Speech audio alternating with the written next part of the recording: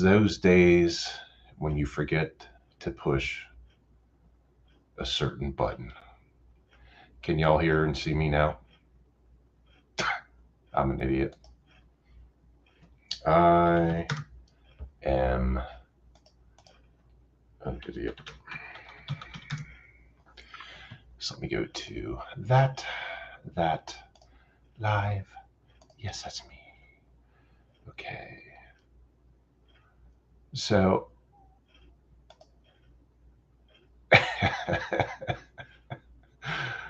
yeah, did I get it right this time? Did I actually click? Did I click the correct button? Tell me in comments I clicked the correct button. I'd appreciate that. Please tell me, for the love of God. Okay, thank you, Carol. And thank you, Angel and Carol, both for pointing out that I'm completely inept at doing this because I need to learn. I actually failed to the upper right corner where it says the broadcasts, that type of thing. I did everything else and I just forgot to click that button. So thank you both for keeping me in check. I appreciate that. So how's everybody's taping going? Except for my idiosyncrasies and everything else. I will. Hey, Donnie, how are you, sir? Good to see you here. Thank you. Let me go to the.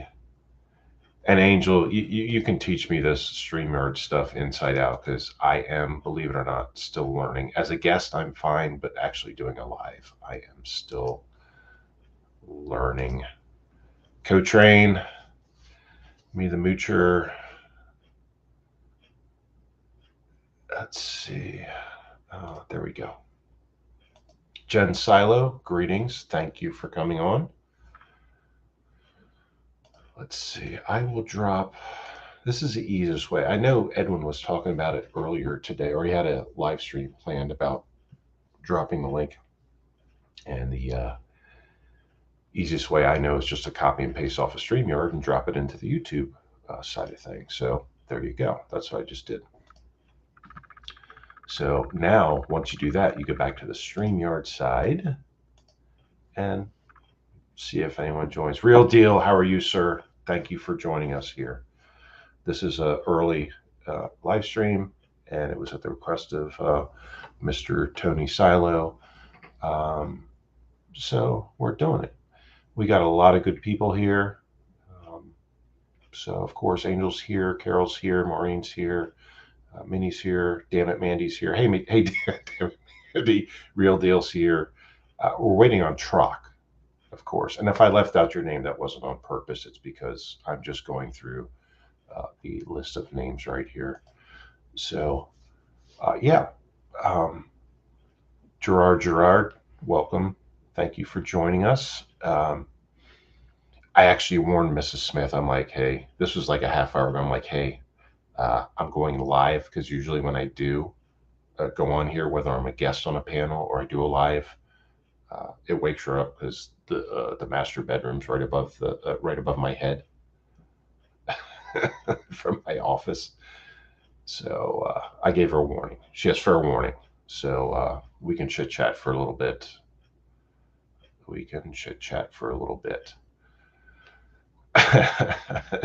The co-train truck is rolling a J. Well, none of my business. None of my business. You know what I'm rolling, co-train? Aluminum. Tin. So let's see. Paste. Did I do that? So I'll do it in both. Get out of here, little bug. I'll do it in both YouTube and the StreamYard side. So I dropped the link. Anybody's welcome to join. Tony, I hope you join. Jen, of course, you're welcome to join. Angel, of course, you're welcome. Carol, of course. Where's Bella? I know she'd come on here and like rip me for accusing me of cutting her off of the live when it's her actual bad connection. Damn it, Manny, I did not name either snake today. That's right, Carol. The Coors Light. That's what I'm rapping. Damn it, Manny. No, I did not name either snake today. But snakes, snakes are. I like both of them around the house. Mrs. Smith does not. She's terrified of snakes because of an experience in Iraq. But that's besides the point. I love snakes, and both of those snakes were good to be around the house because field mice, and mice in general. Yeah. No, damn it. Damn it, Mandy. Yes, I actually did the original video, which was a black racer, and I did a second one, which is a black rat snake. They were both different, same day, different time periods. But yeah, Yankees for life. How are you, sir? Uh, yeah, Coach Rain, they do eat the rodents. They take care of the mice around the property because the pugs don't, because the pugs are small and dumb. Um, but yeah. Um, but no, they're both good to have around the property, and I love snakes. I don't kill them. I hope is the mods. Yeah, yeah, you are good. Thank you, thank you. Uh, Whoever is being totally created a fake account as Tony Silo is a disloyal fraud. Uh, go hang yourself. Thank you very much. Also, stop stealing our oxygen.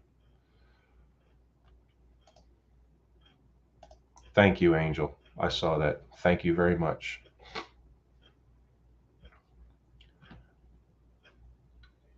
So let's go back to the snakes real quick, because yeah, there's snakes all over the place up here. So yeah, I had two right outside my shop today, and usually I might run across one, but today was two, and both different types. They look similar. Obviously, one was huge.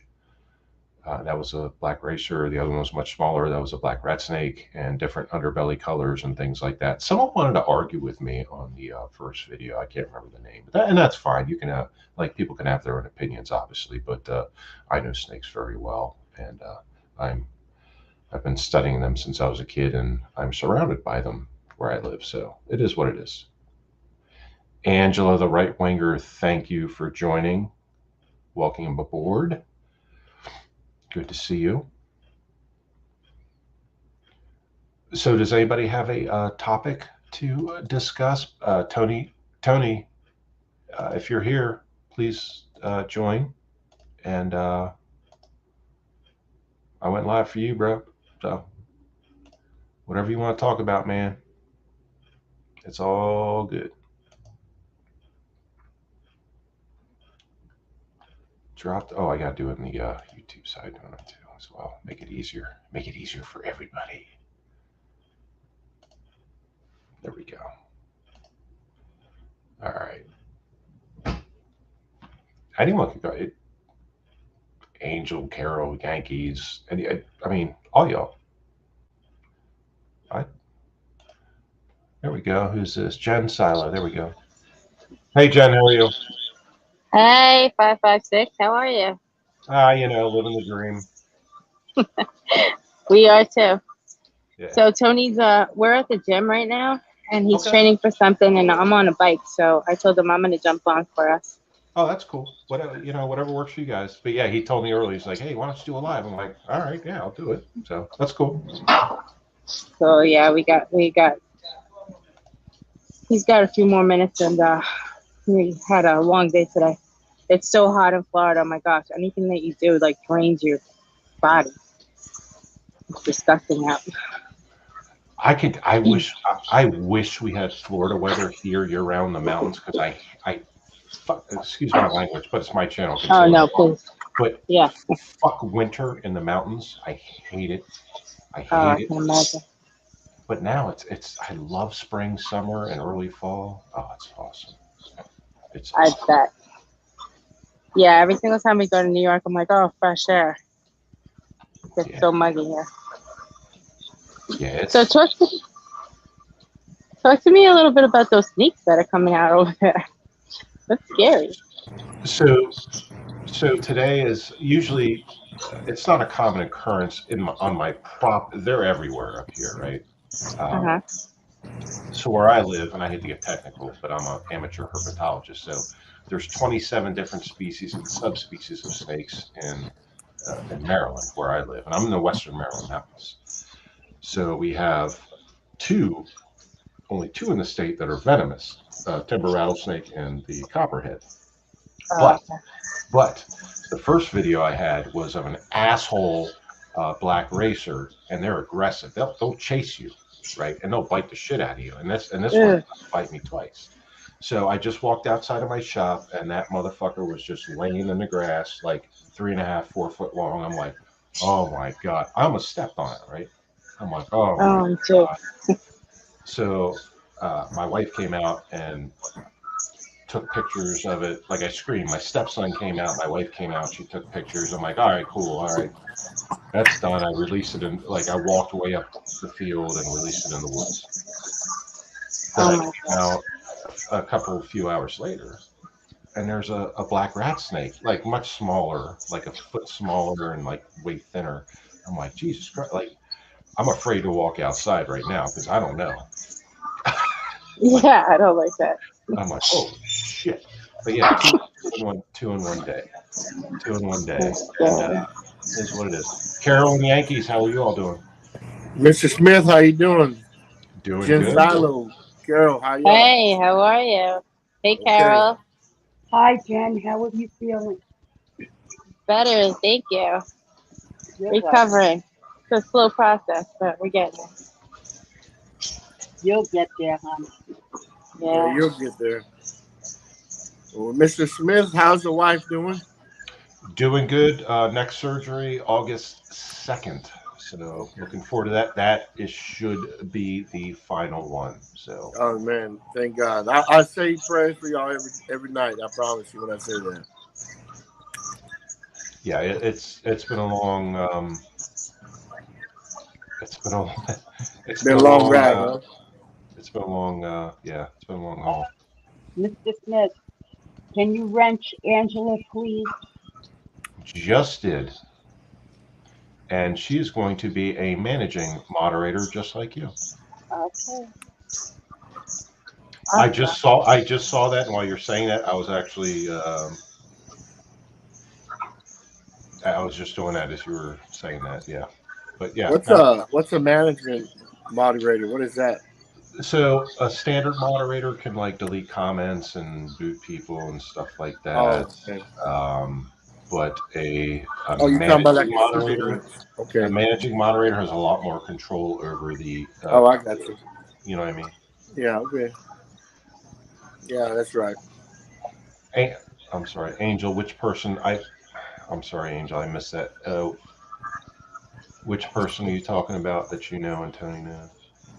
Or don't say The names, naughty but one. oh, okay. All right. Never mind. Don't answer that question. Mandy, how you doing? Angel, how you? Real deal. Jason, how y'all doing? Marine. I ain't seen you ain't done a live in a minute. Oh, I haven't been around, one or two. Uh, are you talking about me? Yes, sir. Yeah, it's been. Well, actually, I did one. What was it, like a week? Carol, when was that last one? Like a week and a half ago, maybe? About 2 weeks ago. 2 weeks ago. Yeah, and that was the first one in a long time, I think. I think. So, yeah, I just been, it's just been busy. Yeah, I can imagine. Where's my buddy Chris Trop? I told him I was going live. Um, he might be Eating he ice might be in cream. the background. Who knows? He's eating. He's eating right now, yeah. And No, then I he probably thought, well, man, maybe he's going on tomorrow night. You know how he is sometimes. Oh no, he's he's he knows he knows that I'm going live. I like old Chris Trop. Good guy. Good Yeah, guy. yeah. Mr. Edwin Jimenez, thank you, fine sir, for joining. Also, you're doing a good job with the lives. So it takes some time to figure out StreamYard and things like that, but you're doing very well. Jason Sherman, hello. Stormy, sorry, I mispronounced that. Hello, sir. Steve, greetings. I'm sorry, guys. I'm going down the Oh, list go ahead. It's your best show. I Yeah, can. please do. Well, there's mods on here that could do it too, Carol. But Ha ha ha. You always storm me. someone asked me a question earlier if I've been to some seafood place in Northeast Maryland, and the answer to that is no, I have not.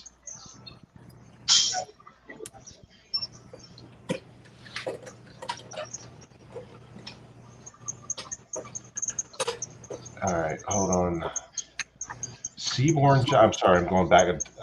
I'm going back in time here. Seaborn Jenkins, this is tired, I know, but no shotguns. 556 Media chat. Would you dare use a 556 against an attacking 10-foot alien?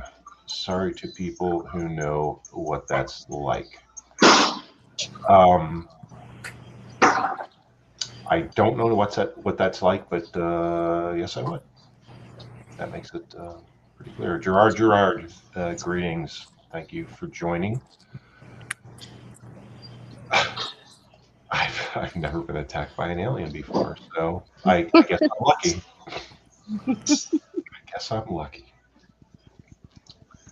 I guess I'm lucky.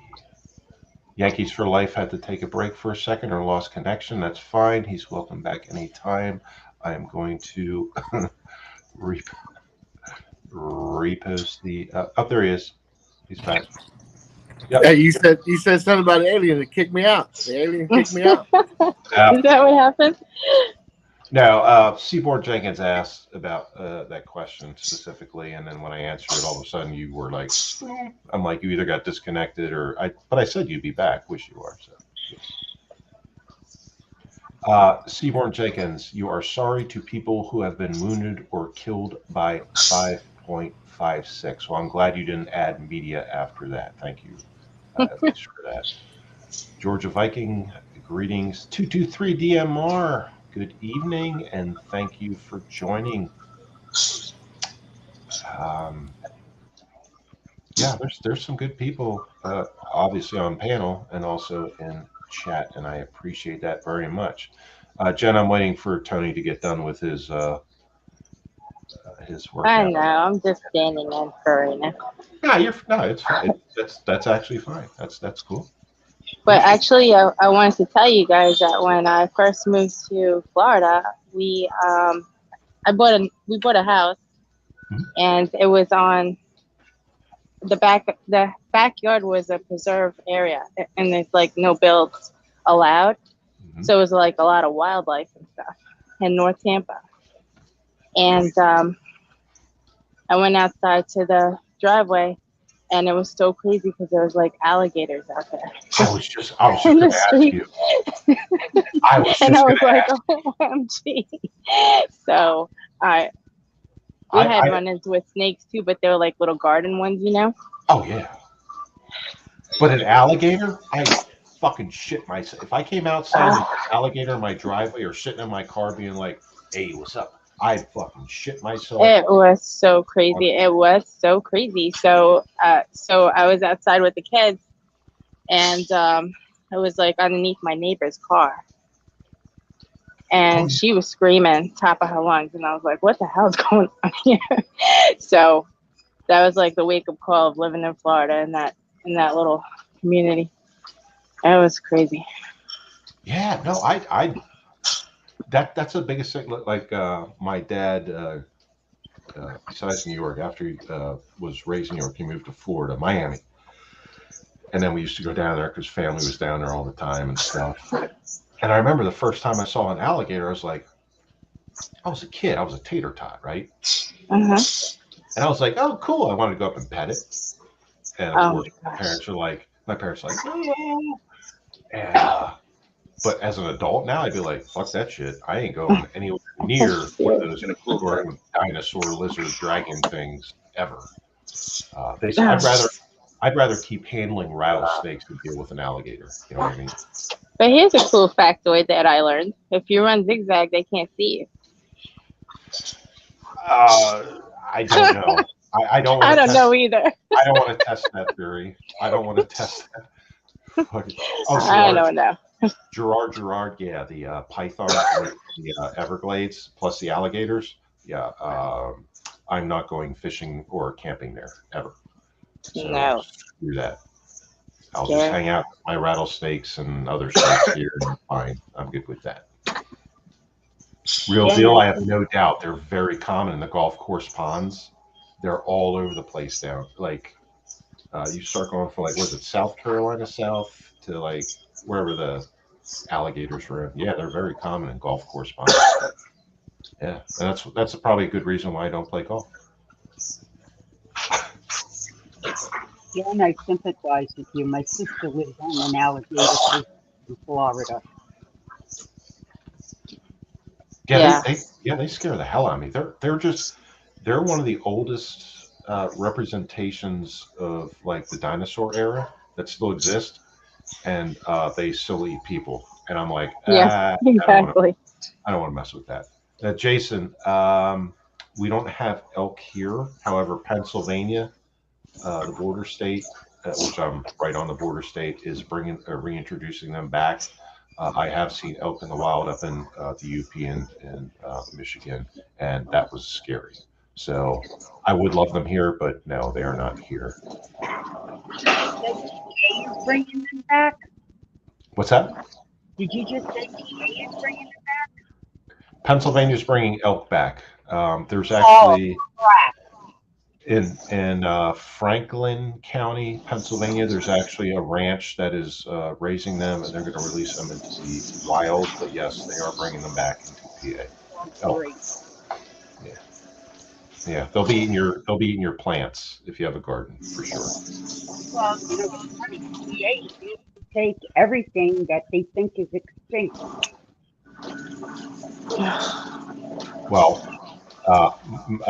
my wife and I came across a mountain lion just across the border in the top of the mountains in PA, and PA DNR, not just Maryland, but PA DNR said, "No, you didn't." I'm like, yeah, we did. They're like, no, they don't exist anymore. But there's plenty of evidence, photographic and video evidence that yes, they are there, and they do have a long range of travel. But yeah, came Yes, they across. do. Well, that's pretty cool. Well, at the time it wasn't, but in hindsight, once I got back to the truck and we got out of there, it was cool. And that was my second encounter with a mountain lion. Wait, I didn't know you guys weren't in the car. No, we were hiking. Oh my gosh, that's Yeah, scary. yeah, yeah. But we were armed, but it still sucked. Yeah, Got it. yeah. My husband to sell the house and move. Yeah, I mean, my first experience of all places with a mountain lion was in Delaware at the beach on the shore in the dunes when I was working a midnight shift, and I reported it. Like there was a bunch of us. There was actually three people that saw it at the same time. Me, my buddy, and a trooper, and we were like, "Holy shit, that's the biggest cat I've ever seen in my life."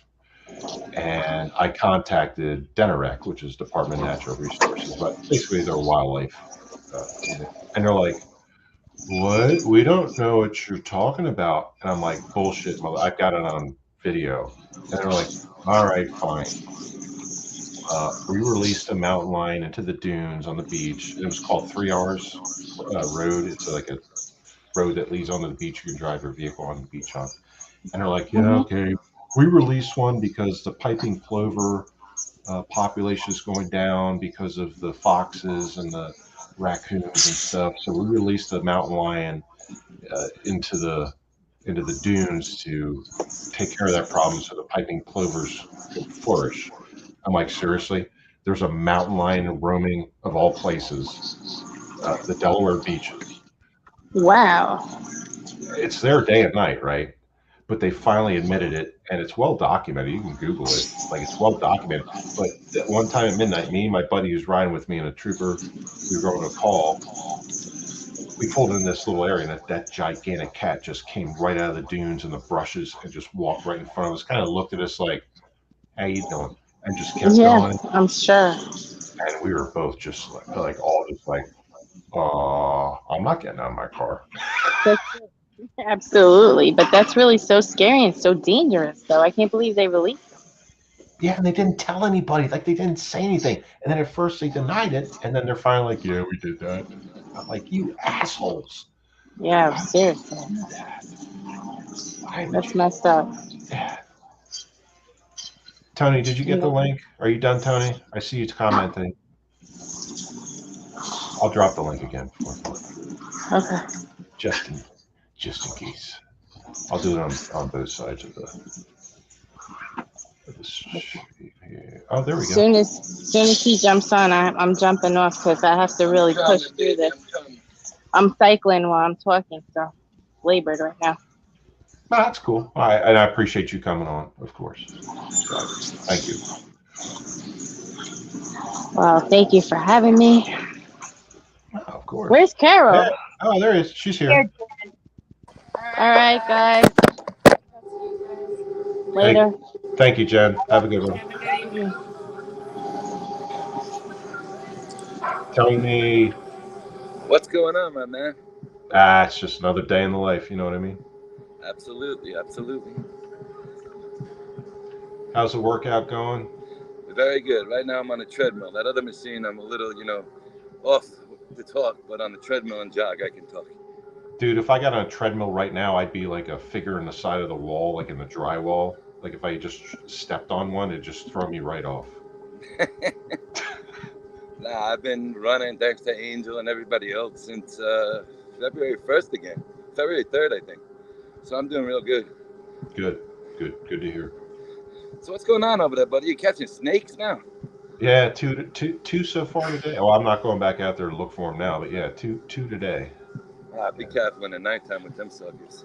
Oh, they're all over the place at night around here. They're all over the foundation, like just crawling around and stuff like that. Yeah, looking for bugs and stuff.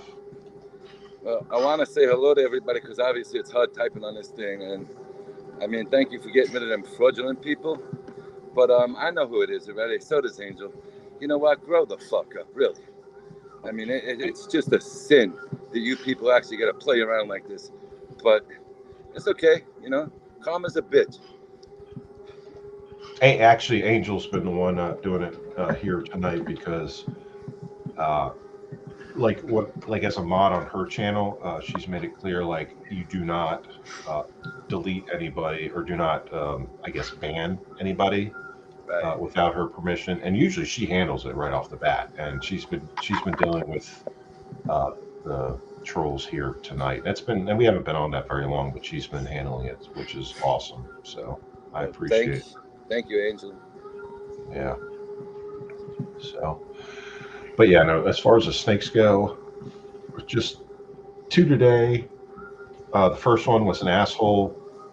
That was a big ass black racer, and it struck me twice and kept getting out of my snake catcher tongs. The second one was a black rat snake, much smaller, and I could handle it, and I was fine. So it was okay. It was okay. I don't know if I could deal with that, man. You might catch me. That's something I'm afraid of. I might run for my life. I don't like snakes. Well, the worst, I mean, those are good to have around your house because they eat the mice. And, where I live in the mountains, like there's fields behind, there's a ranch behind me, a field next to me, like all this stuff. They eat all the mice and stuff like that. So they don't get into the house very often. What worries me is the timber rattlesnakes and the copperheads that are here because I don't like, I handle them and stuff, and I go out and mess with them. I'm an amateur herpetologist, so I go out and mess with that stuff, the snakes. But I don't want them around the house, and I don't want to accidentally step on either one because I'll end up in the hospital for a while. Or also the pugs could get bit by them just being out in the backyard and stuff like that. I don't. You have to be careful. Every time you go outside here, you have to be wary of your surroundings and look around. Make sure you don't step on the wrong thing. Put it that Now, way. are those poisonous snakes? The timber rattlesnake and the copperhead are venomous. Yes, they will kill you. The ones today will not. They'll just hurt when they bite you and make you bleed. That's all. That's why I That's stay out all. of the woods. I wouldn't even know what to do with it. Yeah. I mean, when I seen you said you had a snake catcher, I said, what Yeah. the hell's going on over in that neighborhood? Oh, I've got a I've got snake hooks. They call them. They're basically like, think of golf clubs, like the golf club shaft, the grip and the shaft, right? They go to the actual club itself. It's those, but at the end they have a hook on the end, and then I have a few of those, and I have what's called a snake grabber. It's like an elongated. It's in the pictures on the videos, but it's an elongated tool that like you put down around the snake, and you grip it, and it clamps down on the snake and holds the snake in place without hurting it. Yeah, yeah. I Well, know. Yeah, it is what it is. I have never been in those kind of areas to have to worry about snakes. We had a little, I guess you call it them little skinny black ones that float around the flower beds there. Yeah, yeah. You know, I think a garden snake or some shit. And then after, A garter snake or garden snake. Yeah, yeah. A ribbon snake or garter snake. Yeah, yeah. And they won't. All they'll do is poop and musk on you. Like if you pick one up, they'll try to bite you, but they don't have like they have teeth, but you're not even going to feel it. But they'll poop and they call it musking on you. So they stink. They really stink. well, what happened was the garden snake was there, and Mrs. Silo here decided to throw me an oven mitt. What the fuck? What am I gonna do with an oven mitt? So that didn't work out. No, I can dig that. I work anytime I handle a snake. Well, I try to wear gloves, not just because of a bite, but because they, like I said, they'll poop and pee on you, or they'll musk on you. They release a stinky ass substance that just. Uh, but I always try to wear gloves when I handle a snake. God bless you. I mean, that's something I just couldn't do it. That So that yeah. who's up here with us? I can't even see that on the screen. Carol's here with us right now. Jen left when you came on. Yankees was here, but that's been it so far. Everyone Yeah. else is in chat. How you doing, sweetheart Carol? How are you I'm tonight? I'm fine, Tony. How are you? I'm good. I'm doing good. Can one of the mods get rid of Santini, please? Now we got him over here. You know what? Okay. Thank you, Gerard. Gerard. I tell you what we can do, Santini. Why don't you have the balls? I might say it very nicely. To come anywhere of your choice. And like I said yesterday, and I'll say for the rest of my life, we'll donate it to charity. No malicious speaking. Just pick a spot. You can reach out to any of the, content creators here, and we can go pick a spot, and we will donate it to half of your charity and half of mine. I'm not even gonna say winner takes all because it wouldn't be fair. I would destroy you. So, I like doing things for charity. Let's do that. I'm sure you're going to come back with another one in a few minutes because you and your boyfriend, think you're crafty. But then every once in a while, you got to watch out when his wife finds out and you got to hide. So why don't you come on and bring it over here? I think Santini got his ass booted off by Gerard. Gerard, so I don't think he'll be. Well, at least a message was deleted. So. What they do to these poor women. Me, I'm different. I'm a man. I can take it. But to attack these women, is absolutely disgusting. I agree. You sit there and you giggle to each other as you pop your pills and pray that nobody finds out. It's not very hard to figure out who you are. All you have to do is get somebody who analyzes handwriting and wording and sentencing, and they can figure you out by other messages. If you think you have a good idea, I gave it to 2 people today. They came up with the same person, and I already had an idea who it was all along. So you know what? I'm done figuring you out. If you ever want to leave Suffolk County or the other junkyard island over there, come to Queens. I'll be there. When are we going? Tuesday? I'll be back there Tuesday, Monday actually. That's all. I'm not gonna fight with you. I'm not gonna fight with you about. Yeah, it ain't worth the time. Just handle it. You know what I mean? But That's all. That's none of all. my business. That is all. I do have to. Angel showed it, and I know you were there. Both of you were there. Yes. Um, that cheap shot behind the head, right? Right. And that wasn't called, correct? No, By, nothing. Not by the not ref, even. He actually admonished Johnny a little bit and says, "Well, you know, you're ducking your head." He wasn't ducking his head. He was right? making a defensive boxing move. Correct. And I went through all the exhibitions today. This man's Mhm. been to England, Japan, Sweden. This referee, all with Floyd Mayweather. Right. He's a personal. He's basically his caddy. Put it that way. Right. Exactly. You know. So he's gone to every country with him. Mhm. It's really a disgrace. You want to call yourself pound for pound the ambassador of boxing? You're the ambassador of shit. Right. And the thing is, I'm not a sports fan. Like I played sports growing up, baseball, basketball, and soccer. I don't watch sports now, but I watched the full fight, Right. and I saw what was fucked up in that fight. And I know that was a corrupt ref. I'll just put it that way. Oh, it's ridiculous. And you know what the sad part is? I was talking to a couple of guys at the gym the first time I was here today, and they all said, "Here's a kid with limited experience, the heart of a lion, and he goes in there, he's going to give it his all, and then it's taken away from you to boot. You're the Right. underdog as it is, and then they're just going to take everything from you Correct. in that one night. That sucks. I And I agree. feel so bad for that kid. He worked his ass off. Correct. Hold on, Tony. Sorry. Yes, sir. And Angela, is that you in the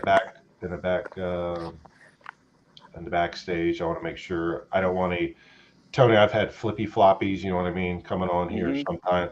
I'm sure this is probably the real Angela, but I just want to make sure. Angela, if that's you, uh, Angel, is that the real Angela? Trying to come on. Let me see. Let me go to. I gotta switch. You have to. That's the thing about you got to switch back and forth between YouTube. Well, you see how stupid these people are here, these fraudulent individuals Oh, tonight? it A, li- disappeared. Angela disappeared. a limited amount of us are here, and we knew about this show. So obviously, there are people from our side, because I'm not to knock the viewership you got here, but it's nobody from that side quite yet. All of a sudden, we got the same guy, Ron Woodson, this Santini. Listen to me, girl and boy. You're a bitch to the boy, and the girl, I'm not even going to say nothing to you. Yeah. That's for another person to use. I don't badmouth women. I know it's a girl and I know it's a boy. I didn't say a woman and a man. I said a boy and a girl because they got nothing better to do with themselves. So Disgusting. Angel just confirmed that was not Angela, the right winger. Thank you, Angel, very much. I did not let that troll on just out of precaution, but thank you, Angel, for confirming. I made the right decision. Holla. Thank you, Angel. I mean, Jesus Christ. I mean, Yeah. it's Yeah. me. Like I said, it doesn't bother me, but to see Angel and Marla and Angela and all of these women that are getting this shit on them, you really, especially when you're an ugly individual as a person, you're an ugly human being. Right. Right. They're not even human. And it Thank you, starts Carol. and it starts at the soul and the heart, right? And projects outward. 100%, you know, and to sit in your houses all day and to come up with these ideas to make memes and everything else, God bless you. But you know what? You should put a few more minutes a day into raising your children. Yeah. Okay? You see, you think we're stupid. I've been a father for 30 years. I've never smacked my kids so I could talk on YouTube. Right. Period. Amen. Right. I've been a mother since I'm 18 and never hit any of my 4 children. There you go. Our voices are enough with our children because we brought up respectful children that are now fine adults, young adults, real, adults. So you know what? You're disturbing as an individual. And when you hear these stories on here, well, they called child services on me. You know what? Maybe you deserved it. Okay? And I don't say that in a negative way for people who get fake scammed ones. Maybe some of the people on here that are crying about it, you deserved it. Like my parents used to say, Tony, every dog has its day. Oh, yeah. And my mother used to say that all the time, Carol. I swear to God. And you know what? You're going to have your day real soon because if you believe in God, God don't take kindly to those who mess with the people who have passed and the people who are living here who are good people. That's Okay, right. so God doesn't like ugly. no, ugly is one of the dirtiest things in this world. And not like I said, your soul is ugly. Everything about you is ugly. So keep playing. You know what? You're sitting there right now. Hey, listen, they're talking about us. We're not talking about you. We're laughing about you that you're such a loser. Mr. Piece of Smith. shit. That's my girl. I know that voice. Everybody, Mr. Smith, take that wrench away. That wasn't Angela. Hey, Angel. I'm on Mr. Smith's. Hello, everybody. Can you hear me? I can hear you. I can see your thing now. How are you? Yeah, you gave the wrench to the wrong person. She's not in the chat. That's my fault, Angel. I thought it was Angela. Yeah, no, it's not. I just texted her. She didn't even know you were on. Let me just hook up my mic.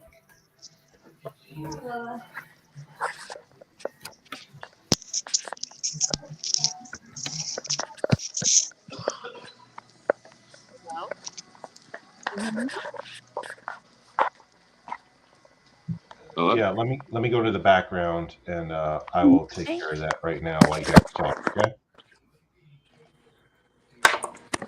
Can everybody hear me? Yep. I can hear you Okay. perfectly. Okay. Yep. All right. I'm gonna go take care of that in the background. You all chit chat. Okie dokes.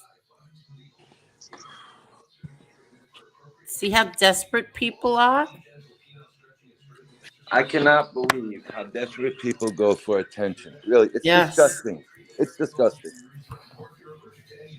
Well, this is what I was talking about weeks ago when I said all this what's it called again? The I can't think of the word right now. The backdoor crap The that goes on here. duplicity. Yes. And it's the same. I'm not even talking about the other side. I'm talking about this side. I know. It's that's why I say we're not. I don't consider myself on either side. I'm with you. That's it. I don't go on any other show but you and Mr. Smith. That is Yep. it. Okay, and there's more devil on this side, the one that we were supposedly supposed to be friendly with, than on the other side because they're coming. Yeah. But here's the difference. And I told Jenna a couple of months ago. I said never trust these people here. I knew exactly who they were and what they were all about months ago. Disgusting. But imagine having a paid membership in FBS's chat. I needed a laugh, Angel. Yeah, somebody must have gifted her a membership.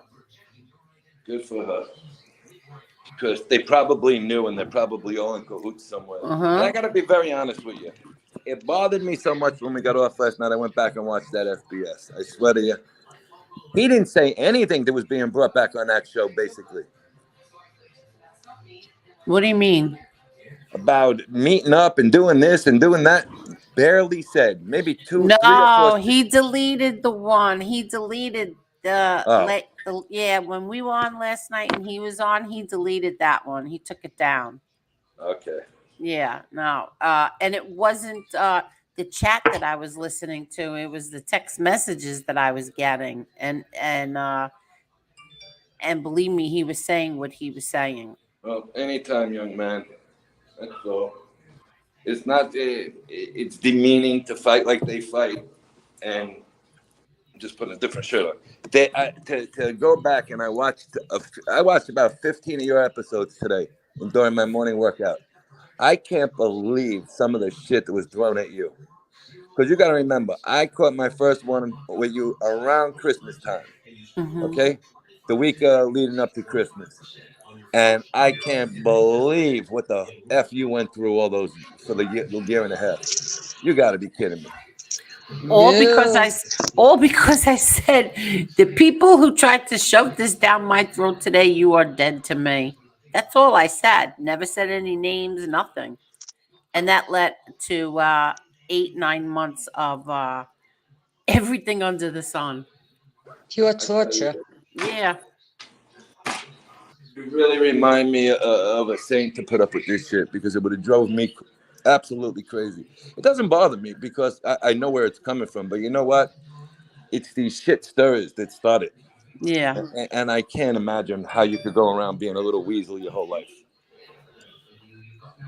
Fucking idiots.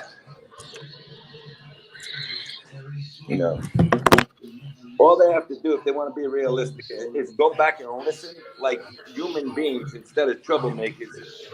You will see all we said is let the young man finish that fight. Give him his just due. That's all Period. we said. That's it. You had to see all the crap that I put up the 2 videos today, and all the people that were coming after me, like Mob Talk Radio's friend Chris Gorky. Um, I didn't say. Did any of us say that Johnny was winning the fight and he got cheat? No. All No, we said was he deserved to go to the 8 rounds. That's it. He deserved to go 8 rounds. nobody said, but we also weren't animals and said, oh, you were getting your ass kicked because it wasn't happening that way. That's what they want us to say. I'm not going to say Exactly. something that wasn't happening. You know, he deserved, and he was going nowhere through 6.5 rounds, and mysteriously, you're not allowed to curse no more. Well, then, you know, if that was true in this world, everybody'd be in prison. Yeah, he's and like I said, we said, even Vinny Paz said that's absolutely ridiculous to uh to call a fight because of trash talking. It's never happened. Nope. Now, Vinny Paz is a 5-time world champion, okay? Yeah, How about, did exactly. you see that video I sent you today? You sent me. No, I didn't say any. Check any emails today. You sent How me about something. this? Yeah, Vinny Pazienza fought Roger Mayweather in 1988. Guess what happened when the bell rang in that fight? What? A full-out brawl in the ring. Get out of here. I Well, forgot oh, we all got to about show it. that tomorrow. It's in your email. I forgot Okay. all about it. To Wow. be honest with you, I really didn't remember it because I was Yeah, kind of you got tied to up. take that. Wait 1 minute. You got to take that wrench away. Gerard said Angela is blocking everyone. It's a fake Angela. No, Gerard, it's a fake account. I'm sorry, Tony. Go ahead. So what happened? So he fought him in 1988. And you remember, I don't know if you remember old man, not old man, but Lou DeBell, who was aging. Yeah, of course I remember him. Lou Duva, I'm sorry. Duva, yeah. Okay, and Lou Duva got smashed and cut in the cheek. Oh my God, are you kidding? Nah, it's in your Oh, we email. have I to made sure I watch sent this. it's in your email, and and a half ago because I had to push something with megabytes to get through. I finally figured it out. But Okay. the old man got cracked in the face. Wait, something happened to you're coming in echoey. Oh, you just went in Bluetooth. Let me take it off. Hold on. All right. I've been on a treadmill, walking out the gym, through an elevator, and now I'm back in the car. Hold on. Oh, okay. So Oh, we have to watch that tomorrow. Yeah, Angel, but it was sorry, sent to me. It was sent to me today, and you're the first person I thought of. And I was like, "Oh shit, I don't even remember this." Oh, wow. I don't And once, remember it either. because of rabbit punching, is exactly what it was about. Oh, wow. Really? Wait, Mr. Smith, what'd you say? Did you delete the Angela? the only Angela I had approved as a mod, I deleted. And Okay, good. it did say Angela the right winger, but that's the only one I had, and I deleted it. So hopefully, Let's see if this Angela now is the real one. Hold on. Right, that's what I just saw, Angel. Yeah, hold on. I don't see her yet on here. Oh God, what idiots! What I bored know bitches! they're fucking assholes. Like, why do they Yeah. got nothing better to do? They got No, nothing they better to don't. do. They don't. Nope. They don't. And it's sad because they have children and animals that need attention, and they're sitting there No, playing with. that Angela that's in that chat right now is not her. Okay. Let's The see. one, Yeah, that's not Ange. the one that's in the chat right now. Right now, Okay, that's not her either. okay.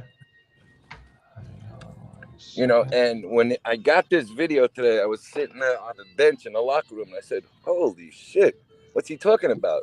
And as soon as the bell rang, Vinny was so drained, you're seeing his whole corner attack because he was getting hit behind the head the whole fight, Oh wow!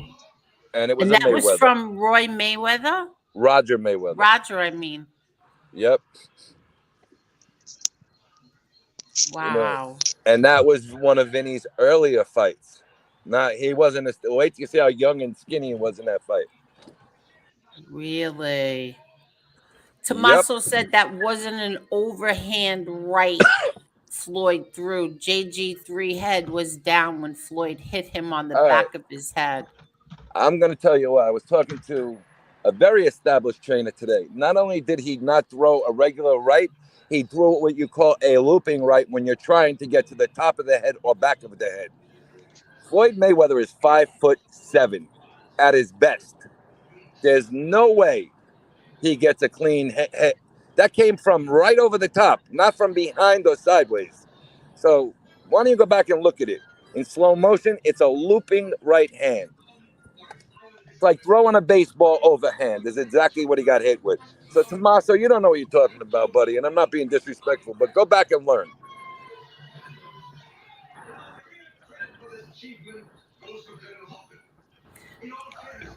Ooh, extremely unprofessional for swinging after it was stopped by the ref.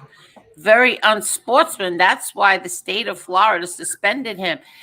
Also, there was no reason to call that fight. None whatsoever. No reason to Absolutely call it. not. Absolutely not.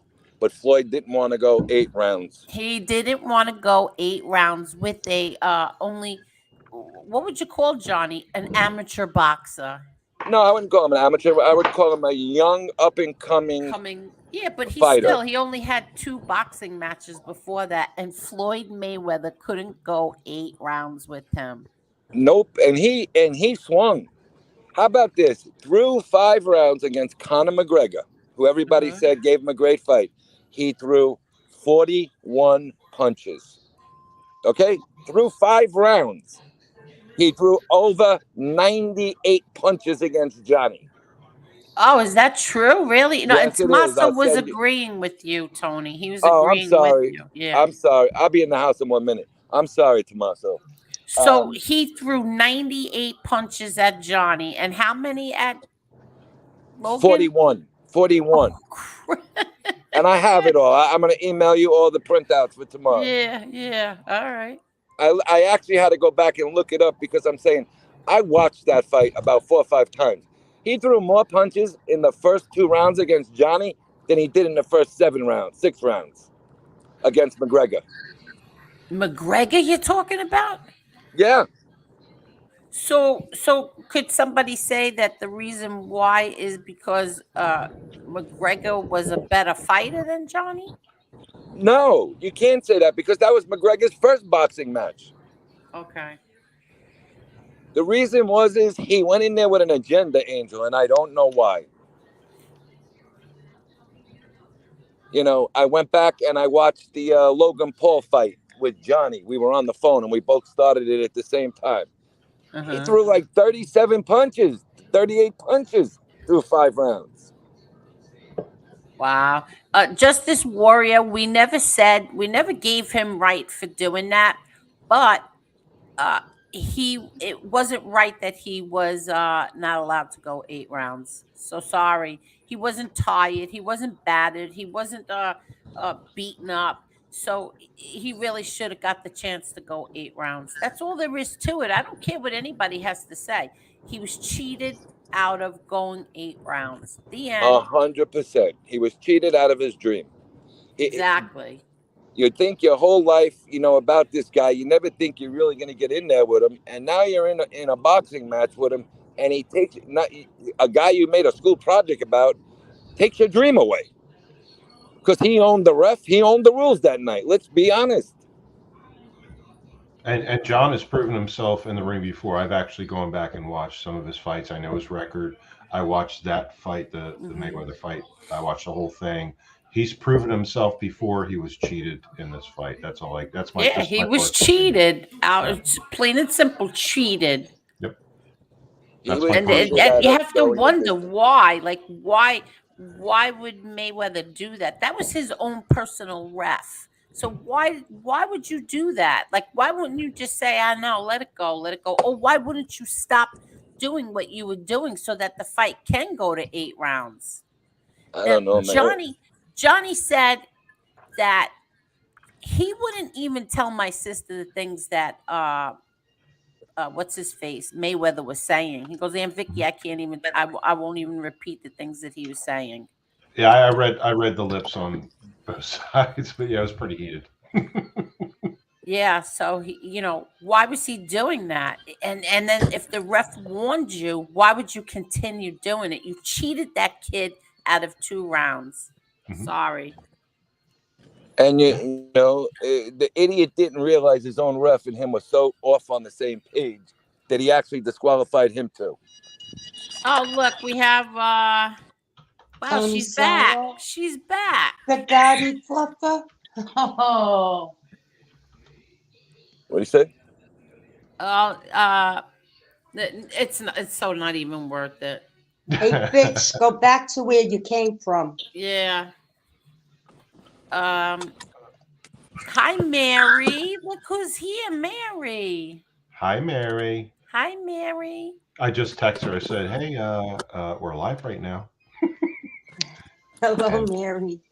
bam! Hold on, Mary. I'll drop the link for you. Yeah, Mary's an awesome person. She's actually a lifesaver, literally, for me. Didn't I So meet Mary one night? yes, I think you did. Yes. Mary came on mine as well. Yes, she did. Very Yes, nice. Very nice. yes, she's But squared away. But anyway, Tony's Mhm. not being the gaudy fluffer. He's not doing that at all, and he's not pretending to be a boxer. He knows what he's talking about, and it seems like there's a little tiny group of people who don't really like that. They're really bothered by Tony Silo. Tony I Silo, Yes, I love that people are bothered by you. I I want you to do come on too. every night that I go on. I do too. I think it's awesome. They're so scared. They're so scared of him. Like they have to be like these keyboard Yeah. warriors and like these. Yeah, yeah. They're just. Yeah, it's awesome. Yeah, I love it. And Tony's straight up. Tony's straight up honest. Like he just like he fucking says it like it is. He's just like, hey, this is what I think. This is what I saw. This is what I've done. Like he's not. He's not like a. He's not a fake. It's it's crazy, and people Yeah, I still want to be know. like, "Oh, you jerky McJerkenstein and whatever." They fucking they're dumb. These are dumb people that do that. People don't Is like the is facts Jerky of life. McJerkenstein an official title? It is now. It is now. Okay, I made that up, but it fantastic. is now. It That's is now. Mary, wonderful. look Hello, how everybody. pretty. Look how pretty you look. Oh, well, Hello, thank you. Mary. Hello, Mary. Hello, Tony. How are you? I'm good, sweetie. How are you tonight? Good, thank you. And how are you doing, Carol? I'm doing good, Mary. Thank you. How are you?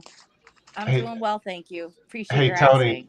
Hey, Tony. Yes, My sir. line is like, "How you doing, honey? What's your name? Any idea?" You That's don't a talk like that, Mr. no. Smith. I don't. That's a He no. I wishes. don't. Sorry. Mr. Smith's got that inner wanna be a Guido in him. Exactly. No, that was an Andrew Dice Clay thing, and I loved Andrew Dice Clay because he used to do that in his stand up. He's like, "How you You're doing, a honey? funny What's your guy. name? Any idea?" And I'm like, You got to get the arm in there, Lev, with I the can't. I cigarette. don't have a Zippo. I don't smoke anymore, so I don't have I the. know you don't. I So don't get have one of the. them fake cigarettes. Get the fake cigarettes, Mr. Smith. I don't. And if you I really don't feel want- like a sweet tooth, you could get the ones made out of chocolate and eat them afterwards. Even better. Oh, yeah. That's a or fantastic idea. or bubble gum with the powder over it, like in the wrapper, just poof, like they're You good. never Uh-huh. have cigarettes? Yeah. Candy Yeah. cigarettes. Yeah, candy cigarettes. Yeah. Yeah. No, I don't want anything to do with cigarettes anymore.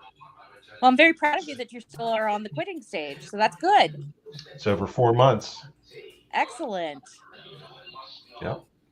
Yep. Oh, you The smoked, beer Mr. works Smith? out great. That's really good. Yeah, I smoked for a long. I smoked for a long, and I quit for 9 years cold, and then I smoked for like, ooh, a decade, and then I quit cold back in the beginning of February.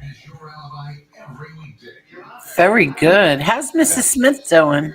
I was just Next, about to ask the same thing. Yeah. her her final scheduled surgery is the 2nd of August, but she's doing well. Okay, good. Good. So hopefully after August 2nd, that will be it. Okay, very good. Yeah, Awesome. yeah. So Is Tommy Real Deal here? he Yes. was. Why? Having trouble connecting. This is often caused by an unstable internet connection. Move closer to your router. That's not me. We hear you. We see you. You. Yeah, I forgot to turn the internet on, baby, at the house. and Real Deal's he's still here. I just checked. Todd Father, I hope you've quit stairs too, Mr. Smith. Yeah, Todd, that was one bad night. Give me a break. What happened? What does that mean? So, look, Carol, maybe a couple months ago at least, Yeah. I was out in my shop and I was walking up. There's only like 4 stairs from my shop to get into the house, but there's a steel door between the house and the shop. And I tripped. I'm not going to lie, I was drinking. And I tripped going up the stairs. My forehead Oh, man. hit the steel door. We lost Tony. Oh, he'll be back. Yeah. My head hit the door. I went unconscious, apparently. Are you kidding? How No. long? I'm guessing a couple minutes, maybe, because I woke up with Mrs. Smith standing over me and a pool of blood on the top step, and like blood, like there was blood everywhere. And apparently, and I didn't know this at the time, but my entire face was covered in blood because, you know, you get cut in the head, you're going to bleed a lot. Sorry, Gerard, hold on a second. But I was just covered in blood. She's like, holy fuck, what the hell? She's like, oh my God, I gotta call an ambulance. I'm like, don't call it. And I was laughing, apparently. I didn't know or remember. You were drunk? I guess. And concussed. Tony is backstage, Mr. Yeah. Smith. Oh, okay. Yes, he is. Oh, Edwin's here too. Hello, Edwin. How are you, Edwin? Hi, Gerard. How are you, Gerard? Hey, Angel. How are you? Hello, Edwin. Hey, Tony.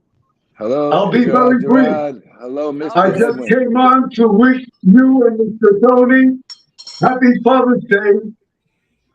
And Miss Angel, don't forget to send a holy mass for your father on Sunday. Yes, I will. And God bless everyone. And I hope your wife gets better. Thank you, Edwin. Happy Father's Day, Edwin, to you too. Look how sharp you look tonight. The Puerto Rican Don. And I say that with respect. Look how sharp he looks. Look at that suit and tie. He had a blasting suit on the other night, too. Thank you. And a big hug for Mr. Tony Shiloh. Thank you, sir. Bye, Edwin. Bye, Edwin. Have a good one. Thank you for joining. What a gentleman. Yes, he is. Yep.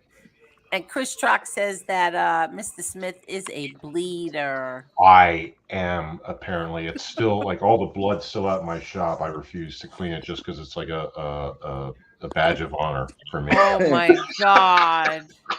Now I have a scar on my forehead now because of that. That was a great. But no, so Mrs. Smith said, "I'm calling an ambulance." I'm like, and I was laughing apparently, and according to her, what I said was, "I'll fight them." Oh my God. Mr. Smith, man.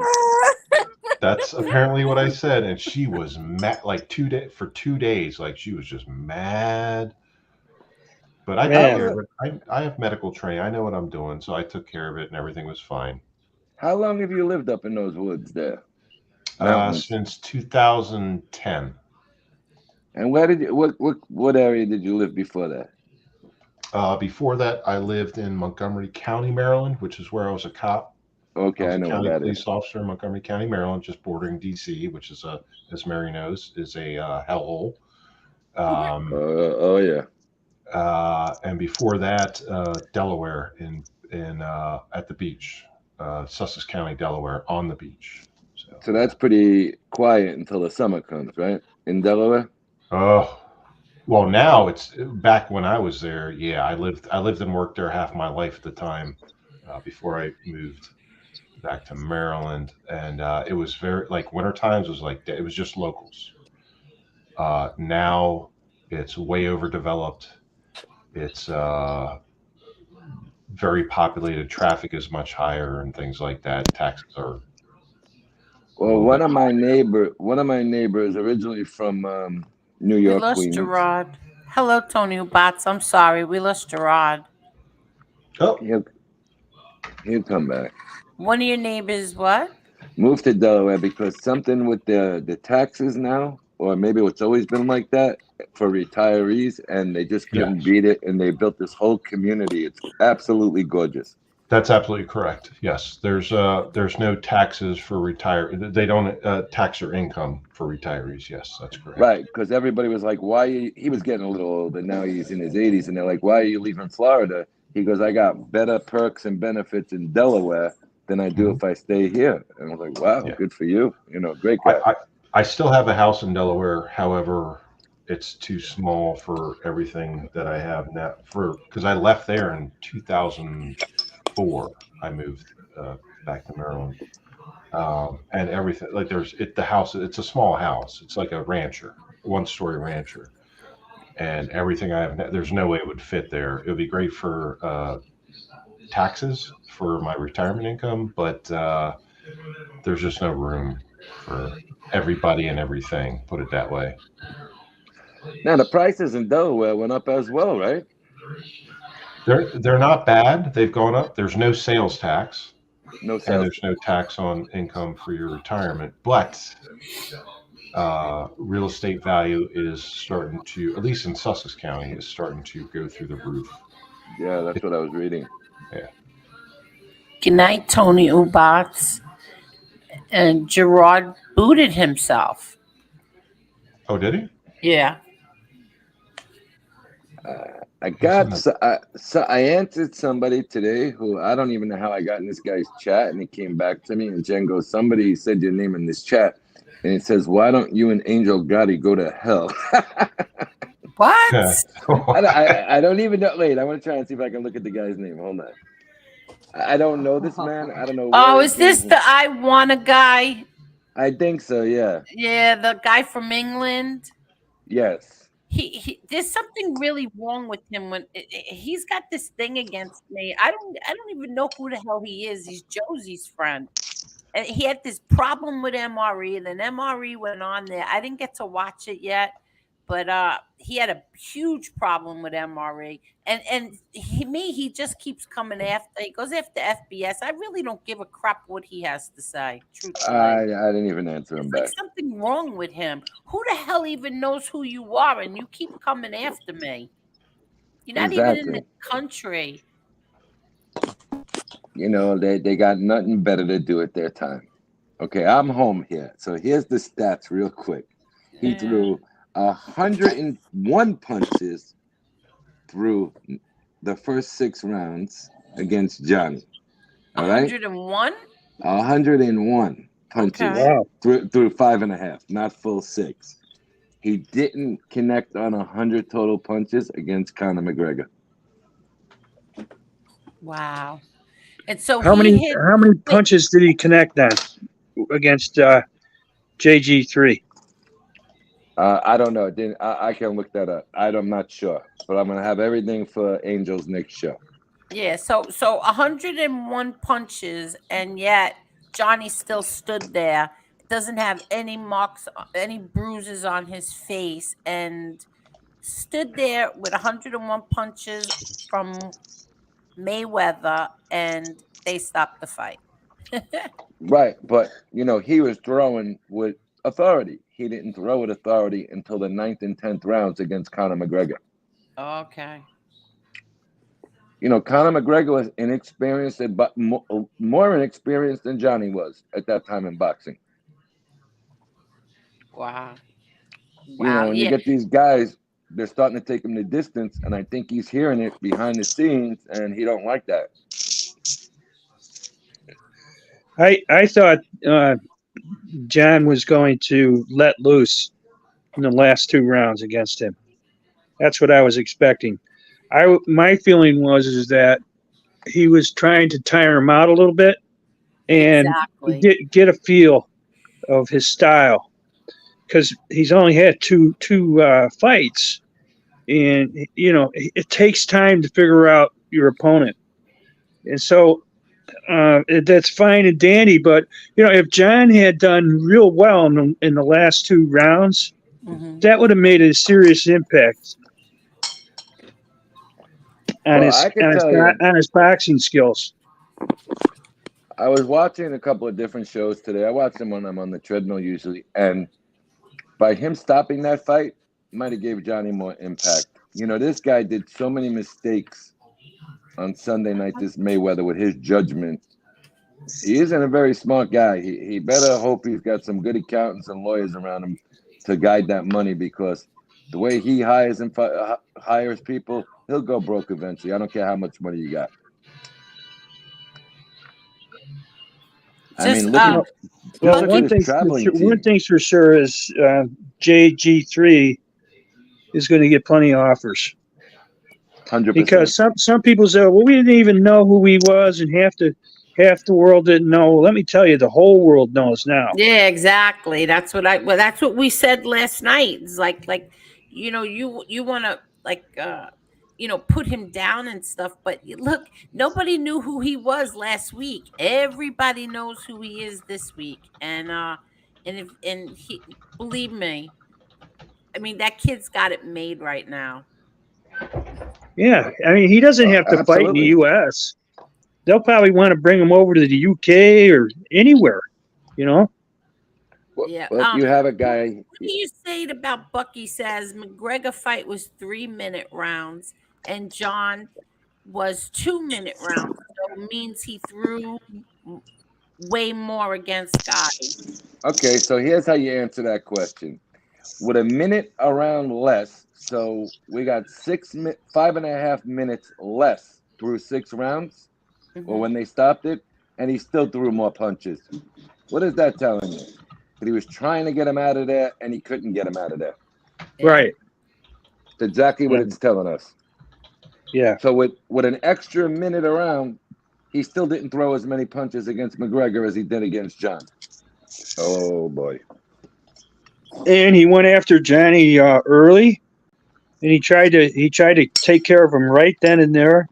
He found out, you know what, this guy is built like he's made out of iron, and it's going to take a lot more than just a few flurries to take him out. Agreed. And I'm not saying John was winning or was going to win. Yeah, He, we never he said that. We he never lost. said that. Exactly. He lost his opportunity to at least say I went the distance, and he was going to go the distance. But Absolutely. here's another way to look at it. And somebody said it to me today. Floyd had to get his pansy ass referee to stop the fight. You never took out John Gotti III, buddy. Maybe Exactly. and people are starting to look at you that you got your boy to call the fight off. Right. Yep. You know, Right. there's Right. always Right. there's always a reaction for an action and an answer for a question. Why did you have to have the fight stop, Floyd? Because you couldn't do what you thought you were going to be able to do and knock him out or TKO him and stop it? No. So, Exactly. disgusting. Correct. Did not happen. There was no knockout. There was there was nothing. And all of a sudden, Exactly. And and everybody is coming after me for what we said last night, Tony. But what did we say? All we said was he was cheated out of 8 rounds by Floyd's personal ref. Oh, what happened to Mary? oh, We didn't say anything like, oh, Johnny was winning and Johnny would have kicked his ass. No. And then everybody wants to, come after me. Oh, you're just defending your nephew. Yeah, I am defending my nephew, but he was 100%. cheated. He was cheated. I don't care what any of you say. He was cheated. He Look, could He have went was. just to He eight was. rounds. It wasn't, since it was an exhibition. There's no winner and there's no loser. Uh, Exactly. but what he was cheated out of was time. Exactly. look, Gerard. Let me explain it the best way I can. The only way he could have came out of that victorious is if he knocked John out or the ref stopped it because John was in trouble. None of the above. John That's wasn't in true. trouble. Hold on. John wasn't in trouble. John never went down. John never took an 8 count. John was standing there and he was starting to get a little looser. Not saying he did anything yet. He drew one punch that he did feel. I was right there. But at the end of the day, Floyd got his man to bail him out because he couldn't knock Johnny out. Period. Absolutely. And that's all we said last night. And I'm getting attacked today. We're getting attacked at I each really don't other. care. I mean, these people don't bother me. They do not bother me at all. No, sorry, it, sorry, it doesn't. sorry to And interrupt you real know quick. what? But go ahead. What's I'm sorry. Mary said she's sorry she had to jump off. She's been in a pool all day and she's beat. She says, "Please tell everybody thank you and good yeah. night."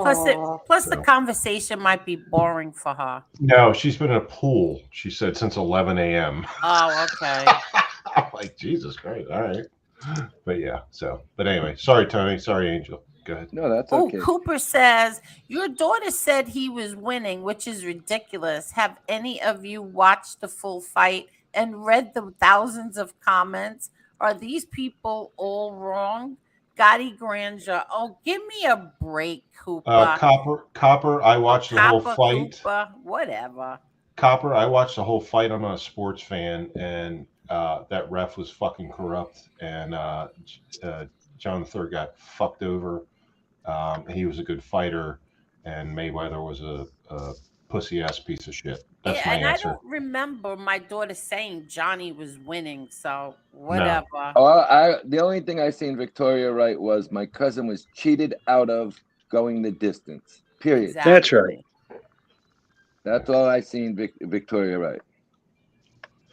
So go ahead, everybody. Now you can all write in the comments today. Now he's kissing Victoria got his ass. I'm not kissing nobody's ass. I'm telling you the facts, and I will always back up a Gotti. So if you don't like it, too bad. Write more FUs to me tonight. I don't care. Get it? It doesn't Was bother me. Mayweather beating him? Yes or no? Yeah, maybe.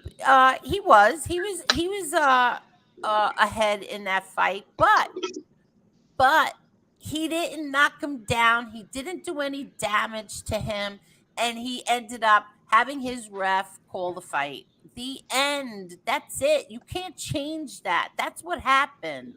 Did not get knocked down. He has no bruises anywhere on his body, and he did not get knocked out. He got Copper cheated. Copper Juggernaut. Why would you even have screenshots Yeah, of anybody saying exactly. anything? What's wrong with your? You have nothing else to do but take screenshots of other people's streams or comment. Why would you do that? And don't forget that's my daughter's cousin. I mean, you know what it is? People in this genre, I don't understand what it is. You don't have uh you're not as close with your family as we are all with ours. My daughter's defending her cousin. My daughter and her cousins are very, very close. So what if whatever she said, he was cheated or whatever she said, that's her cousin. You know what? Maybe I don't. Exactly. She's sticking up for her cousin. You know, but for you to Cooper Juggernaut, You want to you're from a judge sports my daughter community. now? But wait a minute. This guy's from a sports community, but he found his way to Mr. Smith's show tonight. Yeah, because I Okay. shared it. That's why I shared this show That's fine. earlier. That's Okay. fine. Before I ever even had a clue that I was going to come on here, I shared No, it. that's fine. That's fine. So I knew we were going to get some of the, Oh, of course. It yeah, happens. It happens on your. It happens yeah, everywhere. yeah, It's fine. exactly. It's not a big deal. Why does But it bother everybody so much that we're just stating a fact? yeah, I don't know. I We're showed two Because stating. they're videos today. jealous. I showed two videos today, and you have to see some of the comments. Like, like really, it's right there on the screen. You could see the cheap shots and everything. It's all in slow motion. Who started the riot? You could see everything, and yet they'll still sit there and say Mayweather this, Mayweather that. Like, who cares? Like I said, we have thick skin. We don't have thin skin. It doesn't bother Exactly. me. I know it doesn't bother Angel, but we're always going to stick up for ourselves no matter what. If I had That's the thin end of it. skin, I would have left here a long time ago. Exactly. Carol, You know, are you still? Yes, I'm here. Okay. Okay. You and I are the security guards tonight. We're just in the background watching these fuckers in the comments and Don't get me started. I know that's why I've I been said it. holding it in. I Oh, said I it to Don't get get love you me it. started. started. Epic Carol. Let's go get go. him, Don't Go get get him, me Carol. started. They're a Oh, Go bunch get of him. jealous kitchen bitches. Go for it. And go Here. back to the other side to whatever show you came from and fucking stay there. Okay. You are in charge of the chat tonight. Wait, hold on 1 second. I'll be right back. Don't do Okay. anything epic without me. I'll be right back. Okay. Now, Carol, you're in charge of the Tony, I'm sorry. I chat. got to apologize. And No, anybody else said something in please. chat, but I am pissed. And I want to I've thank been you for all the holding nice it in. comments. And that's why Hey, Copper Juggernaut, what's your problem? Oh, Copper Juggernaut, be nice on I this. don't like the fact that you just dissed a woman. Correct. Oh, wait a minute. Let me handle him. Let me tell you something. This old You little lady punk. takes kickboxing lessons. So your punk ass, if you've got a problem, come to Milford, PA and see me. There you go, Copper Juggernaut. There's your answer. So, Copper Juggernaut, be nice on this channel. We'd appreciate it, and it's also for your own safety. So, thank you. Carol, I just want to say, and then you can continue. Thank you very much for all the nice comments you left last night on my behalf. Thank you very much. That's okay, Tony, anytime. I respect people. I was brought up that way. Yeah. At Justice Warrior, don't worry, she will tell you what's on her mind. Bucky, I'm sorry, y'all. I'm just reading through the comments. Bucky Palermo, MTR Sim comment, when the last time he's even shadowboxed. He's a clown. Got it. That's right, Minnie the Moocher. Epic Carol. Carol lays low. When she's mad, she's mad. You don't fuck with her. I can tell you that much. She will let you know when she's had enough, and kind of just like she just did. So she's like, she's my Marla. Hey, listen. We're missing one of them too. Where's Bella? I'm back. You missed it, Angel. Oh, I told you don't do anything epic. I'm sorry. Nobody threatens me or calls me an old lady. And I told him if he's got a problem with it, to come to Milford, PA, because I take kickboxing lessons. Who threatened you? That stupid It's not that. He's insulting a woman's age which Correct. is, anyone who's been raised not in a barn would know that age Yeah. is an insult to a woman. Yeah. I'm sorry, Joe Bananas. What is that? I'm upset they turned that dude ranch in Milford into a drug rehab. Carol, you can address that. I have no Uh, idea. I have no clue about that. I don't go into that area.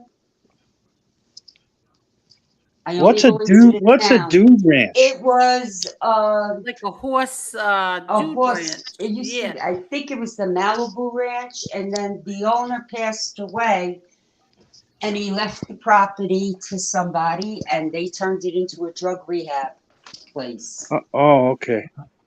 Oh, hold on. I got somebody backstage. Let me see who that is. To- is that, oh, there's a Tony backstage. Well, that's not Tony Silo because Tony Silo's on here. Weird.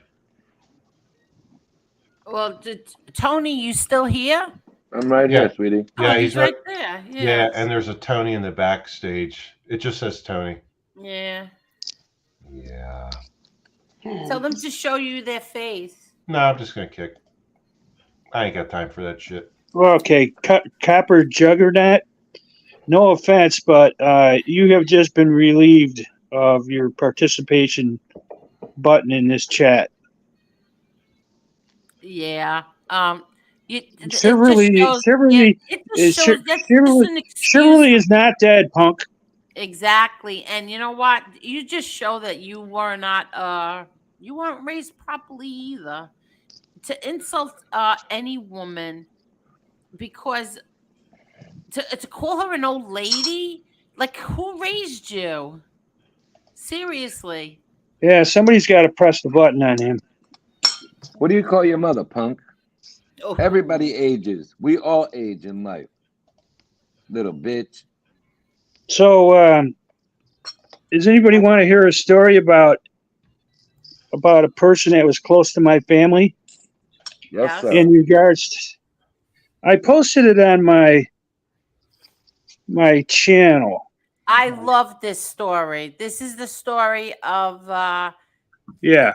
yeah, I So love this. anyhow, Tell it. anyhow, Tell it. this old gentleman, he was a old Catholic guy, lived on the South Side, well Mhm. liked, very quiet man.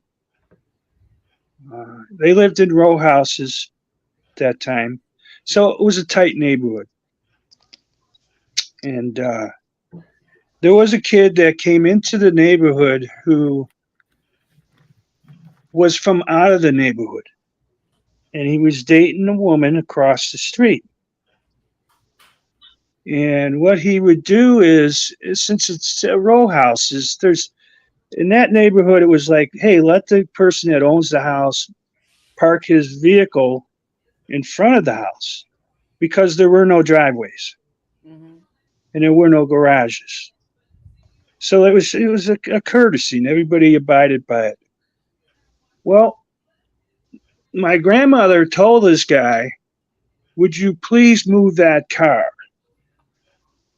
And he gave her a hard time the first time, Mhm. and then he came back a number of times, and he was still giving her a hard time about parking in front of the house. And so one summer night, he started shooting uh, Roman candles at my grandmother from across the street. And he was drinking. Mhm. And she said, "Would you stop that and please move your car because my husband's coming home and he needs that spot." And he ran across the street, came up and verbally assaulted my grandmother, and said, "F you, you C word," right to her face.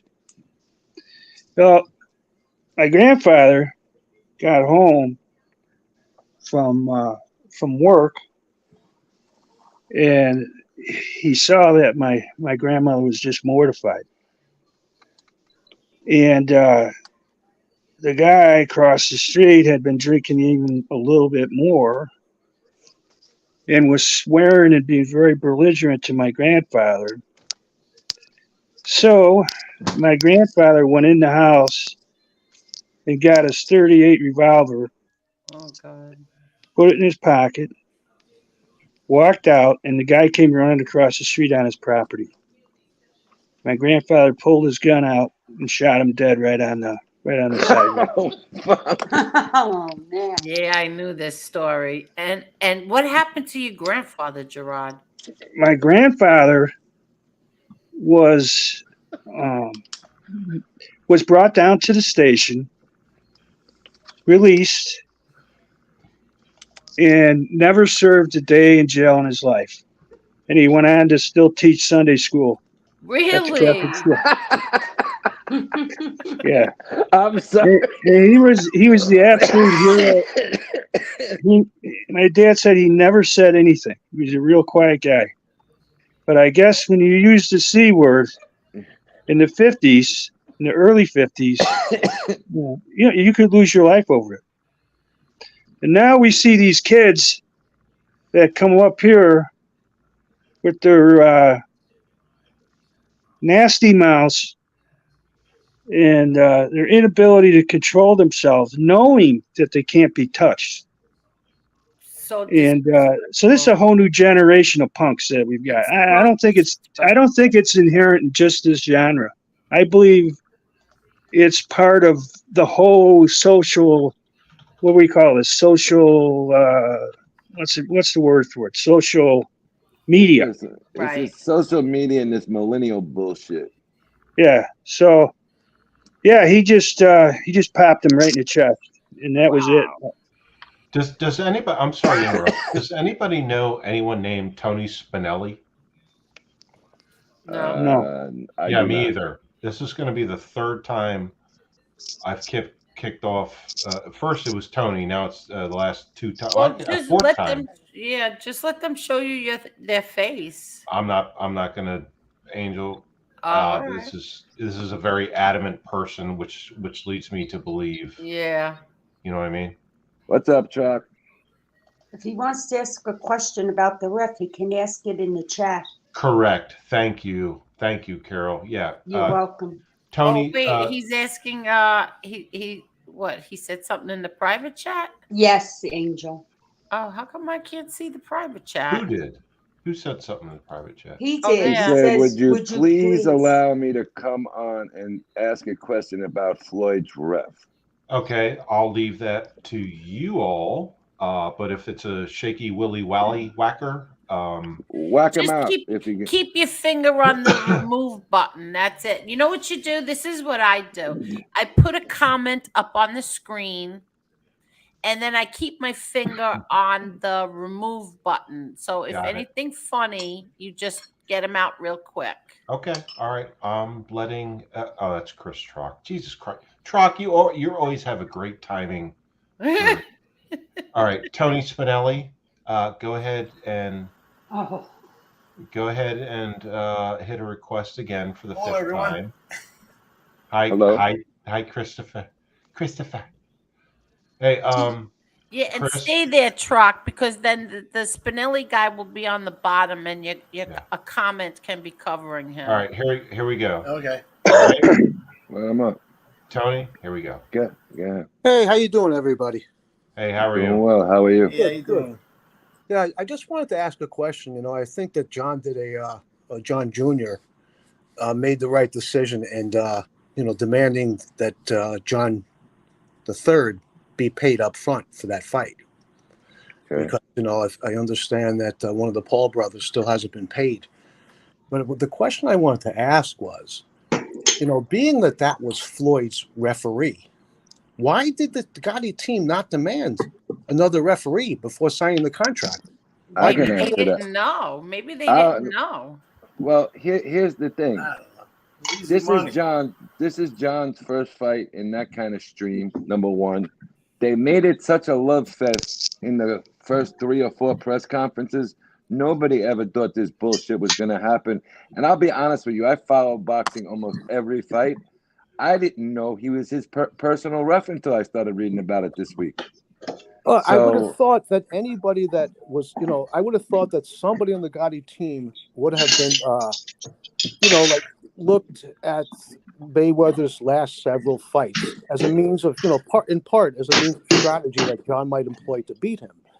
So no, that not was real, not deemed. in this situation, buddy. Not really. I Well, mean, it was a scheduled exhibition, and who knew a ref was? There's never been a disqualification in an exhibition boxing match. So who the hell ever thought this was going to pull up? Here's the magic question. They Gerard, you gotta still mute. You gotta something's mute. going on there. He's They washing still his dishes. they call the fight for reasons that aren't for calling a fight. That's never been used to call a boxing match. Never. I I tell went you what, back. I agree. During a fight, I'm sorry, before a fight, during a fight, and oftentimes after a fight, there's a lot of trash talk going on. Right. Now, in my mind, just to be honest, okay, Yeah.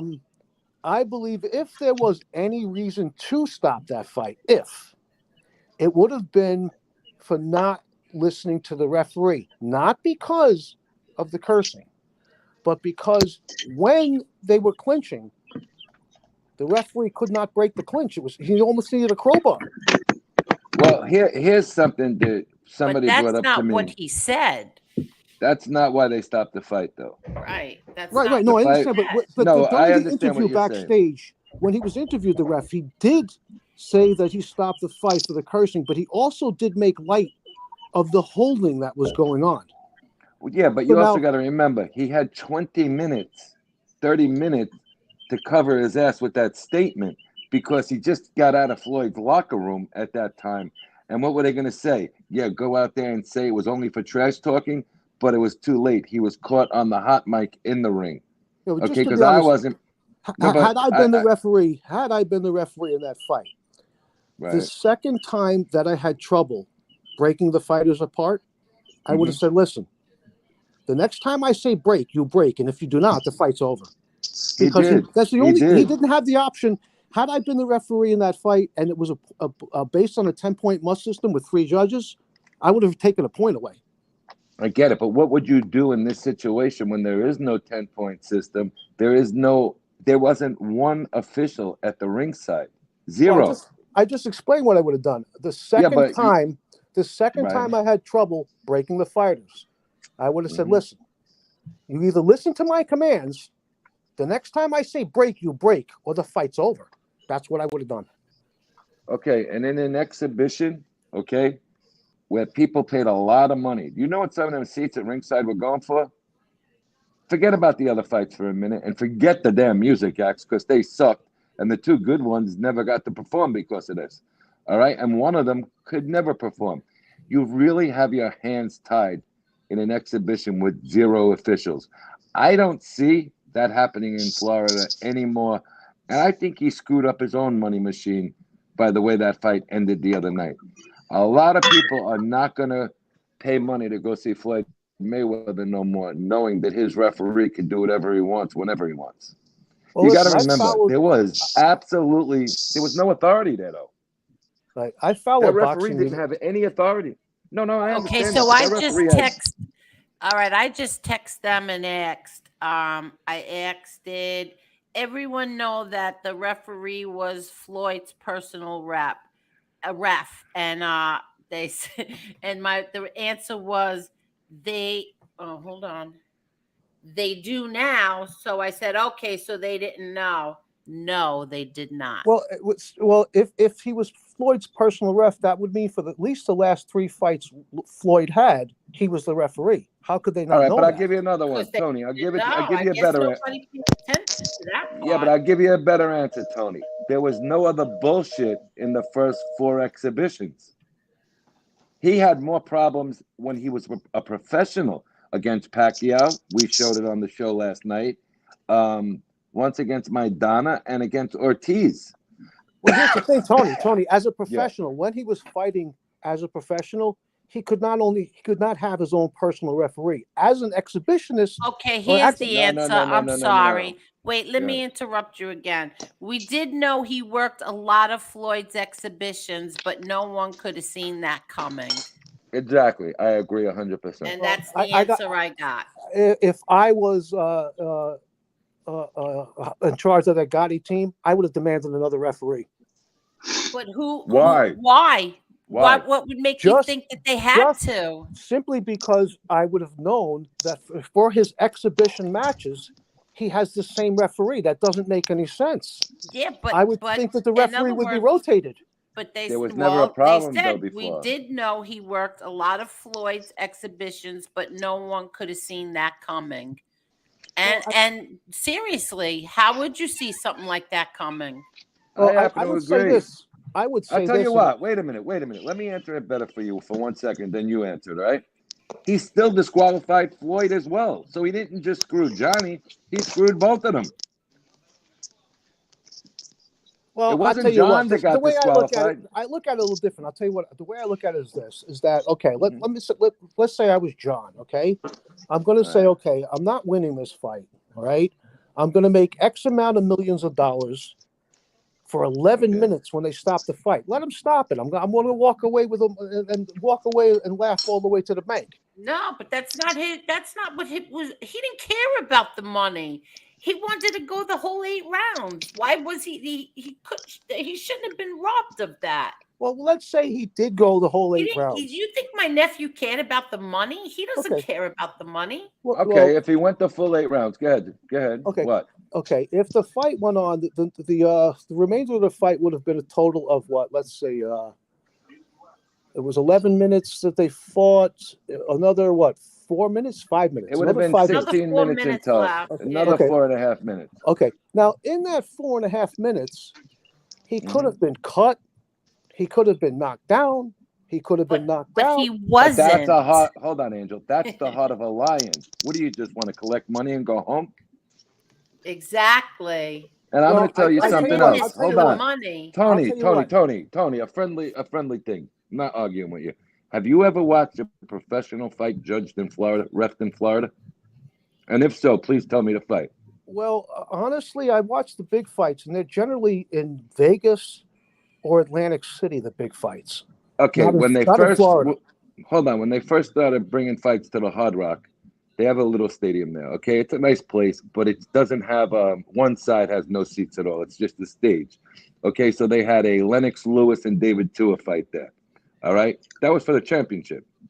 Okay, that was so horrible. The referee they had, the referee is picked by the commission, which is all elected officials.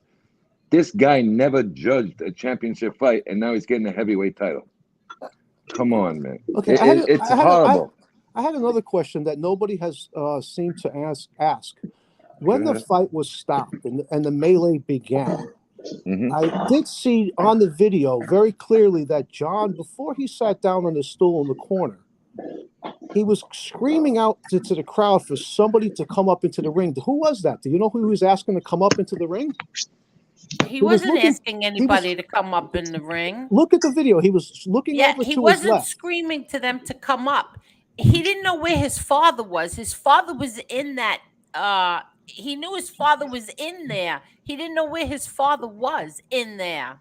The thing is that I noticed he was looking over to the left when he was shouting out, but John Jr. came in from the right side of where he was standing. Yeah, but he didn't know his father was over there. So he didn't know where his father was in there. He didn't know if his father was okay or not. Okay. Don't forget, also in that whole mess was my brother John's son-in-law, which was his daughter's husband. My 2 young cousins, they all panicked. Everybody jumped in there. He didn't want the kids in there. Okay, can I ask you, do you know who was in charge of the event security? That would have been Floyd Mayweather team. That's his whole production. That was his whole Listen, thing. So that arena, you mean to tell me that arena left it up to Floyd Mayweather to do the event security? Well, pretty much, yeah. That's like the Madison Square Garden allowing a fighter to do the event security. Madison Square Garden would do the event security. But Madison Square Garden wouldn't do what Florida did. First of all, I a believe little that's unusual. the first combat sport I believe ever in that arena. That's first of all. They were going back and forth. They had hockey there the night before, and they basically had. Listen, I don't care what arena you go to, there should have been police officers there, like every other boxing event. But if you go to a hockey game or you go to anything, even Madison Square Garden, you don't say overwhelming amount of police officers. No way. And it was supposed to be a friendly exhibition. Go back and watch the press conferences and see how nice everybody got along until the fourth round, whatever, when it started. There was no problems. Trust me. I was there for the 3 events leading up to it. I seen the press conference several times. There was absolutely zero animosity. Hey, sorry about that. I bounced myself by mistake. That's okay. No, That's all right. I added you back. Sorry, I just saw that. Sorry. There It's was my fault. zero animosity leading up to that when it started. It was trouble before it started because he couldn't control his own security team.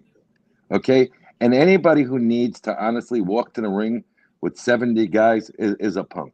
The event security should have got his security team out of there. It's not They a weren't They prepared for that. couldn't. Did you see They weren't that? They prepared for that. couldn't. They weren't prepared for that. Well, Yeah, they couldn't even control that. It was delayed 10 minutes because of that. Let me ask you a question, Tony. Obviously, you watched it on TV, right? No, actually, I wouldn't pay. I don't pay for exhibition fights, so I watched it after the fact on YouTube. But an hour after the fight, it was so available. when you on YouTube. so then you didn't see the very beginning when it was being postponed like 10 minutes because no, I he saw came that. in with you saw All it. right, They so couldn't let get me- that. They couldn't get them out of that area. About an hour after the fight was finished, it was available for free on YouTube. The full Yeah, fight. correct. So, I wanted to say this too. If had I been John's trainer, I would have employed a completely different strategy. I would have said, "Okay, look, we're not going to outbox this guy Mayweather. This is what I want you to do, John. You're 25, 30 pounds heavier. You're 3 inches taller. When that bell rings, I want you to be Rocky. You're Italian, and I want you to show it. I want you to go across that ring and meet him in his corner and start banging away." All right, can I answer you there for a second? Can I say something? Can I say something? Hold on, Gerard. Let me ask you a question. He's fighting one of the slickest, absolutely the best defensive fighter in the history of boxing. What makes you so sure that John could have ran across the ring and got him? Tell me. Okay. Well, Have you ever been in a ring? I'm not. Have you ever been in a ring? Yes, actually, I have. Okay. Back in 1981, I used to work out with one of Ray Mancini's sparring partners when he was training for Alexis Arguello at Grossinger's Resort Hotel up in the Catskill Mountains. So I'm very well versed in boxing. Okay. That's the What makes you think somebody 25 pounds heavier could have chased down Floyd Mayweather immediately? Tell me. Well, he may not have been able to, but that's so what do you I would have do? told him to do. Swing, miss, and leave yourself wide open? You know what? If you get knocked out or you get knocked down in the end of the fight, you went out on your shield, and the next time you go to fight, you can tell the people, listen, I didn't perform as well as I wanted to last time. I got knocked down and they stopped the fight in the first round, the second round. But this next fight, I've been training in the gym. I've learned a lot, and I'm going to perform a lot better. And now you're going to sell more tickets. So you're saying that he should have taken the chance of getting knocked down in the first round by Floyd Mayweather. Well, here's the thing. Floyd Mayweather is arguably the best defensive boxer ever. Okay? Ever. But what Floyd Mayweather is not is a power puncher. His knockout, he has a little bit less than 50% ratio for his wins to his knockouts. So he's not really a knockout puncher. It's not like you're going in there against Mike Tyson. Tony, agreed. But let me ask you a question. Johnny's inexperienced. That's number one. Just let me finish. Now I let you finish. He's inexperienced. How do you know? Have you ever been hit by Floyd Mayweather? No, when you get hit by a professional boxer, it's not like getting hit by an amateur. That's for sure. But how I know is that, look, Mike Tyson, the majority of his wins, 85, 90% came via the knockout. Floyd Mayweather has less than a 50% knockout ratio. He's not a big power puncher. because he doesn't put himself in the position to walk around talking half stunad when he's 50 years old. That's number one. Number two, hold on. He's probably the best defensive fighter, not one of them. Absolutely the best defensive fighter. And you know what? You never know what power you're going to get hit with from what angle. You can get hit in the temple. You don't have to have a home run to knock somebody out in the temple. You can get hit in the back of the head. Obviously, he did throw rabbit punches during the fight. So I see what you're saying, but it's easier to say than actually do when you're in there. I felt bad when that fight started off. I felt bad for John that, immediately he was backed up against the ropes, and I'm screaming, reach out and clinch. That's when you want to clinch. Don't let him stand there and tee off on you. Clinch. You know what? Clinch. I was there. He was at such I'll give Floyd Mayweather this. He hits from such angles, it's very hard to grab something that's moving that fast in different angles. The way he would have done it is he would have leaned back into the ropes and let the ropes spring him, propel him forward and grab. They were tight. Clinch. They were, my man, I can answer that question for you very easily. You had at least 4,000 or 5,000 pounds of human beings in there. Those ropes weren't budging. That was one of the tightest rings I ever seen. I know what you're saying, okay? Spring back, lean back on the ropes, and let him overreach himself. It couldn't happen. No. Go back. No. What I'm saying is lean back into the ropes, and when you lean back, the ropes are going to come the other direction, and when they do, they're going to push you forward. They really didn't. Go back and look at it, how tight they were when everybody was pushing towards the ropes. They weren't only pushing in that corner. There was about 40 guys pushing. Those ropes weren't moving. Ring? What size was that ring, Tony? 20 foot. So it was a relatively good size ring. It was a Mayweather. No, Angel. He's talking about the size. Yeah, it was relatively a big ring.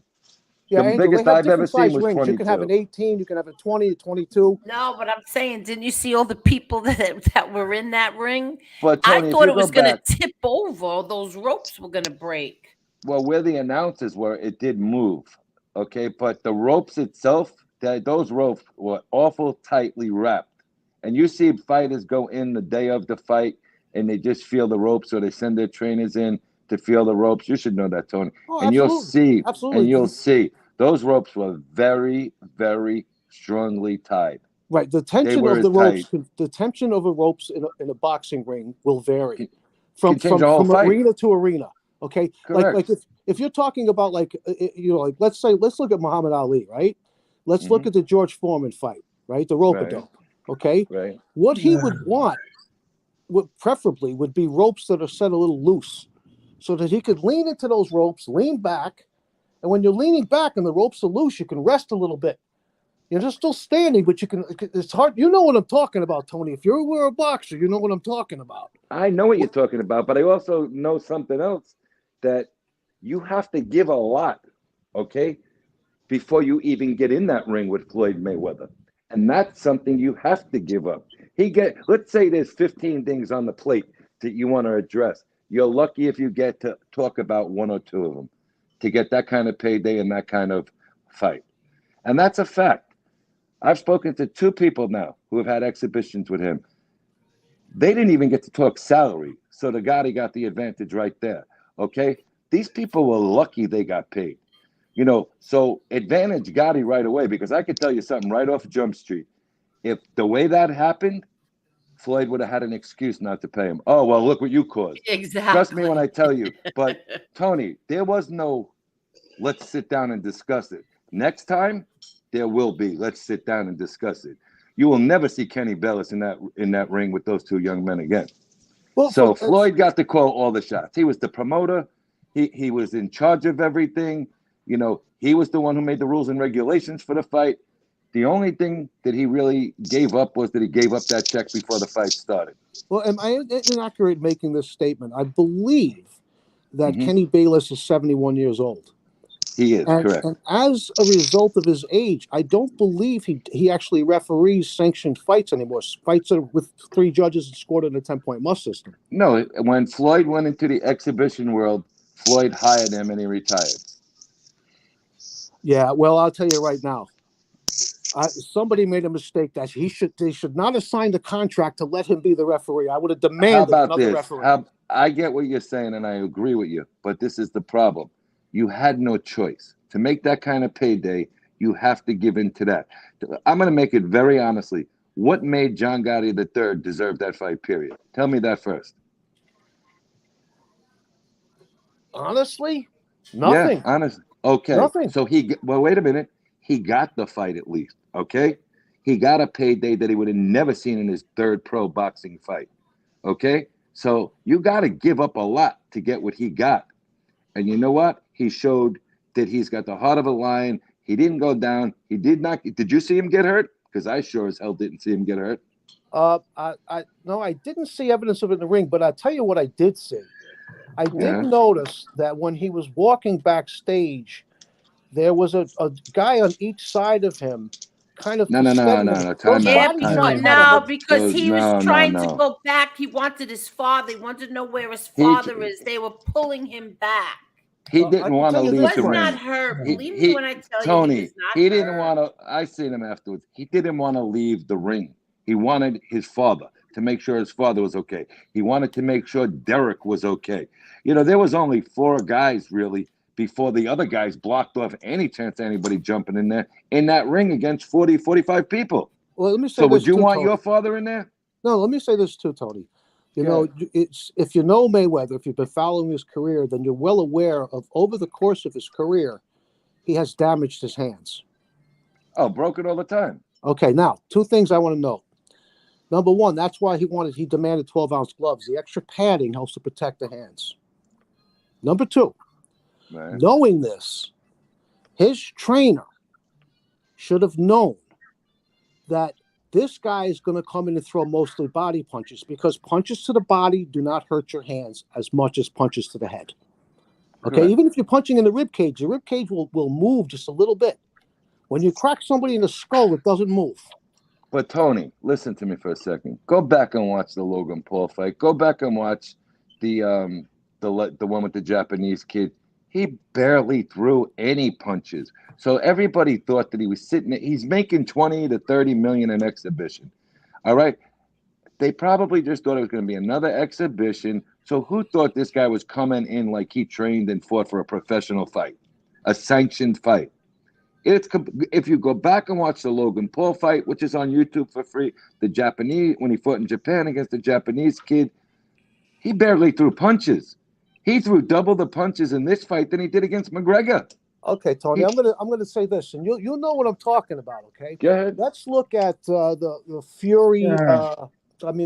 Tyson Fury versus Wilder. Well, hang on a second. Can I say something? Let Jerry talk for a minute, This Tony. is such an interesting conversation. Yeah, I'm sorry. I appreciate the comments. Yeah. But before we get off into the minutia, it's clear that a man who's, and especially a young man who's going in to fight Mayweather, who's 50-0, I'm sure the strategy was that he was to feel him out and to get a good strong feel. Let me finish, because I've had a stroke, so it's hard for me to think clearly. Go ahead. But I have been in the ring, all right, and I've had 16 fights under my belt. And the reason for the jab is to find out what your opponent is, or how he's capable of reacting, how the counter punches work, and all these other things. But it takes time. And in this fight, Mayweather came out. He came out on the offensive. He wasn't fighting a defensive fight. And John was wearing him out. And John wasn't hurt. John didn't take any blows. And as a matter of fact, when Mayweather tapped him on the back of the head, John hit him hard with the left hook, knocked him back hard. Now, I think since it was an exhibition, that John would have had a 50-50 chance or better to fight this guy in the latter rounds. Now, there's this high diddle, whoa, up the middle, and go after him and try and knock him out in the first round. That's not going to happen. That's not a strategy. That's what amateurs do. Try to Okay. go in and just knock some. Let me finish, and then so I discount that strategy altogether.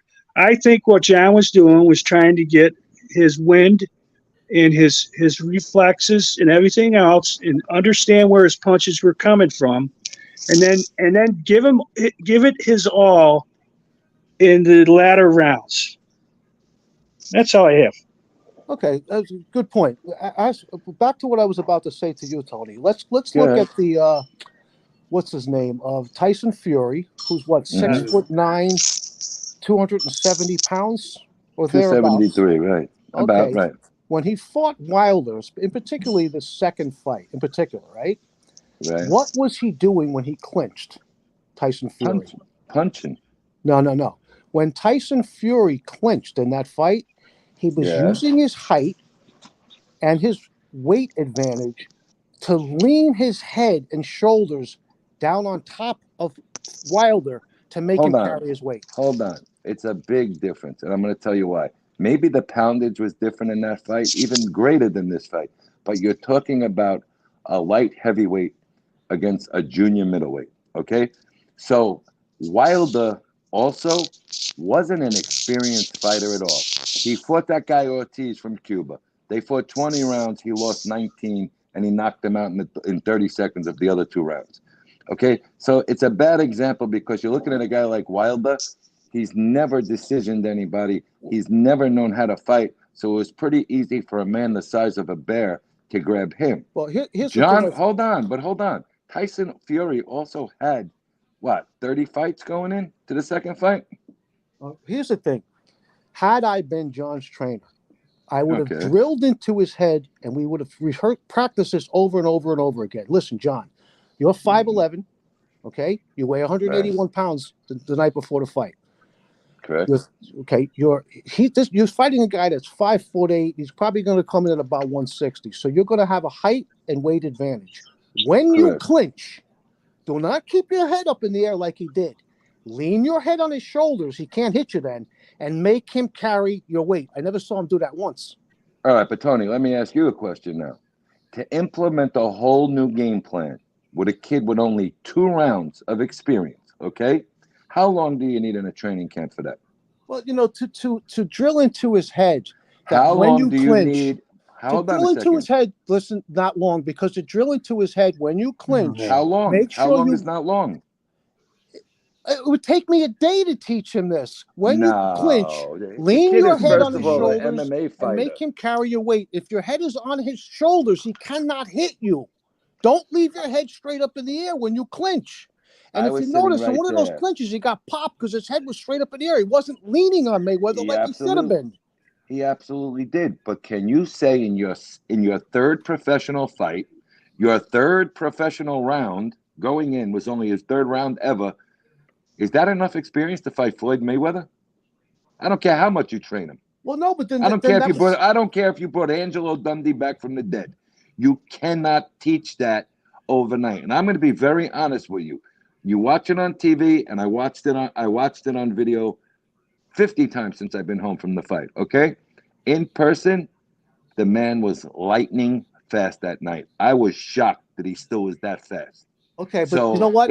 I agree with what you're saying, but it's hard to implement something when you can't catch it. So you need to come up with a different game plan. And I think Johnny was adjusting as he was going because the 5th round was a little closer. The 1st round, 2nd round, no competition. Trust me, and I'm being as honest as you can. Okay, I'm pro Johnny. I'm gonna go back to Wilder for a second and to that second fight he had with Tyson Fury.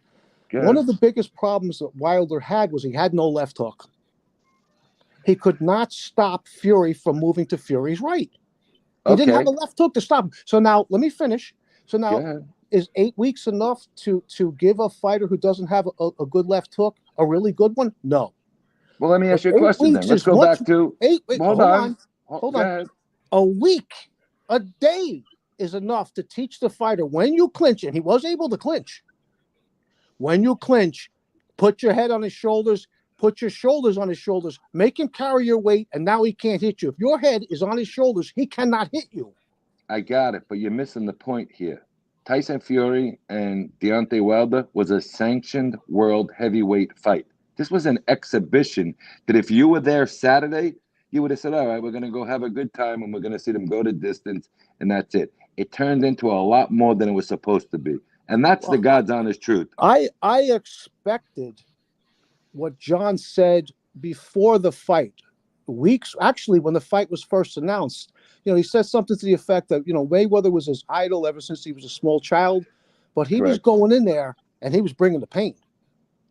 And once again, until you get it in there with the best one of the best pound for pound fighters ever, definitely probably the best defensive fighter ever, and without a doubt, one of the slickest, quickest fighters ever, it's a different thing to say it than to be able to do it immediately. Well, one thing's for sure. When you fight a more experienced guy, you will learn. I'm sorry, you broke something. up. When you fight a more experienced guy, even if you lost, you will learn something from that fight. Oh, he definitely did. Trust me when I tell you. And you want to know something? Let's forget about if it was right, wrong, or indifferent. Okay, go back and watch when when the fight was stopped. Did you notice he broke out of his shell and tried to open up? And don't that's tell what he me, should have please. done from the opening bell. That's why he got frustrated. Why didn't he do that a in minute. the ring? You're not giving me a. Hold on, everybody, shush, please. Give me a chance. Maybe he was a little starstruck, and I'm up all Team Gotti, and everybody knows it. I believe he was tight and starstruck for the first 2-3 rounds. Okay, so you can't say. Usually, the first round of a fight is a feeling out process, but clearly that wasn't Mayweather's strategy. No, not at all. He came in there looking to kill. But here's the thing: John's fought good fights, decent crowds. Never anything like that. I'm going to tell you why Mayweather came out like he did, because Mayweather assumed just what I was telling you, that this kid, when the bell rings, he's going to come out like Rocky. He's going to come right out and let me do it to him. That's why he did that. Then why did he, when he had him on the ropes, as soon as the fight started, did he go to work? It wasn't. John didn't put the pressure on at all in the first round, and I'll be the first one to say it. Well, You got to look at it this way, okay? Mayweather was the bigger. He had the much bigger purse, okay? And from Mayweather's perspective, he's a businessman, okay? He's made more money than any other boxer. So now, okay, we're going to have an exhibition, all right? I'm going to do like what I've been doing in the other exhibitions, most of them anyway. Let's look at Conor McGregor. I don't want to knock this guy out in the first round. That wasn't an exhibition. Okay, that was a sanctioned fight. You're right. That was a I don't want to sanctioned knock fight. this guy out in the first round, because if I do, the fans in the arena and the spectators at home who pay for the pay-per-view aren't going to feel like they got their money's worth. But he was guaranteed. Hold on, he was guaranteed $99 million, no matter what, for the McGregor fight. Hold on. But he held them up. He carried McGregor around for the first 7 rounds, 8 rounds of that fight. He didn't do anything to try and hurt McGregor until maybe like a minute into the 9th. You could see he didn't even move around the ring against McGregor. Right. Look Tony, at his legs. Why was that fight stopped? I'll tell you why. Because which one? The fight with McGregor. The fight was stopped because in that I thought it went to the 10th round, whatever round it went to. At the point right before it was stopped, McGregor's back is up against the ropes. He's wearing the earmuffs, and he's not firing punches back. That's a reason to stop a fight. Okay. When the fighter has his back against the ropes and he's taking a shellacking, but he's not throwing any punches back, showing any type of offense, you stop the fight. There was a lot different velocity in the 10th round when he went after McGregor than there was when him and John were in that other corner. I was at both fights. I'm not saying that the fight should have been stopped. And I'm trying to explain to you. What I'm saying to you is there was a lot different velocity, and I'm going to tell you something else if you go back to watch it. First of all, Conor McGregor is not ready to go 4 rounds in MMA. He's tired out. Conor McGregor was exhausted. Here's the thing. Go back and look at the interview. Here's the thing about Conor McGregor. If you understand him, he always has a problem with stamina. Always. That's what I'm saying. So he was wiped out. Johnny is in some physical.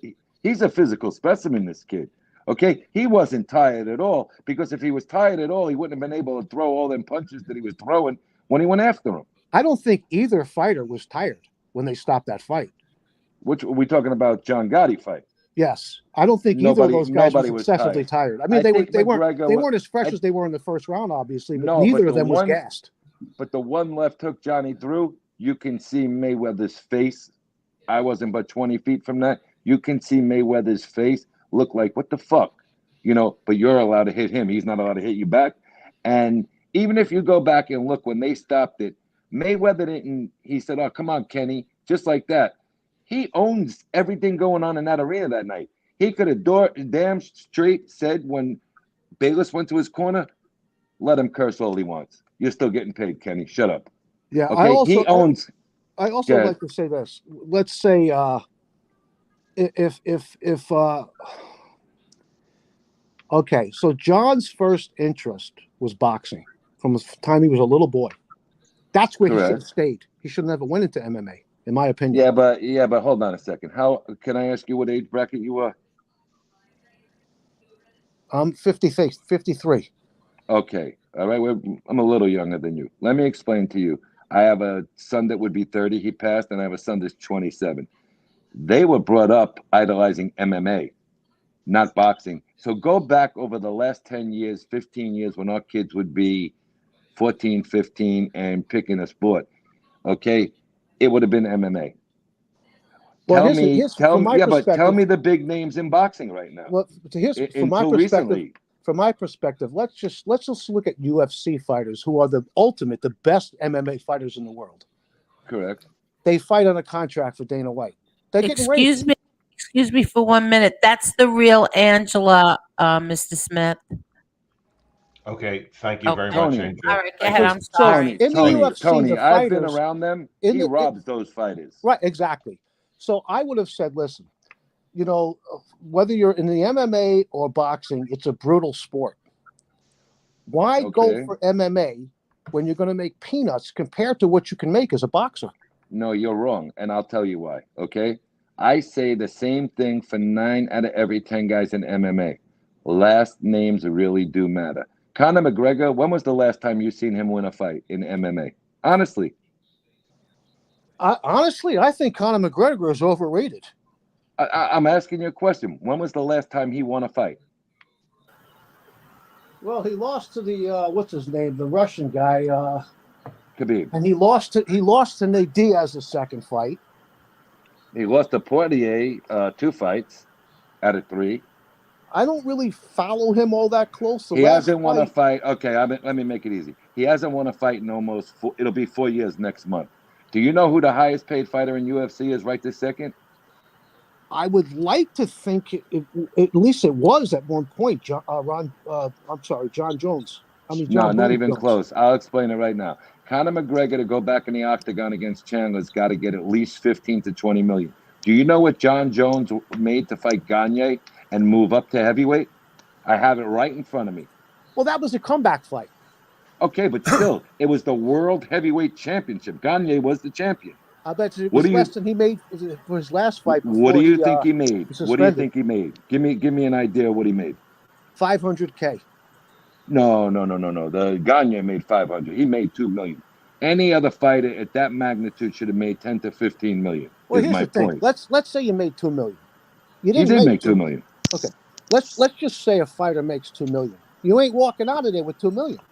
You got the government. No. The government's going to hit you with taxes. Wait a minute. First of all, he's a resident of a tax-free state. Vegas is a tax-free state, and Dana White, in his contract, paid his trainers, his cutmen, and all that bullshit. And he paid him a training expense.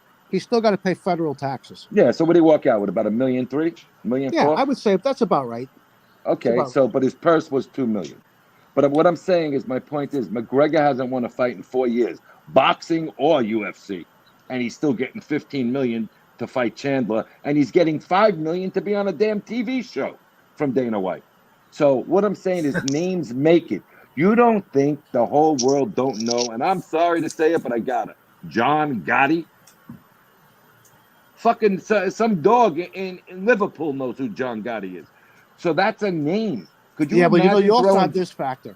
You got to look back at like when with Jerry Cooney and when he fought Larry Holmes. Right. You got the white guy against the black guy. and that Okay. tends to raise interest. I agree. Jerry That Cooney sells did not tickets and deserve. makes more money. I trained in Gleason's when Victor Valley was there. That's where I started. Okay. Jerry Cooney did not deserve to be there. He wasn't even the best fighter in that gym. So, He black and was the white great sold white that hope. fight. He was the Right. great white hope. And it was an embarrassment to watch him fight. Larry Holmes could have knocked him out a lot sooner. He wanted to punish him at the time, and now they're best of friends. Well, that's usually what happens. It was customary that, before the fight, the fighters will exchange words. They're trying to sell tickets, but sometimes they legitimately don't like each other. But most of the time, even when they legitimately don't like each other, win, lose, or draw, when the fight is over, they shake each other's hands and they walk out of the ring. Okay, but let me also point something out to you. John Gotti III is represented by his father. Guess what? He's never fought one fight under Dana White yet, and he's had multiple opportunities to sign with the UFC. Well, what organization did he fight for when he was in MMA? Independent, which is a lot of fighters go there and because they don't want to sign with the Dana White contract. So until Dana White would open up the bank book, and he would do it for Gotti eventually, because Rogan's already made comments about it. Okay, so he got more money, probably, John, the other night, than most guys fighting for championship fights under Dana White's UFC get. Right. So, how many times would you say Mm-hmm. was John paid for the fight with Mayweather than he was for his last MMA fight? 20, 30, 50 times as much? Yeah, but wait a minute. No, I can't. I don't want to answer that, first of all. But second of all, John's only had 5 of those fights, 6 of those fights. You got to remember something. John doesn't come from poverty. Okay, that's number one. So I'm not making fun of poverty-stricken fighters, but they got to fight and they got to take whatever is thrown at them. John comes from a hardworking family that knows how to make smart investments. That's one. Number two, John fought in these fights in New York before MMA was actually legalized. So they were considered amateur, even though they were professionals in that ring. So you didn't have to pay them, okay? And neither were the Gottis looking for money because they didn't need it. So John's only had 5 or 6 professional MMA and 2 rounds of professional fighting. Am I on? Hello? Yeah, you're there. I hear you. Yeah, we hear you. So John, for a kid who did that little experience, I thought he showed up and represented very, very well. And you know what? You're right, what you're saying, but you can't learn that in 5.5 weeks. No way. No, but you can learn when you clinch because he knew how to clinch. All right, let me ask you a question. You can learn to lean your let me head ask on you a his question. shoulders so he can't hit you, and lean your shoulders on top of him Okay, so he carries your weight. let me give you an example. All right, Tommy Hearns fought Sugar Ray Leonard in, I think, 81. Correct? The first fight. I don't remember if it was 81. Whatever, it doesn't matter. Whatever. Okay. Are you familiar with the fight? Absolutely. Biggest fight of the decade. Correct? I would say, arguably, yeah. You could argue that. No, of that 10-year span. All right. How about this? Did Tommy Hearns know how to clinch that night? Well, Tommy Hearns under Emmanuel Stewart. Tommy Hearns was a striker. Right. He used his distance. He used what his is Johnny? Hold on. You just answered my question. Johnny has knocked out every opponent except for one. It's hard to change a knockout artist into a boxer overnight. That's another reason. My point. That's another reason why I would have trained him so that when that bell rings in the first round, go out, roll the dice, and charge this guy and just start winging shots. Tony, if you get knocked down and they stop the fight, don't worry about it. You're still going to get paid, and we'll tell the media when you get ready for your next fight, listen, I made a mistake, but I learned something. I've been training. Do you want to come see my next fight? You want to pay for the pay-per-view? Plain and simple. It's a learning experience for everybody involved, just like it was for Tommy Hearns, our world champion at the time, just like it was for Deontay Wilder. And you said he didn't have a left hook. You remember when he knocked him down in the first fight in round 12 and he got up? Yeah. Okay. The right hand didn't put him on the canvas. The left hook did. Go back and watch the video. Okay, but this is another thing that I would have looked for this fight, just in this fight in particular. Okay. I would have looked for a Buddy McGirt. or Roy Jones Jr.? Well, Somebody, in but fact, here, hold let me on, finish. Let me hold on. finish. Let me I know what you're finish. saying. I know what you're saying, But you're and I've not. You said it can't. in the past. You're not reading my mind. You would have looked for a more experienced trainer than Derek Panzer, is what you're No, going to say. no. Go ahead. I Then would what have are you looking for a looked. Buddy McGirt for? No, I would have looked for a former professional fighter for his trainer for this particular fight. Not a more experienced trainer, a former professional boxer. Are you familiar with the gym he works out at? And I'm not going to say it on the air. Who works out at? John Gotti III. No. There are a lot of professional fighters in there that were working with. They worked as a team for this fight. It just, you can't teach it. Hold on. They signed this fight in late April. They fought this fight in June. By the time they prepared, by the time they did promoting, you can't teach all that. And you know what? I understand what you're saying, but it's easier said than done. I went in there for a big amateur fight.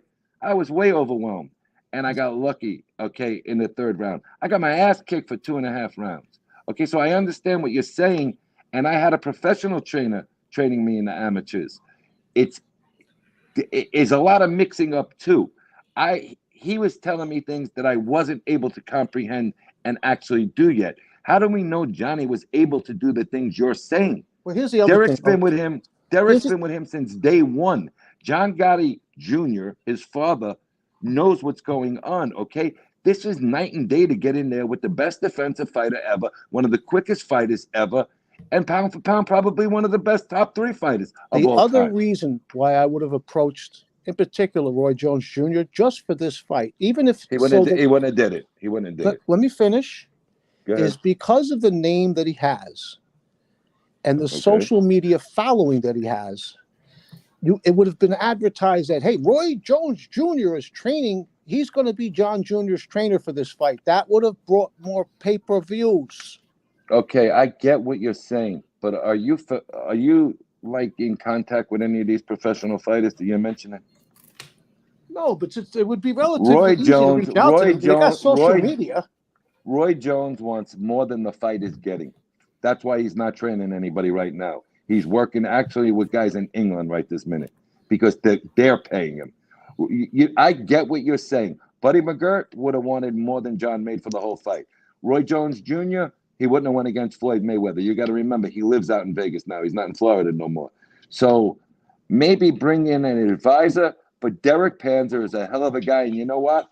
When the shit hit the wall, Derek Panzer was all man and was there for his young man. Well, any trainer when they're boxer, it's not the first time that a fighter has continued to fight after the referee called a fight, and any time that happens, it's the trainer's duty and job to jump in there and rip their fighter away. I get it. He But didn't do anything he wasn't supposed to do. Okay, let me ask you another question then on that matter. When did you ever see 50 guys charging at you when there was only 2 of you in there? I was just going to say that. Is it their job? Come on now, Tony. You weren't there, guys? Tony.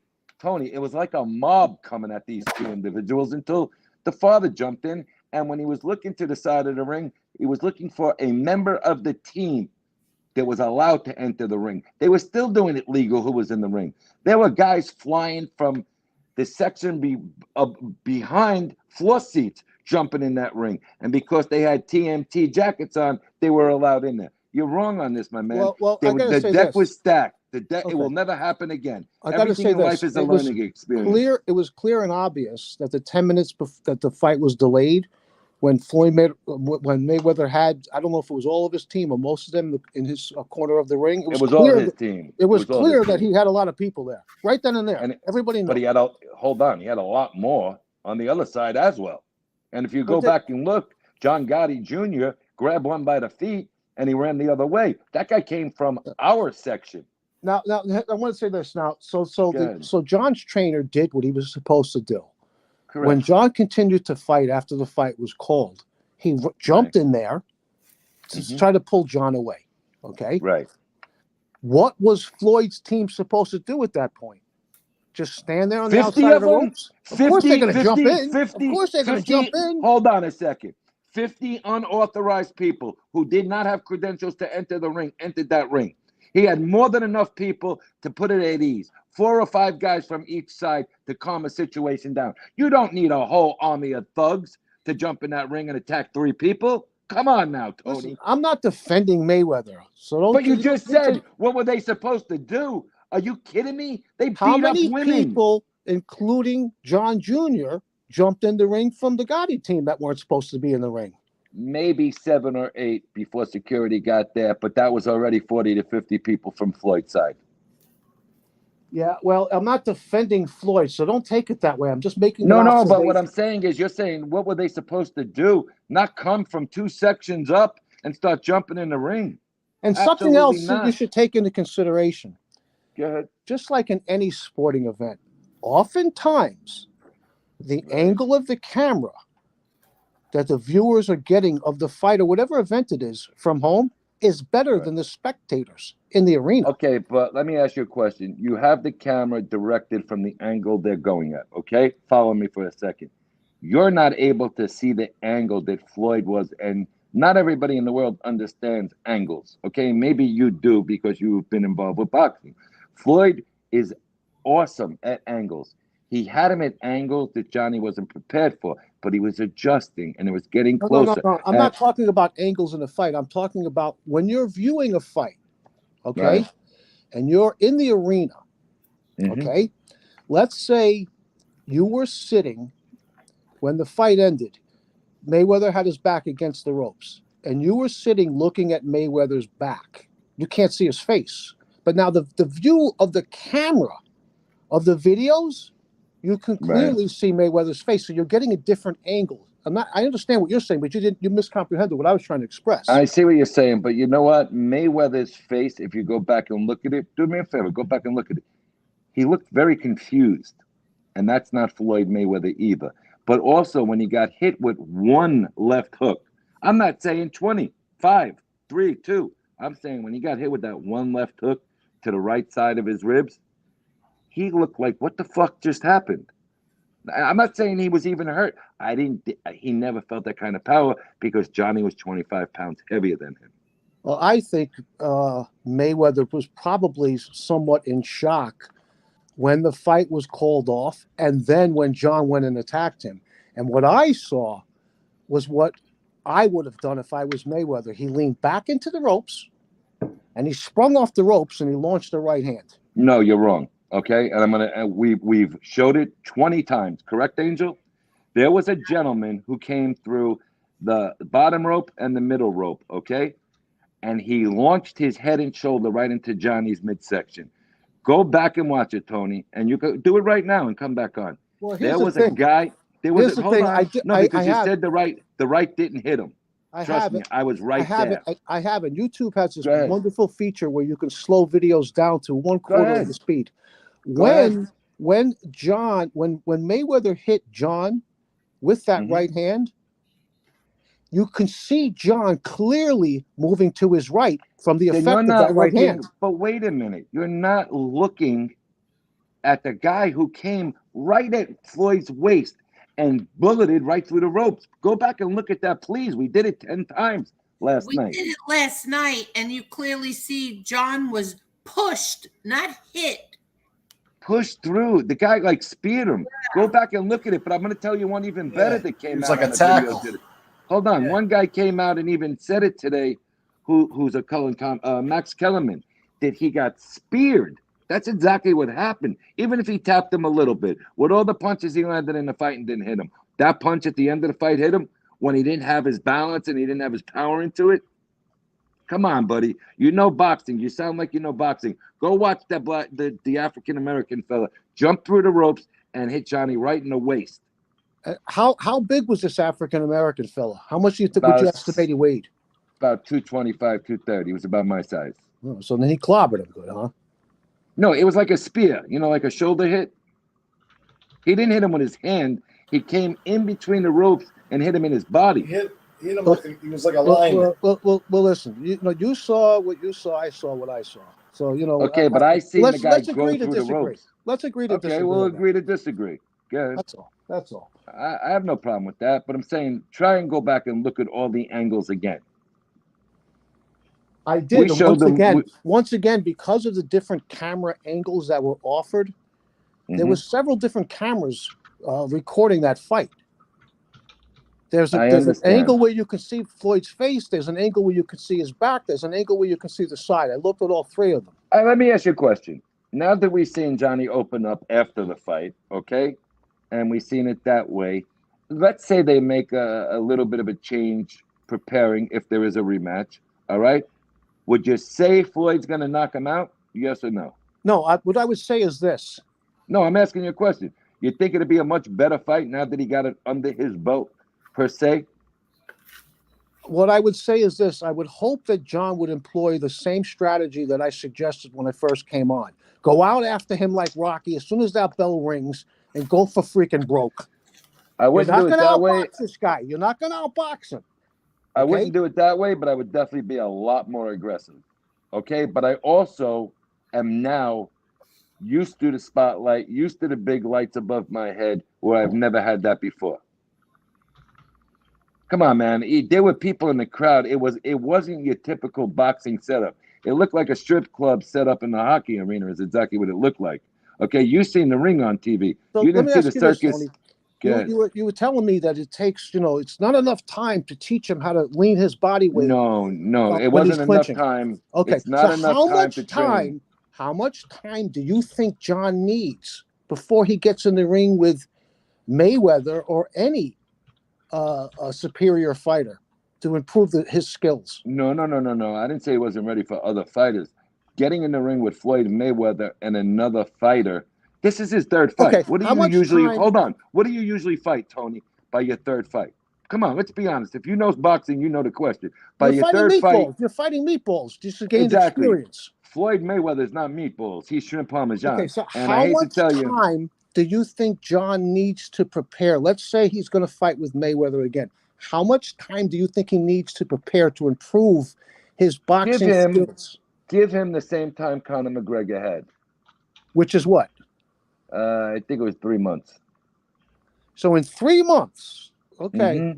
Well, 3 full months with no bullshit. Well, let me ask you this: in the two professional fights that John has had, when was how long of a layoff was there between the first fight and the second fight? Because of COVID at the time, I'm sorry, I don't know if I even was supposed to say that word. I'm sorry. Because of the pandemic, it was pretty spaced out. Use the pandemic, exactly. It was pretty spaced out. So I'm curious about this too, because I'm not all, there's but not. You got to remember something. Hold on a second, Tony. You got to remember something. They were looking at MMA fights as well. They weren't looking at Floyd Mayweather. They were also looking at MMA fights or another, subpar boxer. So, not a Floyd Mayweather. Prior to the fight with the exhibition tour fight, prior to the fight with Mayweather, John had had a record of 5-1, so that's 6 fights in MMA, and then he had 2 professional fights. So he had a total of 8 fights. 6 MMA. Okay, but wait a minute, and then you can talk real quick. Yeah, but he only had like 2 minutes and 8 seconds, maybe 2 minutes and 38 seconds of boxing. Okay. What I wanted to ask was, what was Angel would know this? What year did John have his first MMA fight? 23. When did his career start, basically? 2.5, 3 years ago, right before the pandemic. Okay, so they squeezed a lot of fights in here. I'll get it up for you. So right what now. you're saying I'm is, not sure. What you're saying is he had what? He had 8 fights over the course of the past 3 years. Right, but six of them were MMA. Okay, so let's round it off. So he had 3 fights per year. It's not quite, but he had 8. That would be 9. Yeah, around. That's about right. So then that would mean, you would, not that it was exactly this, but that would equate to 4 fights per year. I'm sorry, 4 fights. Oh, wait a minute. 3 fights per year. Right? Mm-hmm. And you say I say he needs more than 3 months to go back in the ring against Mayweather. I say more like 6 months. I'll tell you why. Because now he has boxing knowledge already from this month. Okay, month and a half that he got to train. And if you go in there and you're strict with your boxing, by late November, early December, they should be ready to fight. Well, here's the reason. Let me explain this. You'll understand me, Tony, because you know boxing a little yourself. Go ahead. Okay, so it's my understanding that when John was the two boxing fights that he had, the two pro fights, Right. he fought at 170 pounds. Am I correct? Between 170 and 180. Well, he One was weighed in. 175. He weighed in at 170, is my understanding. Okay. Okay, you're always going to gain weight in that next 24-hour period after the weigh-in. So Absolutely. this fight, he went on the scales at 181. So Correct. that means two things. He's gained 11 pounds for this fight. So now, as a consequence, when you gain that kind of weight, and You're you've slower. never fought at 181 pounds before, you're going to tire faster, and your hand speed's going to be a little slower. The kid was doing so much road work. It's ridiculous. If you want John to outbox Mayweather the next time he fights, get on the scale at 170 pounds. If you want but then you lose. Then you lose the powerful difference. If you want John to employ my strategy, get on the scales at 185. Go in there, bum rush this guy, start winging shots. You're bigger, you're stronger, you're heavier. Roll the dice. Okay, so now the first Tyson Fury, since you brought it up, Deontay Wilder fight went 12 rounds, and it was a draw, correct? Right. Okay, the second fight went, I think, 6 or 7 rounds, right? The second fight, 7th round. Right. Okay, the first fight he weighed 212 or 216, Deontay Wilder, on a 6'5.5" frame. The second fight, he came in at 230. He was so slow and lackadaisical in the ring because of the weight gain that he got his ass kicked from ring post to ring post. Can we agree on that? Yeah, but here's the thing. And you should well know this. A heavyweight, when they gain weight, is not as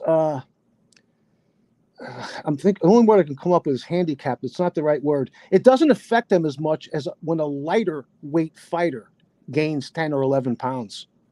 They feel that effect much more. Their hand speed will slow down much more. They'll become tired more quickly because of that extra weight, right? Your muscles, when you breathe oxygen, there's something called your VO2 max. It's your body's ability to utilize the oxygen that you're breathing. So now when you gain 11 pounds, you've gained some of that's muscle. Not all of it, but some of it. You now have more muscle that you've got to feed oxygen to. You're going to tire more quickly. You're going to tire more quickly. First of all, we need to be fair to everybody. But let's think about something as two men that we could agree no boxing. It was his 3rd round ever of professional fighting, and it was Floyd Mayweather, the best pound for pound boxer. So you got to adjust on the go. All right? Just like Tommy Hearns, we're talking about a guy who was 6'2", fighting a guy that was 5'10", 5'11", and Sugar Ray Leonard. Sugar Ray Leonard was known as the boxer. Tommy Hearns was known as the hitman, right? Absolutely. It ended up though, hold on. It ended up that Hearns was the boxer the first fight, and Leonard had to go on the attack and be the hitman. It's exactly how it ended. It goes back to what I say. It goes back to what I say. Basics, but he has the basics. You need to fine-tune them, and I believe he was very starstruck for the first round or two. Okay. It goes back to what I was saying. Listen, take my advice on this, because he's probably going to hear this. If he fights Mayweather again, if the strategy is to go in there and try to outbox Mayweather, hit the scales or tip the scales at 170. If your strategy is to go in there to try and knock him out as quick as possible, tip the scales at 185. Too big to fight Floyd Mayweather. He won't catch him. I am pro John. He will not catch him going in there at 185. Okay, then tip the scales again at 181. He took him at 181. But if you're going to go in there to try to outbox him, I want you to lose weight for this next fight. That's what I would be doing with him. Right, I want but you to fight what you're fighting at before the first 2 pro fights. 170. All right, I'm looking at it right here. 170, 172, 171, 172 and 3/4. So he was between 170 and 175. All right, he came in at 180.8. No, all right, he wasn't between 175. He was 172, 173, not 175. Those 2 pounds make a difference in the boxing ring. You know that. You I should. understand that, but I just said, let's say between 170, 175. I didn't give one number that he was over But you 174 can't say just now. 175, Tony. He never fought at 175. He fought at I'm 172, talking about 173. I'm talking about coming in. I'm trying to use your point that he should come in around 175. So he's got some speed and power, plus 20 pounds to lean on him. So 20 pounds leaning on a 5'6.5" man, okay, 154, 155 pounds, and you can lean down, does damage. I don't know what Floyd weighed, but normally Floyd About comes in at 155. right. Okay, I thought he looked like he was more like 160, but I don't know that No, to be a fact. he actually looked a lot thinner than he did for the Logan Paul fight. He looked really, he looked a lot better. You know what you're not seeing that you used to see all the time? The six pack. You're not seeing the rippled muscles in the back, so it looks a little different. But he was pretty thin up close.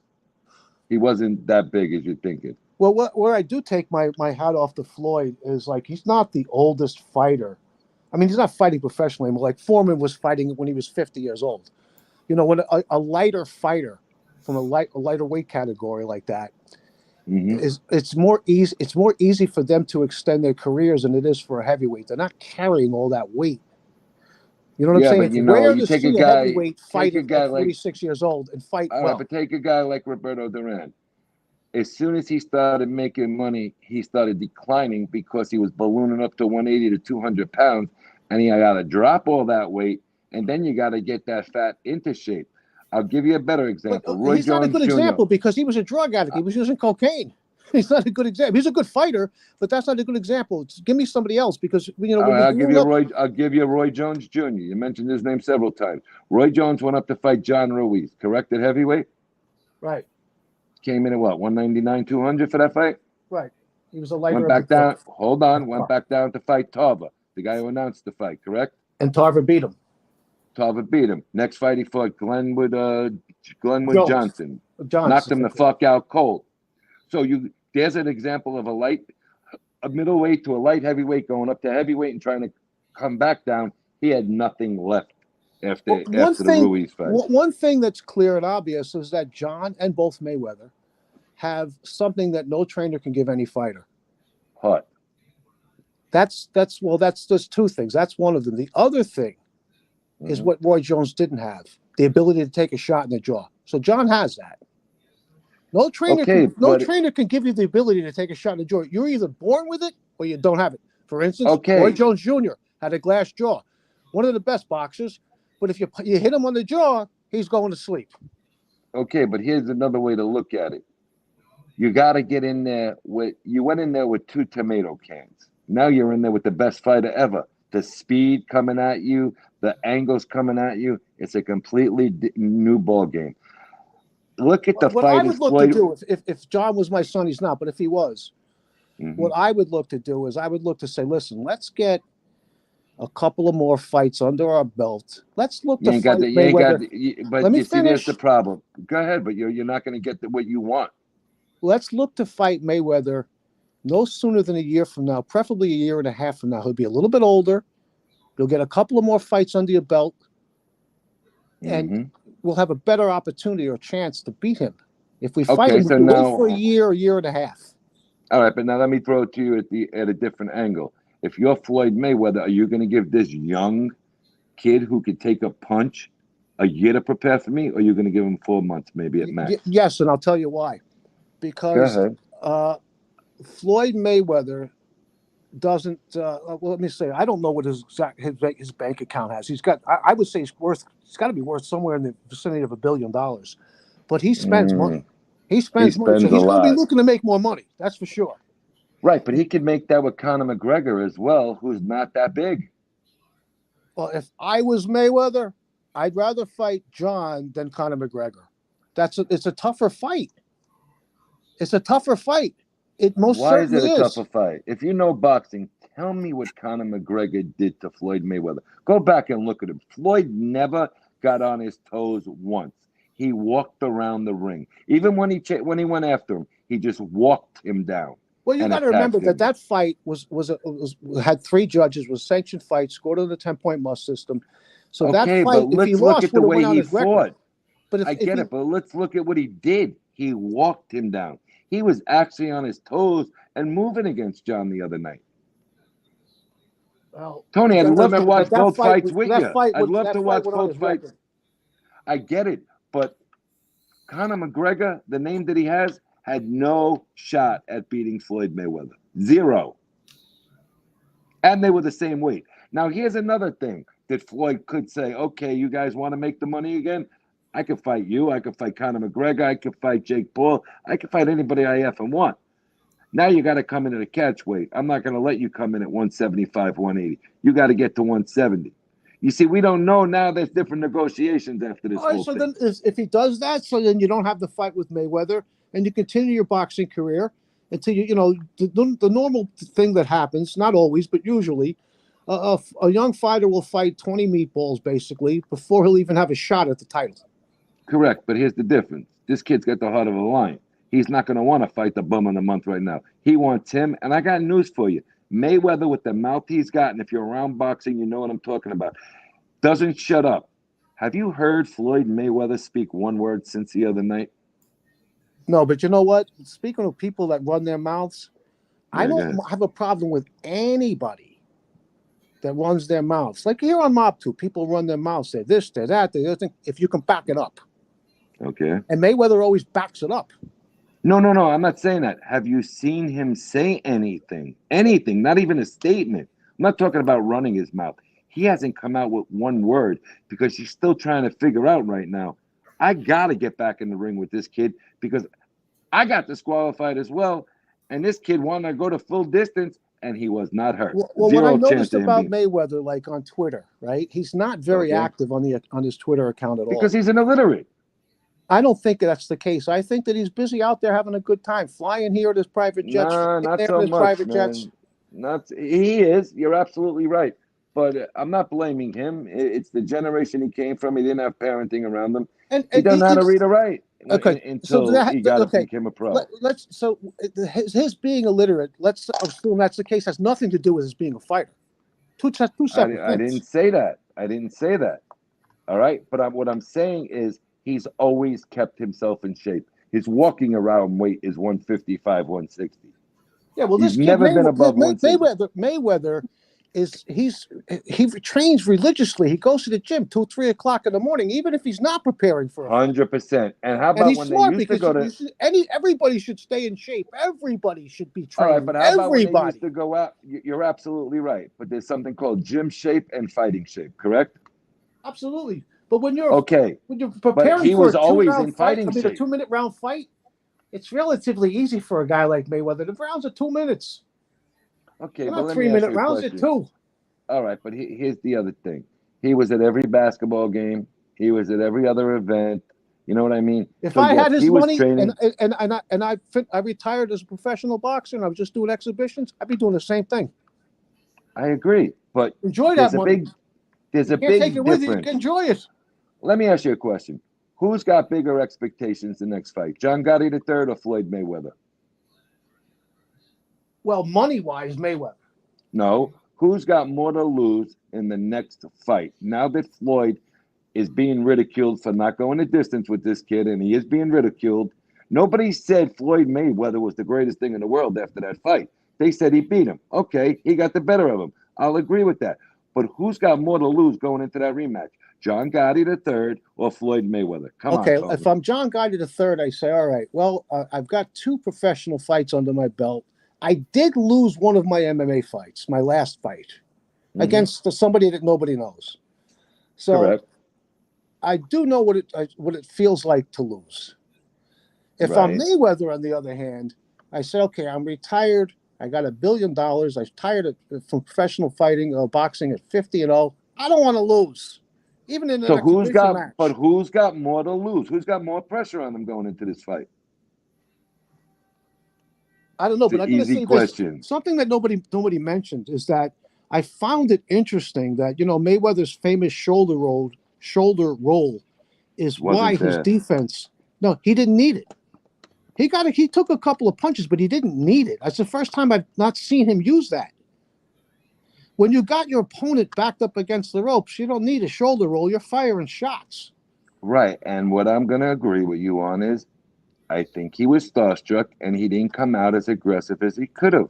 But you got to think of the pressure on a kid going into his third fight, 2 rounds under his belt. Forget about the MMA for a minute, because you also got to train not to use your legs and wrestling movements anymore.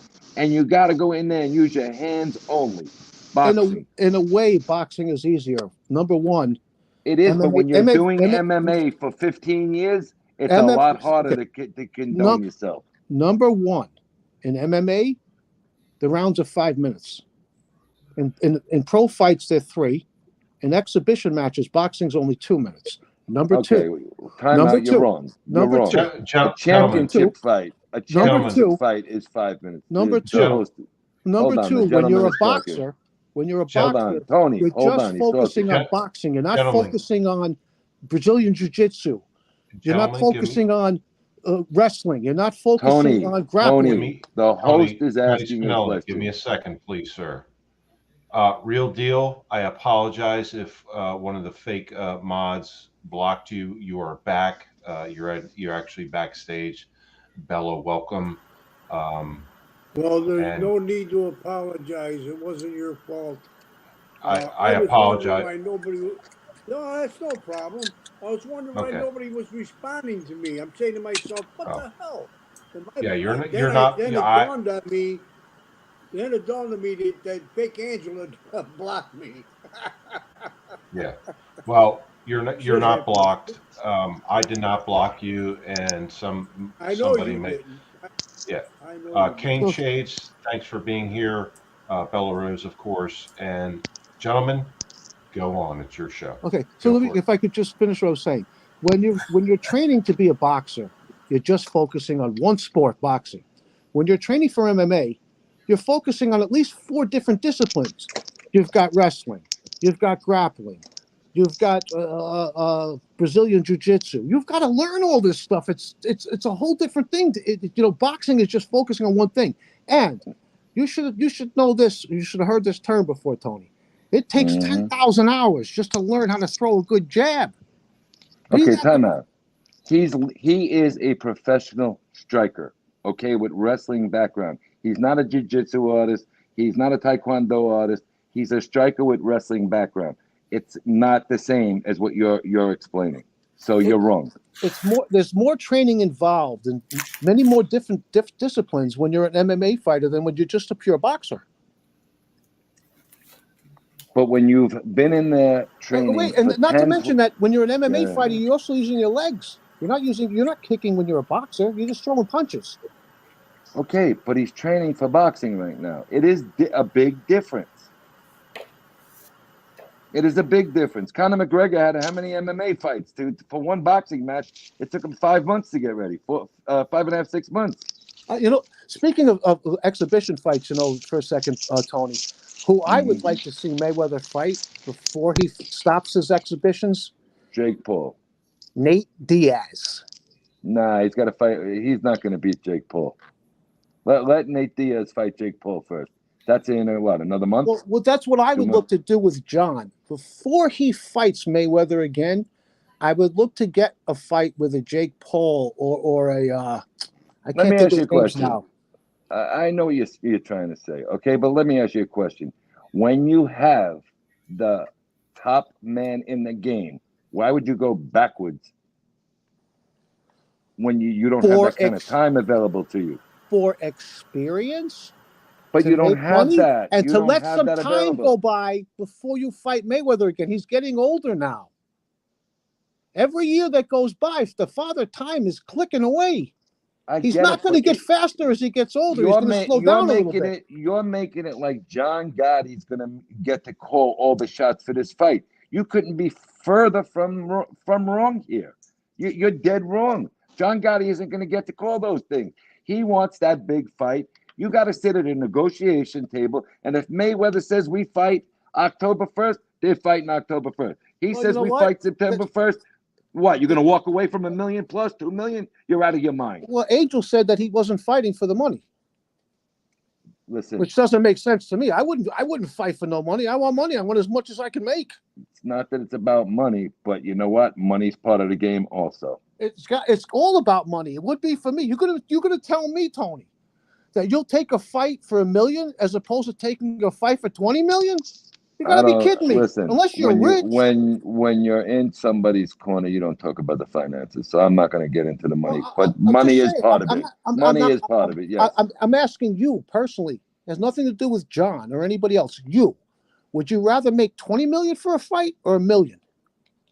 Well, that's a moronic question. Of course, 20 million. I said it's not about the money to him. That's what I said. Exactly.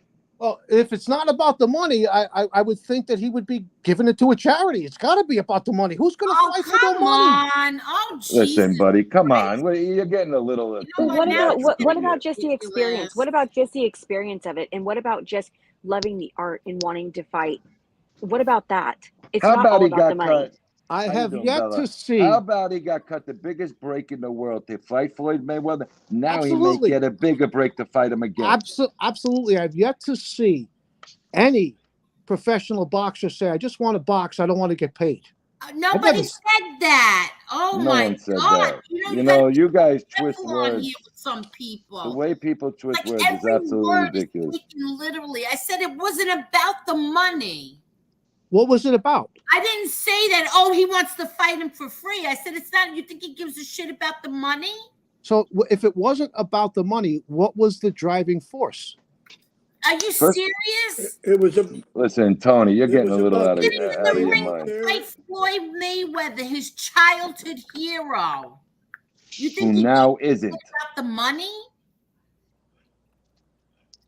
And the only reason Look. why John Jr. got the money up front because he knows that asshole doesn't pay people. Yeah, that was my brother. My brother's too smart for those idiots. Well, what about? Didn't he get a cut of like the pay-per-view buys? Doesn't he get a cut of that? He gets. What do I know? I'm not asking personal questions. Well, if that's I the knew I case, he's wasn't still going to be on owed that money. tell He's still going to be owed that money. Tony. What? Hey, Tony. If he got a cut of the pay-per-view, he couldn't have got it before the fight because you don't know how many pay-per-views are going to be bought. No, he got paid for the fight before the fight. We're talking to a guy who didn't. Hold on a second. We're talking about a guy who didn't even want to spend the $19 to watch the fight. He waited for YouTube for free. No, Tony, you didn't hear what I said. I don't pay I'm for hearing any what you're exhibition saying. fights. I don't pay for any exhibition. If Floyd And you know Mayweather what? You know could be what? fighting, You didn't could be get to fighting see- freaking Roy Jones Jr. in an exhibition, I'm not paying for it. When Roy Jones Jr. fought Tyson in the exhibition, I didn't pay for it. I don't pay for exhibition fights. What's I your pay for favorite sanctioned sport fights. what's your favorite sport besides the boxing? Boxing. Do you watch football? Yes, but boxing is by far my favorite I'm sport. not talking about that. I'm asking you a question just like you've asked me a million. Do you watch football? I don't really watch team sports anymore. I used to many years ago. I don't like to sit on a couch watching other people get exercise. The only sport but that you I sat watch. on YouTube. You sat on YouTube, which you know what? You pay your cell phone bill, so you paid something to see the fight. All right, that's number one. But you're sitting here trying to make Rocky Marciano or Sugar Ray Robinson out of a kid that's had 2 professional rounds. One of the reasons why I still watch professional boxing fights is because, unlike a team sport, let's look at football.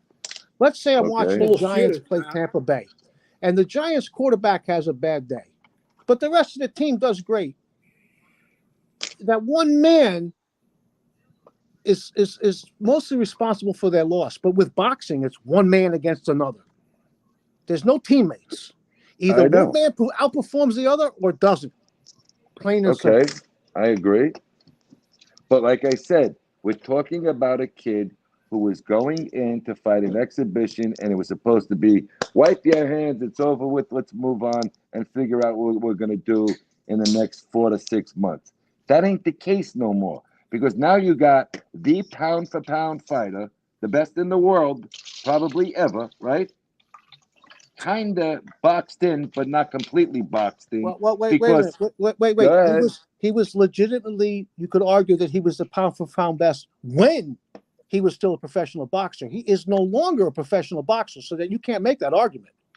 You You can know make the what? argument he's the pound for Listen, pound best exhibition fighter, bro, but not you're pro sitting fighter. here thinking you're Marv Albert right now. Let me explain it to you the full way, okay? He's still got a ton more experience than John Gotti III.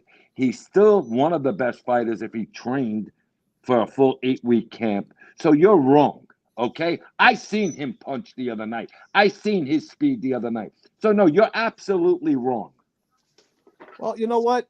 You have your opinion. I have mine. Nobody beat him. He's never lost, okay? And he's 50. He was 50-0 as a pro fighter, and I'm not sure how many exhibition fights he has. What's the How likelihood that many you think fights did that he John will? duck? What's Wait the a minute. likelihood? What's the likelihood that John will end up having 50 professional fights before he retires? Whether he Slim to wins none. most of them or loses them or Hold whatever. on. Slim to none because money is differently dispersed now than it was when Floyd started as a pro. Well, it's slim to none because John is 29 or 30 years old. By the age of 32, you're already getting old as a boxer. Okay. What's your point? Bernard Hopkins had his best career, part of his career ever after 35, 36, 37 years old. That's a rarity, though. That's a rarity. You know that. Okay, Tyson Fury's in his 30s. He got his big fight. Deontay Wilder's in his late 30s. He finally is getting recognition. I would think that 4 years from now, if John's still fighting, he'll be fighting at super light heavyweight or possibly even heavyweight. He's going to go up in weight as you get older. You're not going to go down in weight. No, he's got the type of frame. You don't know my nephew. Let me explain this. He's got And the his type of discipline as frame. well. He's got the frame that isn't going to carry more than 190 going into the ring. Okay, so John is going to be a light heavyweight at best. At best. Okay, but he's going to go up in weight, right? He's going to change divisions. No, and I'll tell you why. Most guys go up as they get older. John's already at that plateau where he can stay at what he's at 30 years old. Well, No, I think you're wrong. He's not a 20. I know what you're saying, but the guys who advance up in weight start, let's say a welterweight. We'll start at welterweight at 20 years old. By 23, 24-year-old, we're going to be a junior middleweight, then super middleweight. A great example of what you're trying to express is Manny Pacquiao. Also, Bernard Hopkins. Also, Oscar De La Hoya. All those guys. Also, this kid Crawford who's fighting this week. He started at junior lightweight. What do you got in that Crawford Spencer fight, Tony? I got Spencer. I got Crawford. I got Crawford Spencer knocking him out. We'll see what happens. I expect that to be the fight of the year. I'll be disappointed if it's not. It's going to be a great fight, no matter what. I tell you what, I'd be very iffy on the referees over there because now we're talking about a guy. Showtime owns the promotion. Spencer is the Showtime fighter, and they're going over to fight in his. It's going to be very, very strange. They're not fighting in Vegas? I'm not sure where the fight is, to be honest with you. I've been following this so much, I don't know where that fight is. They had the press conference in Los Angeles the other day, so I don't know. Yeah, I got to look it up. I'm really not sure, but I heard that they were fighting in. Somebody told me on the phone, England. I don't know if that's true or not. Here, let's see. Crawford. I don't understand why two Americans would be fighting in England. That doesn't make sense to me. I would think either first and foremost, my first guess would be Vegas, and second would be Atlantic City, because maybe that's where they're going to get the most money. Just like you said, money. And that's also from the fighter's perspective where you're going to most likely be robbed by the judges in another country. Yeah, but once again, like you said, money. Crawford's never seen this kind of payday yet. Yeah, but you just proved your own point. Why go to England? England is a country of 66 million people. There's 330 million people. What's the difference? Let me ask you a question. Let me ask you a question. Oh my God! Where is Errol Spence from? Jamaica. No. He's Jamaican, isn't he? England. But isn't he of Jamaican descent? He's born and raised in England. Where does he live Italian. now? I've been born and raised in America. Where does he live now? England. Spencer lives in England? That's news to me. I didn't know that. He doesn't have a British accent at all whatsoever. Hold on. Let me look this up. There's no way there's no way he lives. He doesn't have a British accent. Come on. Hold on a second. I said He may have been born in England. That's maybe he's fucking Scottish. You fucking get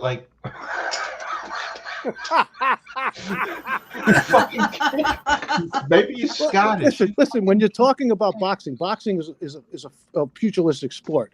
So oftentimes when people are discussing boxing, you know, we're not fighting. I'm not fighting, but you know, you tend to get a little. You know what I'm saying? It is what it is. We're not talking about a game of golf here.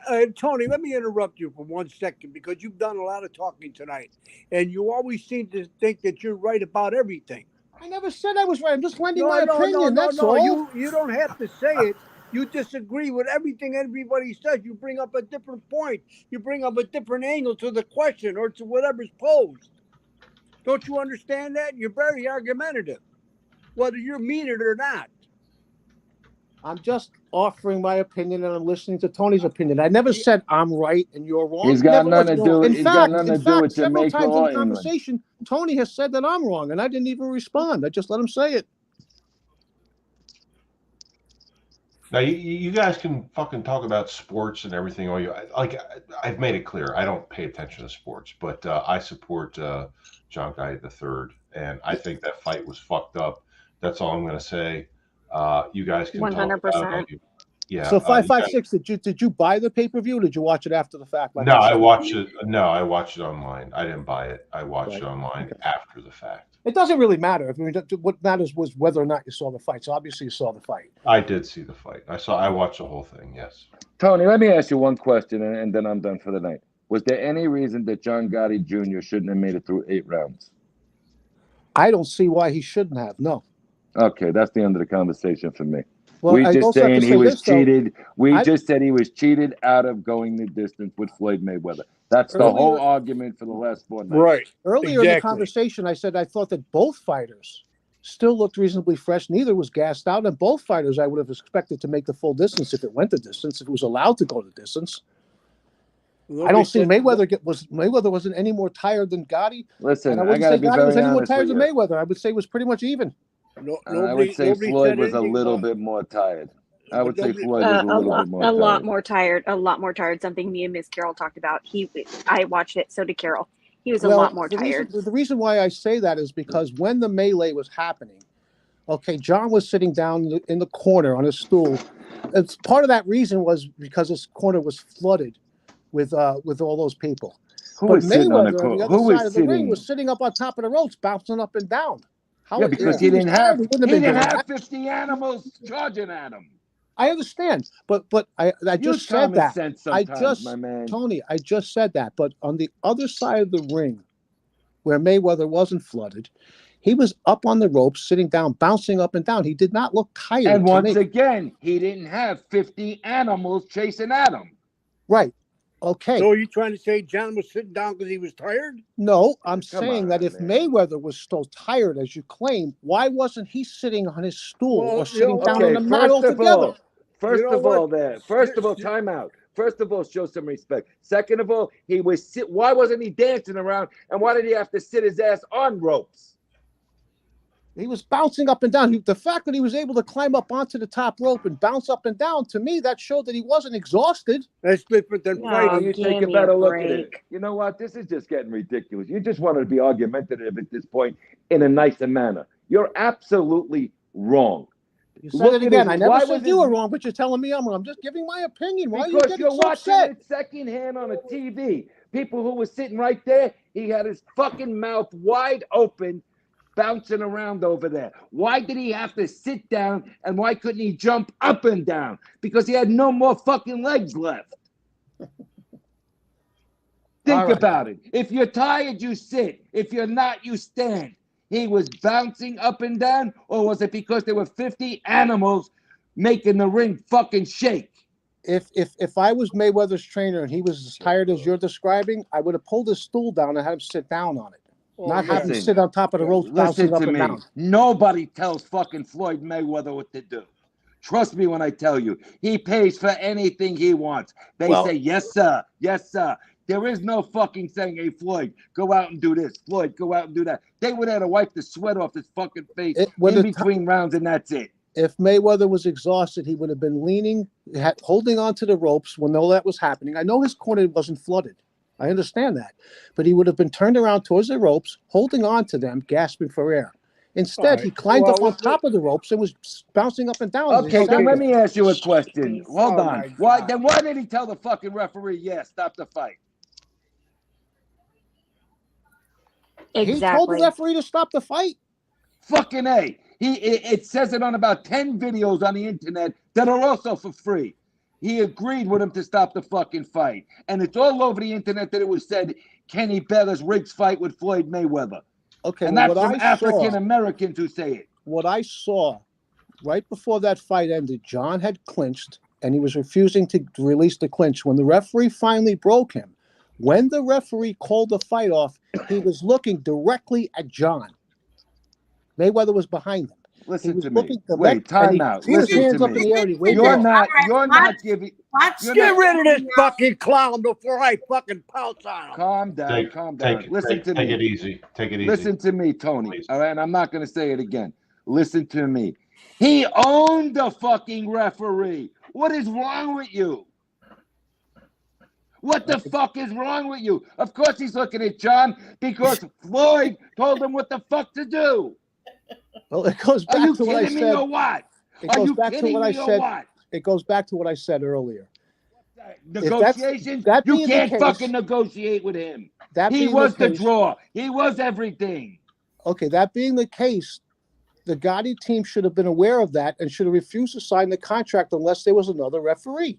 And Okay, and you if give up. Floyd You didn't give want up to give that another spotlight. referee, then you You don't give sign up the that contract and you spotlight. don't You fight. give up. You give up that spotlight, that dream in your life. He got the opportunity that anybody in this world would have fucking took. So you don't even know what the fuck you're talking about. Now I'm finished. Talk to somebody else. I don't see why you're getting so upset. Because There's no reason you're to get seeming upset. to make it like it was fucking Muhammad Ali versus Joe Frazier. John Gotti III hasn't had that experience yet. And you want him to go out there with a master fucking game plan in his third round of professional fighting. Are you out of your mind? Gentlemen, we all saw the fight. We saw what happened. We saw who's responsible for what happened to the fight. And I think you both agree with that. It wasn't the fighters, right? It was not the fighters that were responsible for the end result. It was a combination of the referee and the institution that creates these fights. And that was Floyd Mayweather was the institution on June 11th. I'm not going to disagree with that at all. Oh, so how many of the fights prior to this one, Mayweather's exhibition fights, how many of them in a row was Kenny Bayless the referee? Every one. Well, then that had to be widely known by the Gotti team. I would have refused it. I don't care But you have to give Listen, and let take me in a explain something contract. to you. When you go to the bank, when you God. go, hold on a second. When you go to your bank, do you tell them I don't like that teller, fire the motherfucker? I don't think so. No, but if I don't like the bank, I go to another one. Let me ask Okay. you this. Well, he was the bank, and there was no other bank on Can I that say night. something? Can I say Gentlemen, stand by. Yes. Can I say something? How many of Mayweather's exhibitions did this referee do what he did at night? None. Thank you. So what would make my family be suspicious that the referee was going to pull something like that? First of all, no fight was ever stopped for trash talking. And if you know what you say you know about boxing, show me a fight that was stopped for trash talking. I agree 100%. All right, so then what's your fucking point? What's your fucking point? I think they had to worry about that referee doing that. I think, once again, I mentioned this earlier in the conversation, the most legitimate reason for stopping that fight was, as I stated just a few minutes ago, right before he waved it off, John had clinched and was refusing to clinch. That's why I would have stopped the fight. You're not listening to me. I'm telling you to break, and you're not breaking. That's why I would have stopped it. You're not breaking. You're not listening to me. I'm the referee. I'm the boss. Okay, You break but when I when say the break. other gentleman, Wait. Let me get in. Tommy. That's not what the referee said. That's I not know. his I reasoning. know. I know, Angel. I know, but that would have been the only legitimate reason to stop that fight, not because there was cursing going on. I agree with what you're saying. You're not listening to what I'm saying. That would have been the only legitimate reason, because in round 5, that's when John really stopped listening to the referee when it came to breaking the clinch. The ref also said that he went over to Floyd Mayweather and said, I'm gonna stop this fight if the trash Right, talk doesn't. right. Okay, so he went over to Floyd. Did Floyd stop the trash talking? Neither of them No. did. No. Neither of them. They're both responsible. It But takes two he people to went over tango. to Floyd. He went But over to Ransom. you're missing the point, Tony. He went over to Floyd and told Floyd. So if Floyd didn't want to fight anymore, he would have kept up the trash talking. And that's But he exactly went to what he did. both corners. He warned both corners at the end of the fifth round. Stop the trash talking. He Tony, went listen he to went to me. John's corner Tony, first, and then to Tony, Mayweather's. Tony, the name of the video is Kenny Ballas admits to rigging fight. Go watch that. That's the name of the video on YouTube. Kenny Ballas admits to rigging fight. Okay, Go but watch Angel just said, and she Mhm. has a valid point, that prior to this fight, nobody's accused, Kenny Bayless has not stopped illegitimately, for lack of a better word, any of Mayweather's former previous exhibition fights. Right. Okay, let me add So to now her all of a point. sudden Hold on. he has a history of being a dirty referee. I don't understand. Hold on. Kenny Let me Bayless was a good referee when he did pro fights. Bullshit. When he was He really was a go watch terrible the referee. Pacquiao Mayweather fight in round 11 when he says to Floyd, "Are you okay off of that break?" What the fuck you asking a fighter if he's okay? Oh yeah, did you see that? I don't think you watch the same videos we watch. I went and You found should every watch my fucking show video from we last did. night. Come on, Tony. There's a lot of shit you find out afterwards. But here's another thing to Angel's point. None of the other 4 fucking tomato cans was any threat to Floyd Mayweather. So there was no reason to rig the fucking we fight. definitely all agree on is that fight should not have been stopped. And that's our whole point. Plain and That's simple. our whole point, though, Tony. We're not sitting here saying John would have knocked him out. He should have been given the opportunity to finish the fight. Period. Amen. And listen, I'm impartial. I'm not over here defending Mayweather. You just said, John. I'm going to say that the response to that is Mayweather probably wouldn't have knocked John out either if it went to the 8th round. Exactly. But here's the other part of it. Why, when he consulted with Floyd Mayweather, Kenny Bayless, on open mic, not hidden, did Floyd not say, "I'm the boss here, just mind your fucking business"? Why didn't he say that then? I don't know. I can't speak for somebody else. But you're saying what they should do. I'm telling you, it's on video. Angel has played it several nights. Me and Angel have been on the air, and we've played it even in slow motion. Like you say, YouTube's got this, miracle fucking slow motion thing. Floyd, what do you think? There's too much trash talking. I didn't hear Floyd Mayweather said, Kenny, mind your business. That happens in a fight. This has never fucking happened before in boxing. Tony, in the vast amount of the vast number of different professional fights you've seen, I know this wasn't a professional fight; it was an exhibition. There were no judges, no point system. It turned out to be. But have you ever seen in a professional fight, in all the years you've been watching fighting, a referee deduct a point from one of the fighters for refusing to break? I think you're so out of sync with this fight. There was no way. What were you going to deduct the point for? You could not win this fight by decision. You couldn't. You're not listening to what I'm saying. You couldn't deduct a point in this fight. That's the whole point. There were no points to deduct. So the only alternative. If both fighters agreed to this exhibition and they wanted to tell each other to go fuck themselves, you whop, you this. Let it be. You're getting your fucking pay, Kenny Bayless. Who the fuck are you to stop a fight unless Floyd Mayweather wanted it stopped? Let's listen. There were no points in this fight, but if there were points, what the referee could have done as opposed to stopping the fight, what the referee could have done as opposed to stopping the fight was taking a point away from one or both of the fighters. From where? Do what with the point? Shove it up his ass? Right. So his only option was to stop or call the fight. That was his only option. They're not listening. You said it about 5 times. You said it about 5 times tonight. Floyd Mayweather is a billionaire. Floyd Mayweather Promotions ran this. Floyd Mayweather's team put everything in place, the rules, regulations, and everything. Do you think Floyd Mayweather couldn't tell Kenny Bayless to mind his fucking business? When he went over to that corner and he said, "Floyd, what do you think?" What the fuck is that? What do you think? You're the referee. No, he became the fucking puppet, and everybody's seen it because of modern technology and microphones. Come on, brother. Let's be realistic. Floyd Mayweather wanted to take away the opportunity for this kid to go 8 rounds. Floyd Mayweather was gassed himself. I'm not saying he wouldn't have won every round. He didn't want to be embarrassed because he couldn't move the kid anymore, and he said, "Fuck it, let's just get out of here." Okay, Before and I'm this not fight saying went he off, wouldn't have won every. Yeah. Before this fight went off, had you asked me, had we been speaking, what do you think is going to happen? My prediction would have been this: the fight's not going to end in the first, second, third, fourth, or even fifth round. I would have said that it's going to go to the sixth, seventh, or eighth. There's a possibility that it'll end in a TKO, or if that doesn't happen, it'll end. It'll go the distance, and nobody will be declared the winner. And that's it. That's what I actually. Okay, That's my can I primary ask So thing. you you? covered all It'll the go the bases. distance, and nobody would be declared the All winner right, because you you can't gave declare a winner unless there's a knockout. How about this? Did you think? Be honest. Let's see how honest you could be. Did you think Floyd would TKO him? Yes or no?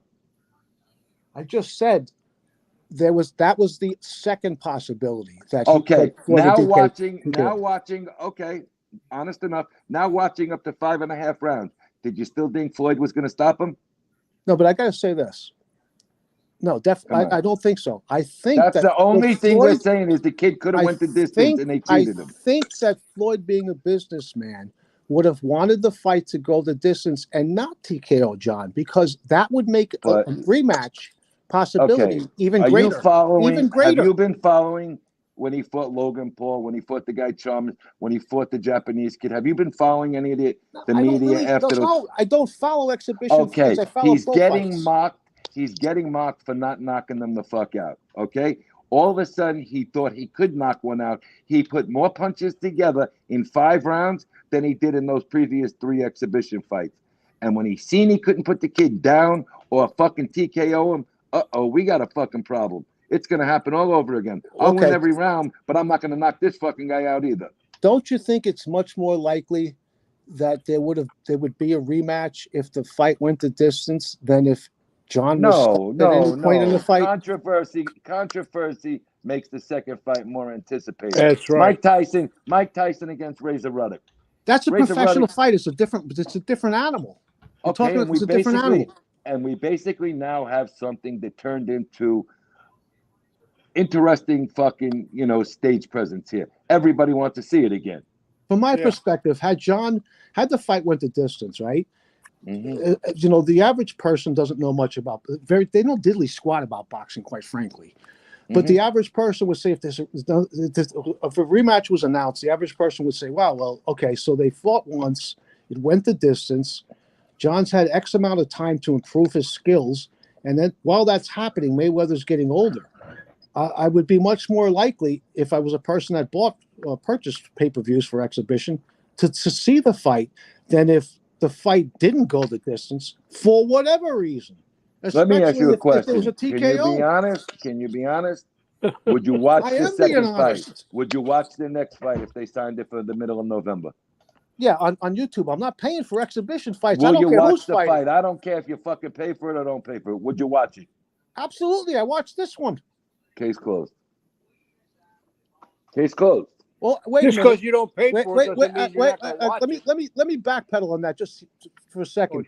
The reason why I actually watched this one because I got a phone call from a friend who did purchase it. And he's like, "Dude, you got to see what's going on. There's a melee and la la la," and that's what piqued my interest. Okay, and the anticipation of people who want to see a fight, and the anticipation of people who want to see a melee again, the numbers will quadruple what they were on this fight. Right. And for example, Tony, these exhibition matches that you were mentioning that Floyd had, I didn't see any of them, even after the fight. I went to one. I went to the Logan Paul fight. The last fight I saw Mayweather in was when he fought against McGregor. Conor McGregor? That's the last one I watched. That's the last one I did the pay-per-view. All right, so now put away all the excitement from the press conferences and them cursing each other out with disgusting fucking language every single press conference, okay? There was a little bit more action in this fight except for the first round of the Conor McGregor fight. Conor McGregor was a pure amateur in there that night.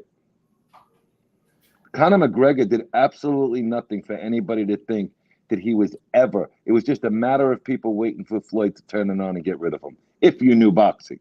Yeah, but you know what? That fight was a sanctioned fight. There were 3 judges, 10-point must system, 3 minutes So per round.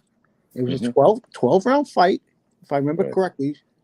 And Mayweather was concerned that he might lose the fight, and it would be on his record. That's not the case with this fight. It's 2-minute rounds. how do It's you know he only was 8 concerned? rounds. How It's do you only know? 8. When you're an He's 50-0. egomaniac, Wouldn't you want to stay 50-0?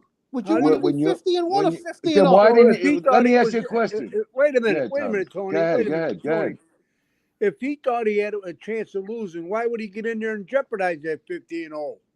Money. Because Because he he Why knew he wanted else? wasn't going to lose. Money. Why it had else? nothing to Money. do. It had nothing to do He with made money at $100 that million point. or in excess of $100 million for that fight. So he would then he take a chance of losing the 50-0 for the 100 million. Is that what you're saying? It's all about the money. Well, wait a minute. Well, of Why course didn't it he is. fight? Of course it Why is. didn't? Who gets in Why the ring didn't and he fights for fight? nothing? Why Come didn't he on. fight? Why didn't he fight a fucking legitimate boxer to break Rocky Marciano's record of 49-0? Why so quiet now? Why didn't he fight a real fucking boxer? Because half the fights that he won, they were. I'll tell you why. They were flunkies. I'll tell you Tell me why. why. Tell me Listen, why. Let me answer him. Wait a minute. Go Let ahead. me just say this. Half the Oh, fights that he goodness. fought were setups. He fought flunkies. The reason why he fought McGregor instead of somebody else, like another boxer, is because of the interest. He's got a guy, McGregor, that everybody knows, one of the most infamous UFC fighters, and he would make more money. Mayweather is a businessman. Why Did you fight a watch guy the fight? with Did you 20 watch million him if you can fight? make 100 million? Did you watch him fight Conor McGregor? Yes, I did. Then everything you said tonight was fucking fraudulent because Conor McGregor never had 1 round of boxing in his fucking career before that night. So why should he be fighting for the fucking championship of the world? Please explain that. And then I'm done, for real. I watched that fight once again because it was not an exhibition fight. It was a sanctioned fight. I don't pay for exhibition fights. Okay, I don't but care who's in it. did Conor McGregor have one boxing round under his belt? No, but I was curious to see what an MMA guy would do, a top-level MMA guy would do against Mayweather. Okay, but he was an MMA guy. Well. That shouldn't have been a sanctioned fight. So really, he's 49-0, 50-0 with an asterisk then. Fine, whatever. So he's 49-0. You know what? He's undefeated. He's never even been knocked down in a fight. You are so fucking wrong. It's a joke. You're absolutely fucking wrong. Well, what fight was he knocked down in? What round? Zab Judah. What round was that? Maybe the third or fourth. I don't believe so. I'd like to How go much to you the wanna fucking videotape bet? on that one, Tony. Let's go to the videotape. Okay. If I send it to you, Mr. Smith, can you put it up? Because you fucking don't know he was knocked down I'll tell you once. what you're referring to. That technically, there was a knockdown. There was a fight. I'm not sure if it was Zab Judah, where his glove touched the canvas. And when your glove touches the canvas, technically it's a knockdown. And the referee incorrectly did not call it a knockdown. He never got up off the seat of his pants in a fight. Never once. Maybe he did in sparring, but never once. So Zab Judah did not put him on his ass, is what you're telling me. That's right. Go to the videotape. Put it up. Let's go to the videotape. I've already proved it. I've already proved it on YouTube. How about Carlos Hernandez? That wasn't considered a knockdown. He rocked him, but he wasn't knocked down. Well, why is it considered a knockdown? Here, you want me to read it for you? The only time an opponent up to this point of Floyd Mayweather's career has knocked him down against the 50-0 fighter was in 2001 when Mayweather broke his hand during his fight with Carlos Hernandez and got rocked and hit the canvas. I guess the fucking guy, what's his name here? His glove touched the canvas, which that's technically a is a knockdown in boxing. No, technically, and the referee didn't call it as such. But what I said is he was never knocked on the seat of his pants. He never got up off the canvas once in a fight. Never once. You're right. Well, then let's give him a bronze radiator cap. Put it right on his forehead. How's that? He's the greatest. Is that what you want to hear? No. You know what? What I do clearly here is that you're completely impartial. You're fucking I am. Listen, so my man.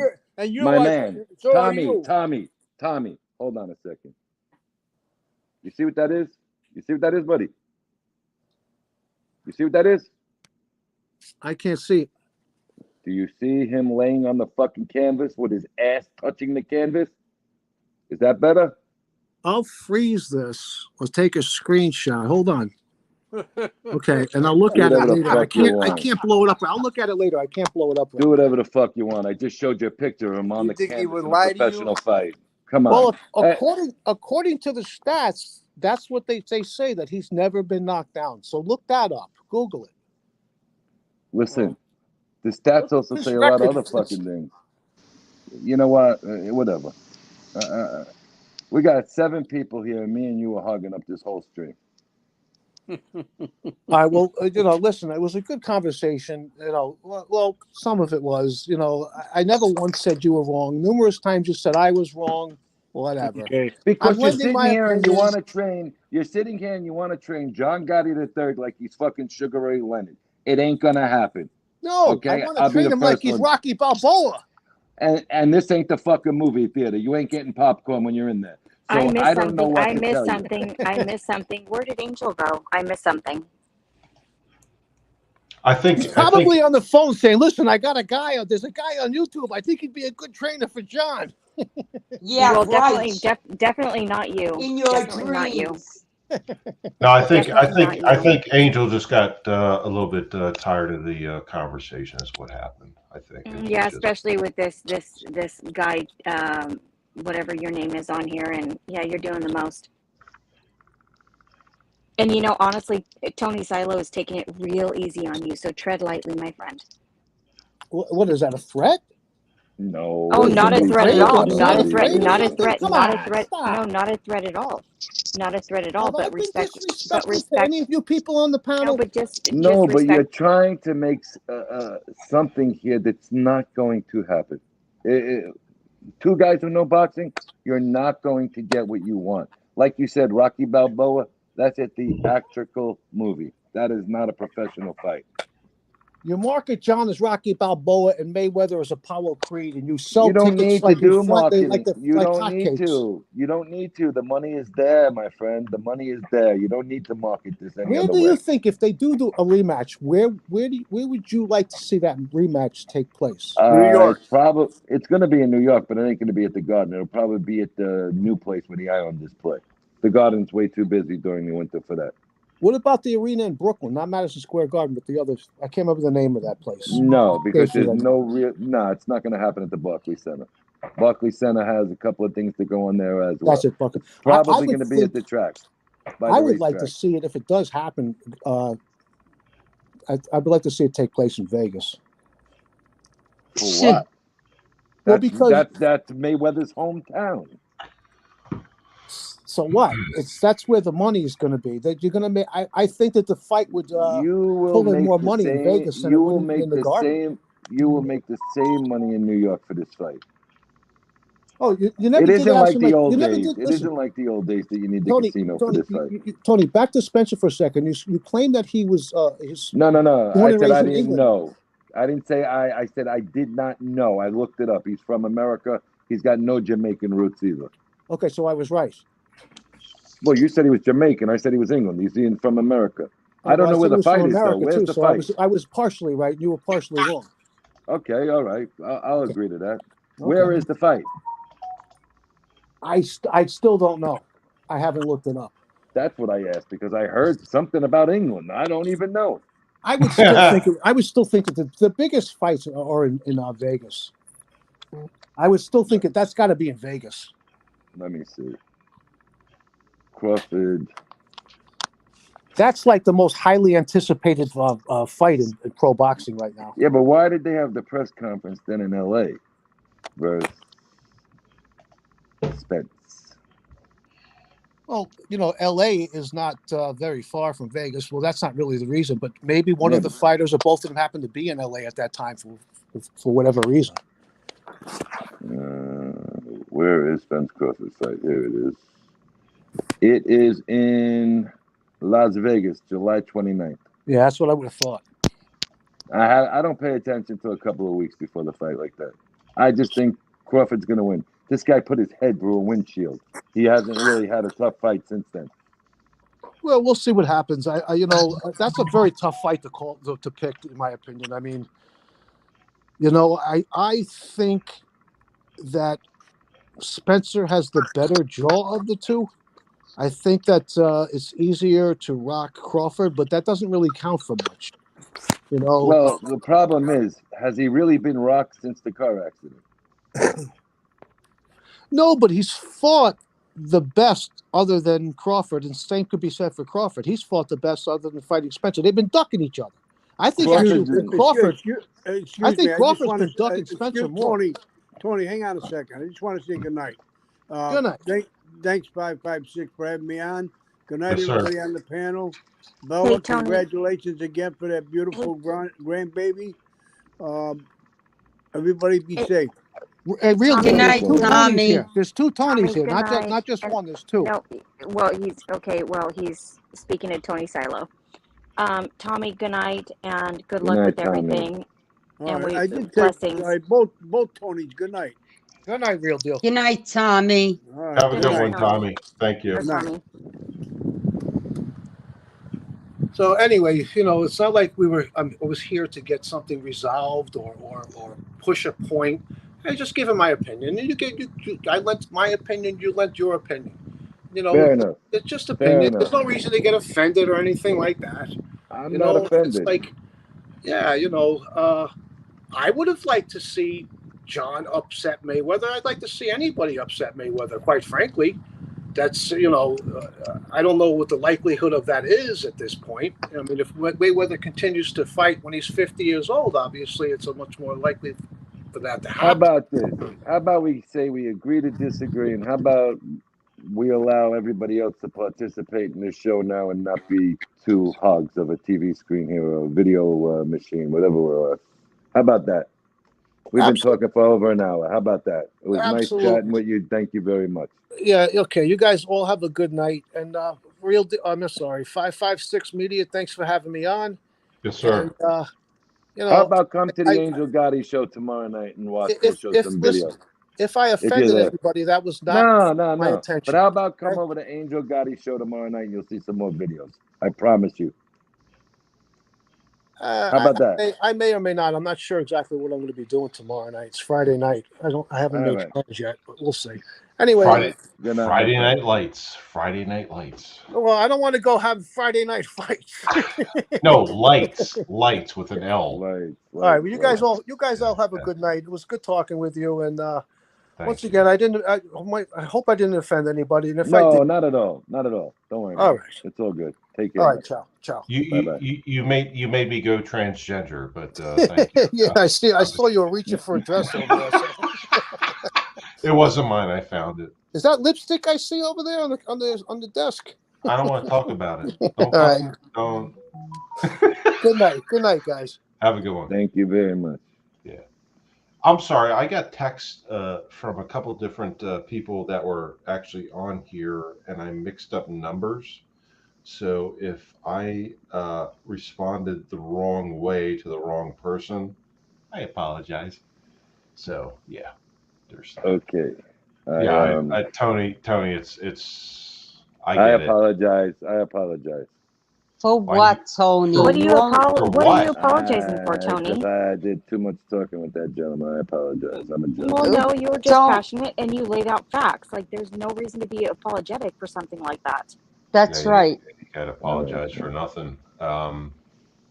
It's a free panel, and it was very civilized, and it went very well, in my opinion, and whatever. And you know what, Tony? Thank you for bringing the facts and the true facts. Anytime.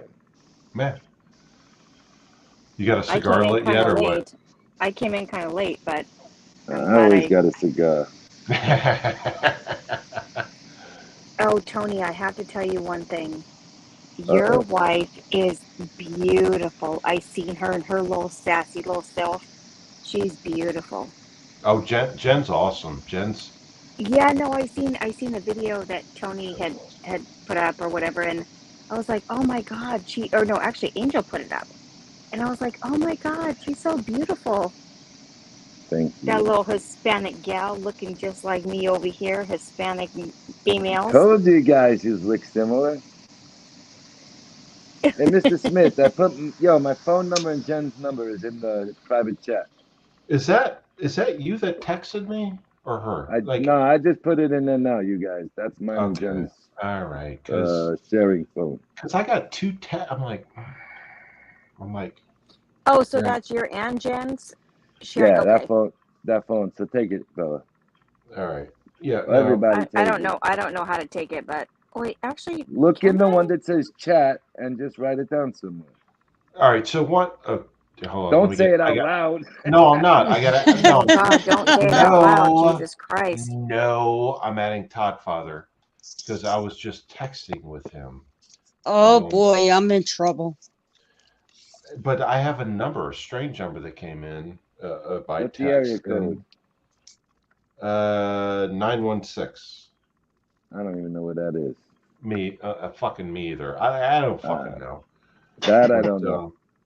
But yeah, got that one. Where'd Bella go? You kicked her out? Bella No, left us. no, she'll accuse me of that, but you know how it goes. She's like, I lost connect. You kicked me out. She's just. That's coming.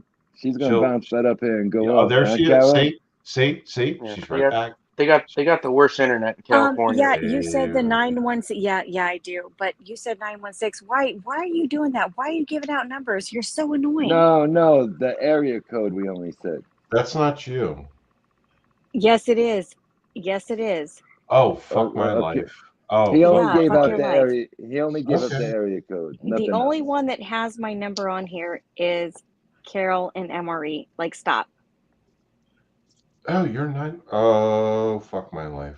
Oh, I just gave you our number. I was gonna go in the back chat and give you mine too, but I don't know. 556 worries Just me. text it. Just text it through that phone number. You don't have to put it in the chat. Do you guys need my phone number too, or like Todd, should I put that in the back how are chat? you, buddy? What's going on? Oh, Todd Father, I didn't even see you on here. I'm sorry, pal. My actual real phone number is 8675309. You know what probably happened with you, Mr. Smith? I got dropped. Some girl probably gave you that number, and you got your hopes up, and then you realized it was a song. That's actually probably valid. I'm not going to argue. Hey, I gotta say, Silo, you got the patience of a saint, because that guy gets thrown off of about 15 shows a week, and I will say on his part, he did a great he had a great conversation with you. You know what I mean? Normally he goes off on political rants and stuff like that, but he actually had valid points, and he had a really nice conversation with you guys. But it started getting into that point where you guys are starting to do circles. You know what I mean? But Well, you gotta hats off. remember something. I started this show on a treadmill, on an elliptical, then a Oh treadmill, no, then a no, I bicycle, know. then a car, and now I'm at my kitchen table. Yeah, and I started a show sober, and now I'm on like my 6th drink, so we're good. Welcome to the club. Oh boy. I took a personal night from work tonight because I was up for like 24 hours between work and doing my photo booth stuff at a school function. So we're good. We're good to go. I'm on about 3 hours of sleep right now. Oh, this is fucking awesome. Oh, I gotta get Tony's. We're on honesty hour here, so we're good. Hey, how many people are in this chat tonight, Mr. Smith?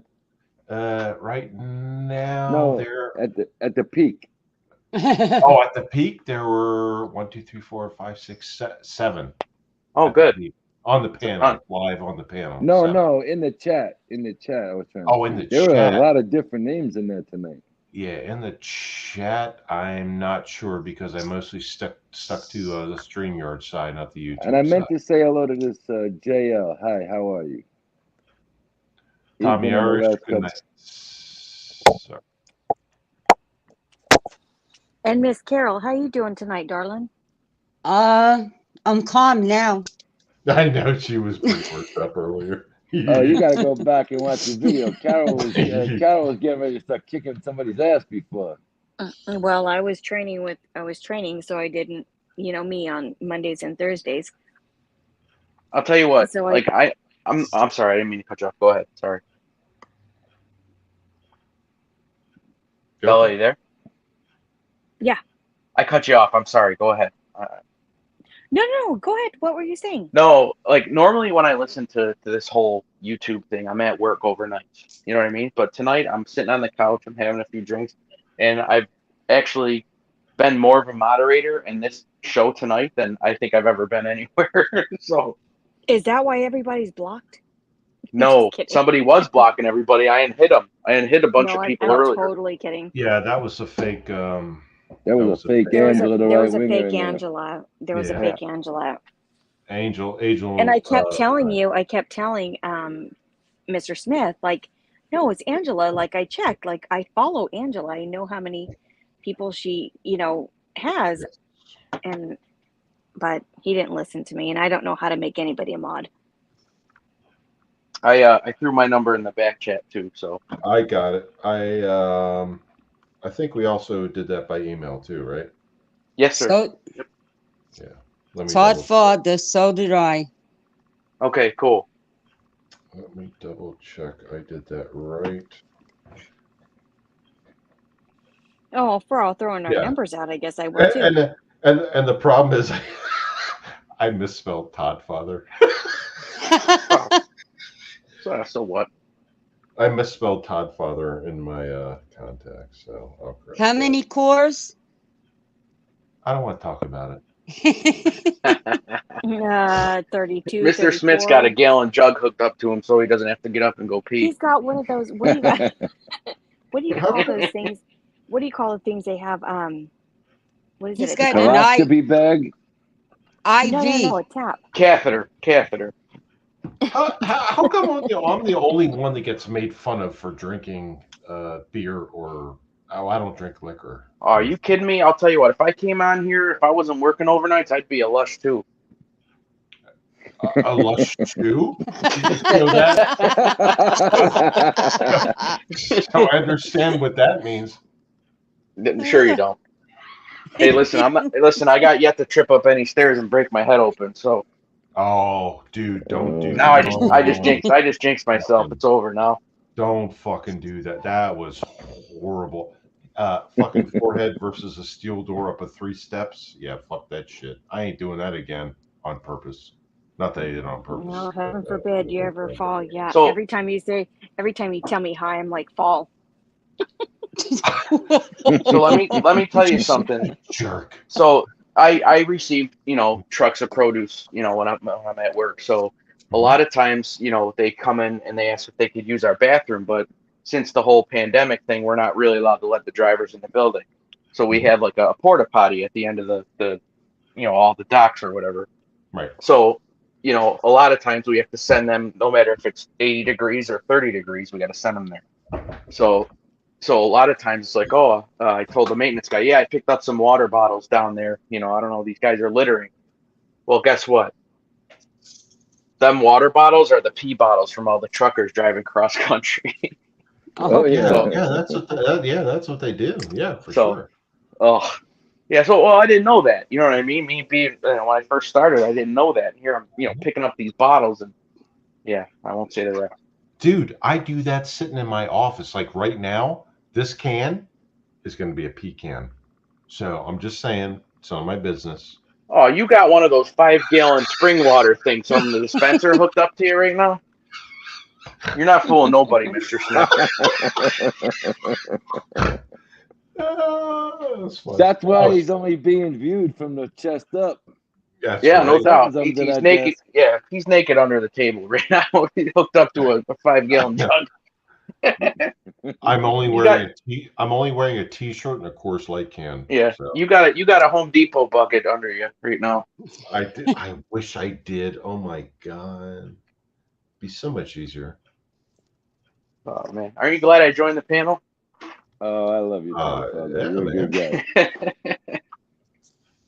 You know what, man? I don't take a lot of days off of work, and like today, I knew I wasn't gonna get any sleep, so I did. And it's just nice to be home and nice to just actually feel relaxed and actually watch it from, or be a part of this from home.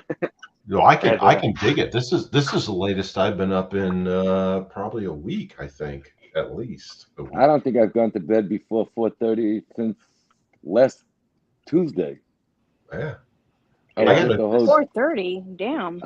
I've been at the fight stuff all week last week. I trained late 2 nights, and I was gonna actually train. I trained 3 times today, and I went to bed at 4:35 last night, and I was up at Hey, Tony. 8:30. Yes, Tony, real quick, is that outside of all this? Is that you texting me or Jen? yeah, that's Jen's texting you. Okay, I'm sorry. I didn't want to be personal or rude. Okay. At Yes, least I know I'm sweetie. more Yes, comfortable with sending. Okay. yes, it's you. Okay, I'm going on mute now. Okay. Okay, I'm going to send you guys something. okay, thank you. Gerard, where's my helmet? Which one, Gerard? Yo, my man Gerard, I wanted to ask him too. Is he okay? He got hurt that one night I was on his panel, on his chat, and he fell down or something. Oh, Did he recover from that? well, he was up here tonight, so Yeah, probably. but I never got a chance to say anything with that other fucking guy taking up all my time. I come Oh, on here to hang out with Carol, Bella, and Mr. Smith, and then it was nice to see Angel here, and then this fucking shit happens Hey, again. to his credit, he held himself well compared to so many other places I've seen him.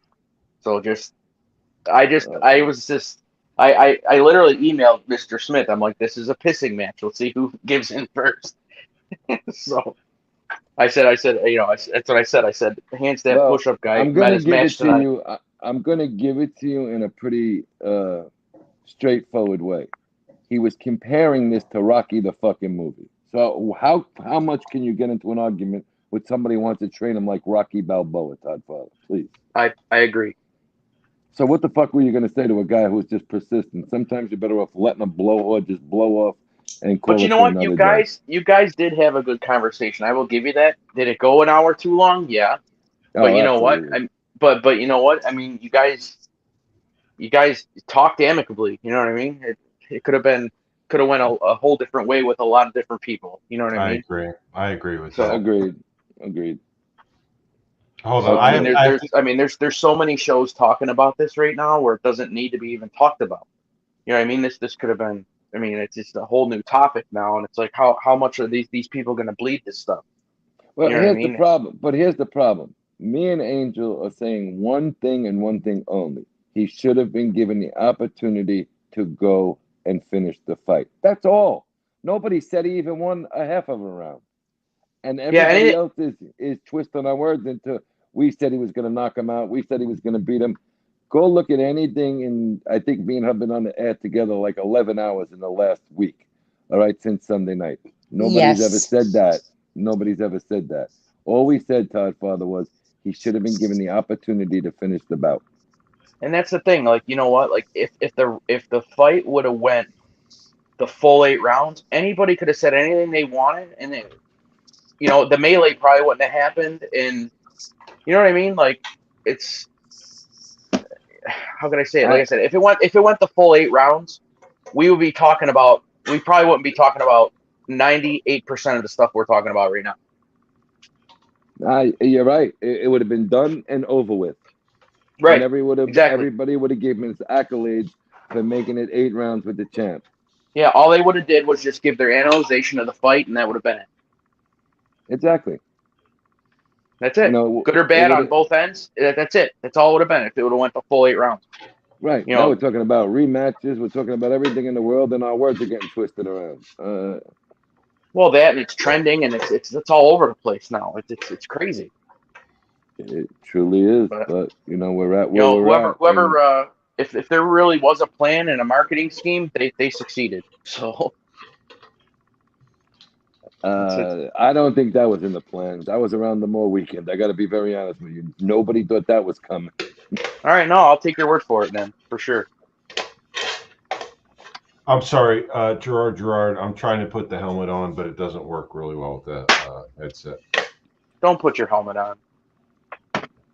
Is that Okay, it? No, Go no, ahead. he I spoke he too needs to go soon. to sleep. Yeah, he has to go to sleep. So if you guys think you had a bad day, I had 2 hours with fourth graders today for my photo booth, and that's why I'm drinking tonight. It was rough. I would rather do a 24-hour wedding than 2 hours with fourth graders like I did earlier. It was rough. It was rough, man. I earned my money today. Let's put it that way. So the next time I'm with fourth graders, they're gonna be my grandchildren. well, you know what? It was always special because my kids were always there. But now they're not in that elementary school anymore. It's like, oh, now I got to deal with all these. You know, it's not the No, same. no. Listen, believe it or not, I did every activity with those two boys in school. And I had a great time. I got to be very honest with you. It wasn't like, you're a very, very hardworking guy. I had it a little easier work way, so I could rest in between that because you definitely weigh yourself out. And I wouldn't trade that in for anything ever. The time I spent with both of them as little guys till now. Oh, no doubt, no doubt at all. I mean, working overnights is something I did just to save probably tens of thousands of dollars on daycare. You know what I mean? So Oh yeah. yeah, so I basically slept while while they were at school. So that's why. And now I'm at the point where I'm at that I can't just go to another job or fix going to days somewhere else just because of the money they pay me and the importance of what I do at my job. You know what I mean? So Wait a it's like, minute. all Does right, this guy got a helmet? Does he got a military hat on his head? yeah, Where's he's my gone. man? All he needs I is a Coors. All you need, Mr. Smith, is a Coors Light sticker on that helmet. this is a Vietnam No, that era. means that means no more. That means no more Coors Light for Mr. Smith. No more No, Coors Light. You're he needs a Coors Light sticker on that helmet. Bella. You're not the boss of me. I gotta be Um, I'm very not. I'm honest. not trying to be, but I'm just. I'm so impressed at the way Carol went off before. I'm still thinking about Oh God, Listen, I'm don't ever. I'm Go ahead. embarrassed that I went off like Never, that. never. We're like a family Carol, here. Carol, Don't be what did you embarrassed. say? What happened? Oh, I I. dropped the F bomb and I told that SOB to come to Milford, PA, because I kickbox his ass. That's what I said. Oh, okay, wait a okay. minute. You You go ahead. hold on, Carol. You fucking cussed on my fucking channel. Yep, but Don't talk. that's Don't not ever talk to like Carol like me. that. Listen. Listen, All I can say is don't ever, ever sleep on Carol. Ever. That's all I gotta say. Nah, you don't do that. She's a Carol's my wonderful homie. lady. Carol's been my homie for 2 years now. But I'm gonna Right, tell Carol? you something. yes, She's such a respectful and nice woman to people she likes. I don't trade anybody in like that. Carol's a that good one. that guy is lucky. He or she, whoever it was. I think it was a she because I remember Angel saying she, or We you know who she said, is, yeah. right. That's what made me go off and call her a bitch. But Yeah, she is. some of them are lucky that my kids, thank God my kids don't know that I'm on panel or listen to any of this. That's all I can say. So what? Hmm. My kids know I do this. No, my three boys or my daughter, forget it. Forget it. Yeah, You you don't, told me about that, Carol. yeah, I you know. know what I'm saying, Bella. Yes, I do. Yes, I do. They're It's lucky. That's all I'm going to say. There's some. it's an experience being on YouTube because you come in here to have a good time, and next thing you know, and you're threatening to kickbox some idiot's head in. It's a whole. It, and I hate Tony, to Hey, say it. Tony, Yeah, where's Jen? Is Jen Jen just on went. panel? No. No, no, She no. She just went into the she was bedroom to on get here. some. She was on here earlier before they were working out, and Jen came on before Tony did, and then Oh, when Tony gotcha. did, she came on. Well, Yeah. I had sent Tony. Did you or Jen get my photo? I think it's Jen. Jen got it. Jen got it. Oh, good. She Oh, she good. just showed it to me. It's absolutely beautiful. Both. We caught Tony Silo in the middle of a triathlon when he came on today. I know. Uh, They're both working out. They're both like, we're busy. We're just gonna chit chat with you. Now Uh, I can talk on the treadmill. I can talk on the I bike. know, and you did. The mountain climber, not so much because you got to concentrate on that. Oh yeah, of course. I could talk So on the couch pretty well. So in total today, hold on, check this out. In total today, I spent 5.5 hours in the gym. What else did I do? I went to I'm go sorry. pick out what's Five that? and a half hours. In 2 separate workouts. Yes. Oh, it's okay. Well, Yeah. okay. No Too thanks. simple. Okay. All right. We went to pick out the new color for the new car. What else did we do? I went to the beach for an hour, and that was it. Holy shit! What a busy.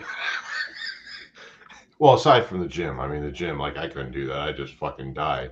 But other than that, like if I went to Tony, if I went to the beach for an hour, I die. I'd light on fire if I went to the beach for an hour in I. Florida. That's what I'm saying. Yeah. Ah, it was high. It was 95 today. Holy. The first time I ever went to Clearwater Beach, I never knew what sunburn was until my ankles were sunburned. It was crazy. That was the worst ever. Well, you got to be careful with Jen because Jen, you could go to the beach with let's say a light-skinned Latin girl and come home with Janet Jackson. She Jesus tans like a son of a Christ. bitch. Oh, madon. Jesus Christ. Is she within hearing distance of you? Because I'm pretty sure she might stab you if you say the wrong thing. Nah, we play all the time, man. It's funny though. It's funny. I'm gonna mute for a moment. All right, Gerard, you'd burn up like a vampire, huh, Gerard? I tan very well. I'd actually well, I have to be careful of my words here. I tan very well, and I look different during the warmer months than I do during the winter months. Put it that way. Yeah, a couple of Coors Light, you get a nice tan too. Look at you. You've changed colors during the course of the show. Well, that's why I drink the Coors Light to lighten up the. He turned from very plain to red. Well, Sparkling red, little thanks, redneck. Yeah, thanks for well, your that's what support, happened. That, Bella. of course, that's what happens when you're on that Coors Light. It gets very rough. Well, it ain't Bud Light, so that's what matters.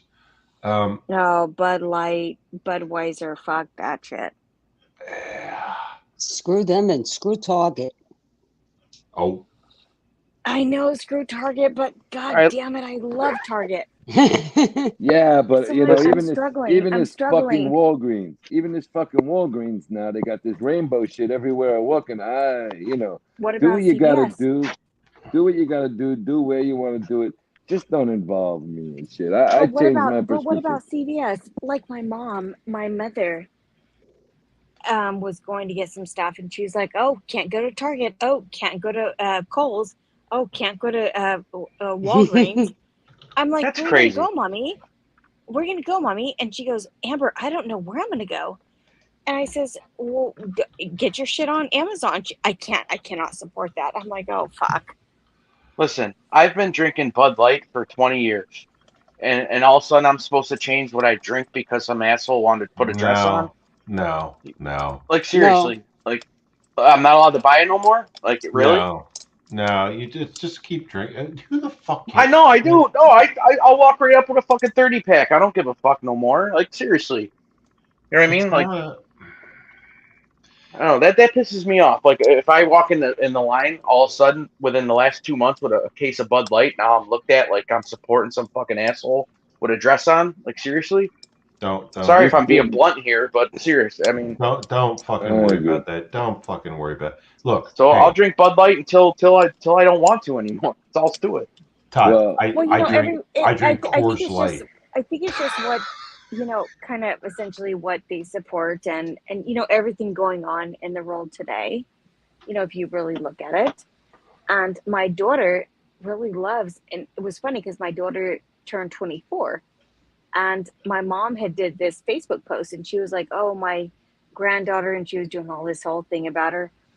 And she was like, she'll never pass up a Bud Light or whatever she said. And I'm like, oh God, mom. And she was like, she won't. And I told my daughter, I says, Jewel, lay off that shit. Like, I don't. For me, it's like I don't want to support that. But if she does, I'm cool. Whatever. But I'm not in support. Listen, The I work my also ass off, and if I want to drink Bud Light, I'm gonna fucking drink it. You the drink it. You drink it. You drink it. And So as I that's tell the my way it daughter, goes in my the house. So the as all I tell my daughter, is the same thing. But I think it's what they stand for. Again, do what you want to do. I don't give two fucks. the But awesome thing though, Todd Father, is you're probably getting some good deals on Bud Light right now because they're offering all kinds of discounts, right? I are don't they know. really though? I just Well, I they would think are it. here. I would think They it would are be the here. same thing. They are here. They're offering I all would Yep. think. kinds of discounts. I mean, I know in California they have a little bit of, you know, some kind of discounts, but not really. And I know that California is really banning, the whole Budweiser, Bud Light, whatever. I don't care. Hmm? well, after 2 or 3 beers, I mean, beer is beer, right? So Well, don't Well, matter. beer is beer. after Beer is beer, but I think it just becomes, everybody talks about, the real aspect of it and what they're promoting, and it is what it is. What are you gonna do? I'm sorry. I don't get myself into that deep thinking. Like I kill myself for all week long. If I want to fucking drink my beverage of choice, I'm gonna do it. Doesn't matter if it's a fucking a Boone's Farm wine cooler or Bud Light or vodka. You know what I mean? It's just I Yeah, no, I agree with that as I, well. I just I don't immerse myself into that. You know what I mean? I don't know. I guess that's what anybody probably 40 or I just above think probably has the I same just think sentiment. that's where we're. Well, I'm 43, Well, me going too. on I'm 44. 42. Yep. Yeah, I'm 43, going on 44. But I think that's where people, their beliefs are their beliefs, and it is what it is, and support them or not, and that's just where I kind of come from. But I'm just not a follower to be a follower. You know what I mean? I don't. It's not how I do things. Just because yeah, I'm not gonna No, drink I Bud Light agree. no more because of this or that. It's just not me. I don't know. but I'll tell you one thing, Todd Father, my daughter is all about her little, what is it called, Bud Light. She says, "Mommy, I love my Bud Light." I said, "Jewel, leave the Bud Light alone." And she says, "Mom, when I give birth, I'm going to have the best Bud Light of my life." And Oh, she that's sure enough. fuck, That's a new advertising campaign right there. and That's how you're gonna get right, Budweiser back. right, and she sure did, and she sure did. My grandson is almost 3 weeks old, and she had her first little beer, little shit. So, Mr. But Smith, check this out. So, my friend used to make fun of me for drinking Coors Light. So he switched me to Bud Light, right? So I've been okay, drinking Bud Light since. And now since all this happened, he's back to Coors Light. So it's like, okay, dude. You know what I mean? Like, I don't know. no, I get it. I don't drink liquor. Me either. I don't drink anything basically but Course Light, and again light beer. Um, Sometimes I'll drink wine, champagne only on special like weddings, things like that, New Year's. But other than that, just uh, just Coors Light. Like that's it. That's it. And I know a lot of people are like fucking loser. I'm like, no, it's just it's cheap and it's beer, and that's what I like to do to relax. I'm retired. I was a cop for 30 years. I was a volunteer firefighter for 15 of those 30 years. I can fucking do what I want, uh, Right. and I like Coors Light. So that's it. That's what it I mean, comes. if some group doesn't like the car that I drive, do you think I'm gonna go out and get rid of my car or stop driving my car? Right. It's not gonna happen. Right. You know what I mean? Like, that's just the Right. way I think. I'm I sorry. I'm on the same. I agree. I'm on the same. I get that. I'm on the same Hey, level Carol, of thinking. Yes. just calm down a little bit, okay? You're talking a little too much right now. Ha Oh, ha ha. dude, you should have heard her. I Like, did. I've been here since the beginning, man. holy shit balls. Don't sleep on Carol. Oh no. Oh, Bella left us. She kicked herself again. Go fix. And she's gonna blame me. She's gonna blame I Whoever me. think hooked, Mr. Smith is kicking her out just to get her to come back Yeah, cursing. no, I'm whoever talking. hooked, she must have picked. She must have pissed off the cable internet installer. Like she must Well, have really made that person mad. nah. It's where she lives. It's like I Indiana. know. I know. Like yeah. So I dropped the link Silo, for you her. okay over there? You're quiet. And the guy running, the I'm guy good. wear you out or what? No, I'm fine. I'm just giving everybody else a chance to talk. I enjoy listening to everybody. Tony was a bit busy dealing with you know stuff for quite some time. He's just taking a break, smoking a And again, cigar. he did it perfect. Like if he would have known who that person was to begin with, he probably wouldn't even have entertained it whatsoever, or you for that matter, Mr. Smith. But Correct. me and a lot of people in the chat, as soon as we heard the guy's voice, we're like, "Oh, here we go." So, Yeah. I See, never and seen, I never heard that guy before. yeah, me oh, either. I don't. now you'll hear all about him. So don't Todd worry about it. Tony Todd Father says he told Todd Father told me, oh, it's that guy, and that I don't know who I still don't know who this person was, but apparently Todd Father, correct me if I'm wrong, but he makes his rounds. Is Oh that yeah, stand okay? up guy and lefty kick him off the show probably about 7 times a week at least. So Yeah, I don't. he gets bounced all over the place. You He's know, made his way everywhere, believe me. But tonight, I will give him this. I will give him this. He had a civil, good conversation with Tony Simon. He did. So Yeah, that was a good civil conversation. I'll get that, but I had no idea. It is what it is. But yeah, it was you a good know, civil conversation for you sure. know, working overnights from eight at night till 5 6 in the morning. I Mhm. hear it all. I'm all over. I listen to everybody. No matter whose side or what side or this side or that side, I listen to everybody, and I hear it all. So I know a good amount. So Dude, isn't that the best hours to work in life? Because I worked midnights for fucking decades. yes and no, no, midnights are horrible. Are you serious? yes and no. I loved midnights. It was great. Yes, because you only work with everything's calm, and you don't work with the regular crowd during the day. I mean, as far as like where I work, no, because 5 out of 7 nights a week I can't tuck my kids to bed. You know what I mean? That's the only thing I don't like about it. So Okay. Oh, okay. I see where you're coming. Yeah. Okay. I get yeah, that part. Yeah. No, I get that part. but again, monetarily, it saved me tens of thousands of dollars Did because you we get didn't have that kind of help. Did you get So shift differential for working mids? I'm Like, salary, so I guess you oh, could say that. You know what I mean? okay. Part of what I make is probably because I work those hours and nobody else wants to. All right. Yeah, I got extra pay. I got extra pay. Shift differential, they called it for working midnights. They give you a couple bucks an hour Right. for working Yep. midnights. Yeah. They should give you more than that though, in my opinion. Well, It's big. There's big Agreed. dollars in New Agreed. York. It's very big dollars in New York to work they call it the lobster shift over here, man. You get a lot of money over there. well, when I started getting shot and shot at, I'm like, yeah, you got to fucking pay me more to keep doing this shit. But I'm like, eh.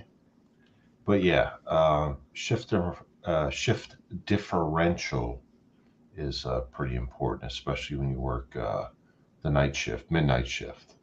I So mean, geez, the entertainment I had before this whole YouTube thing was listening to the Buffalo Police Scanner while I was working. You know what I mean?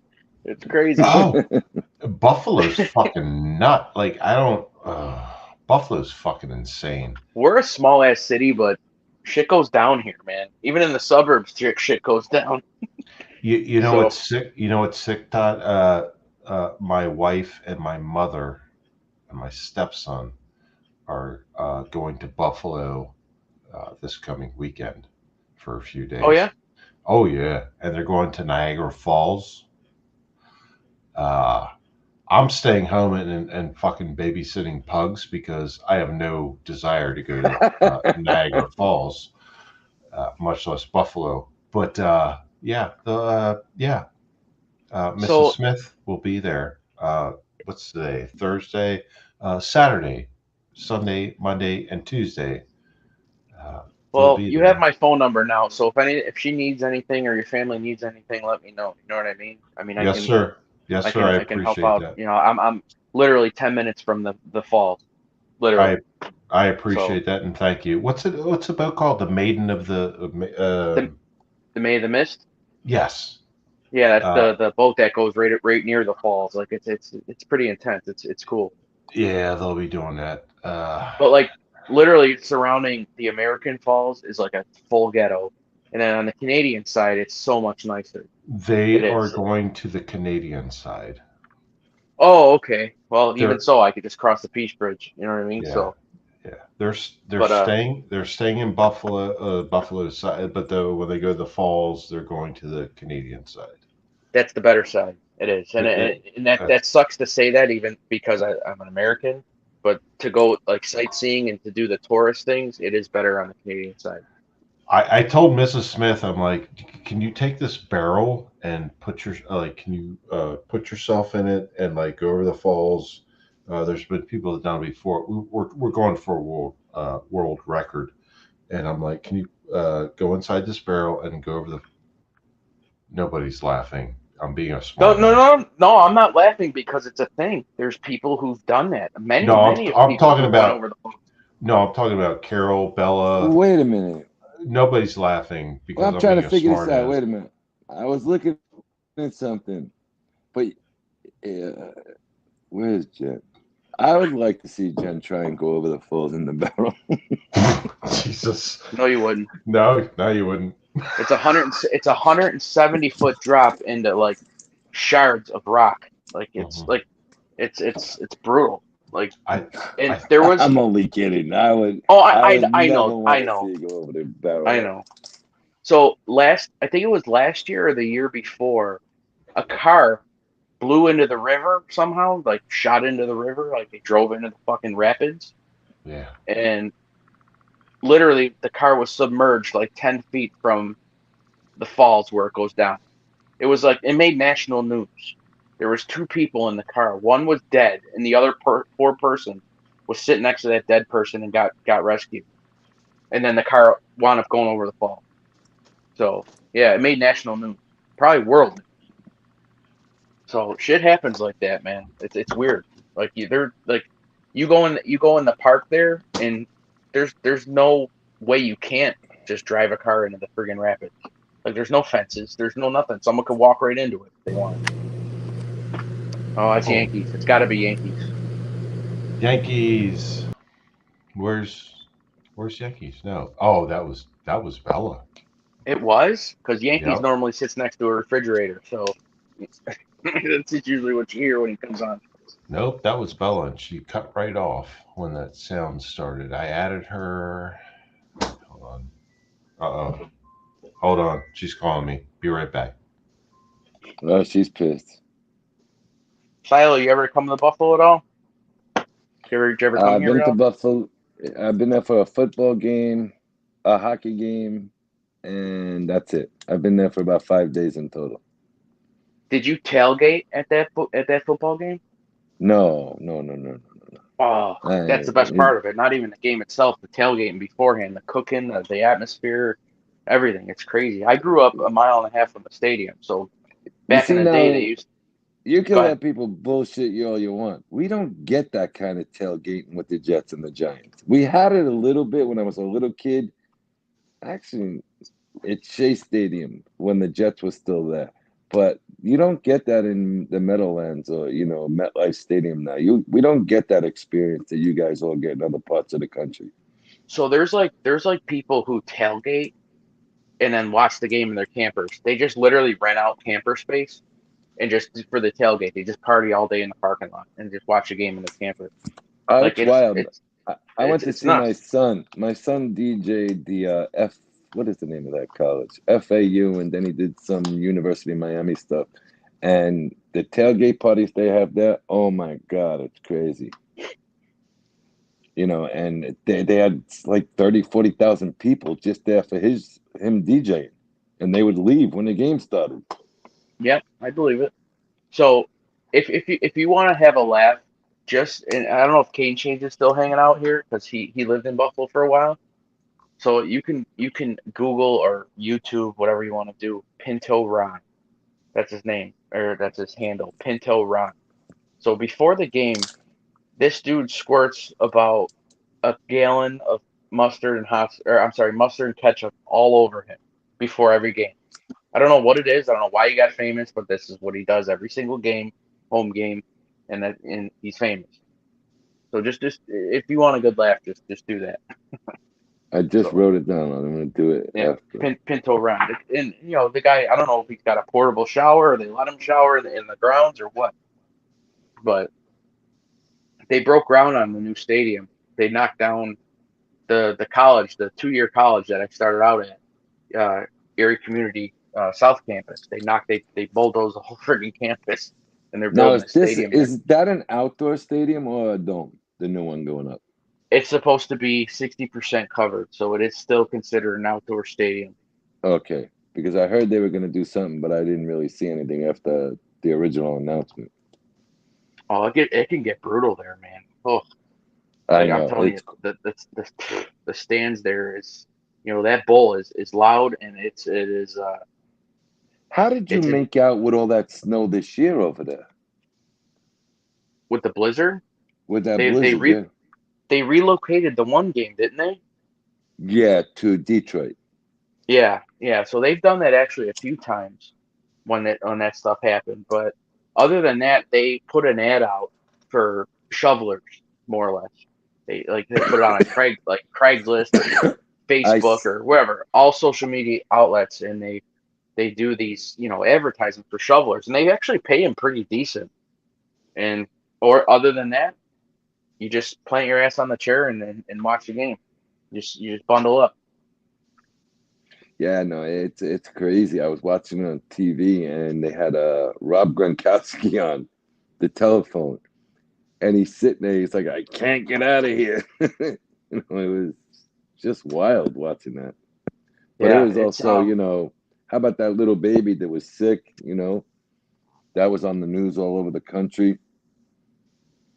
in Buffalo. Um, yeah, during that storm, there was a little baby that was either born or was, I don't think it was born. I think the child needed medical care. And, civilians were able to help this person. Yeah, I mean, it's funny because if you try to ride an off-road vehicle or a snowmobile on the street, they'll be all over you. They'll take it, they'll repo it, whatever. But like when a snowstorm comes, they ask for the people who have snowmobiles and off-road vehicles like ATVs or whatever to help the actual police and sheriffs. You know what I mean? Yeah, Um, but yeah, I mean, I will give the city one thing. I mean, when push comes to shove and stuff like that happens, everybody does more or less band together.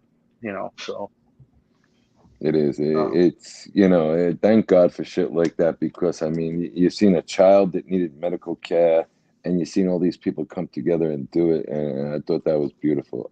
It was a little black child and mother that were trapped and they rescued them. I had a girl who grew up 2 houses down from me who froze to death in that blizzard. Oh, She God. yeah, froze to death. Like they found her stiff. Like you know what I mean, like a fucking ice cube. Oh You know my what I mean? God. Yeah, and it's so weird because she fell on bad times or whatever, and she was down in the east side of Buffalo there, and she went out to the store to get some food, and they found her in a snowbank. You know what I mean? It's bad. And they actually like I don't know. They asked me if I can make it into work, and the only way I could have made it into work during that blizzard was on going. It's a street called Bailey Avenue. So there was only one lane, and there was a travel ban. I wasn't supposed to go to begin with, and down Bailey's where they found all these people in their cars.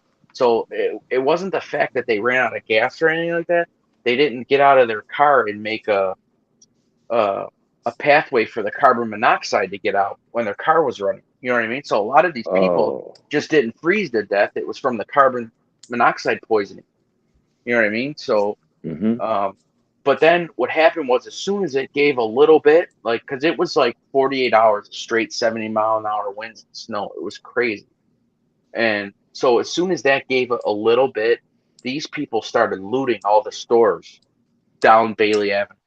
So I'm thinking to myself, I am not risking my life to go into work when I know that there's really not trucks going out or anybody else is going to show up, you know, for me to get jumped going into work.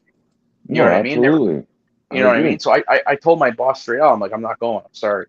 It's not going to happen. I'll wait a day or two. And, I waited. I think it was like the second night after the blizzard. I think I went in, so, and it was But still crazy. everything, were you able to get food and everything for your family? You were all good? You know what? Once I thought and that's the best part about it is we moved. I We know, you like, said that. yeah, we moved right into we got the internet installed in our new house on December 20th. That's when we moved in. And, we still had stuff at our old house, but the necessities were at the new house. And I just went out shopping. I had a gut feeling that this wasn't going to be good. So we were okay with food. Now, how high up is your home from the ground? Like, you got a couple of steps up? No, it's pretty ground level. So You know you what I were mean? you were shoveling straight through to make a Well, little bit of a. that's the weird part is that the wind was so crazy that like my front yard had no snow in it, but my side yard had like 4 feet of snow. You know Oh what I my mean? So God. so Mm-hmm. the drifts so 3/4 of my driveway had really no snow, but the end, like the apron, the end of my driveway had like Right. 3 feet of snow. But the problem is they plowed into that, so it was just rock solid ice.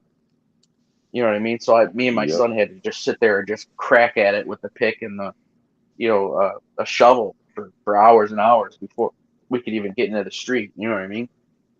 It Yeah, was no, it I know was it was exactly what you mean. crazy.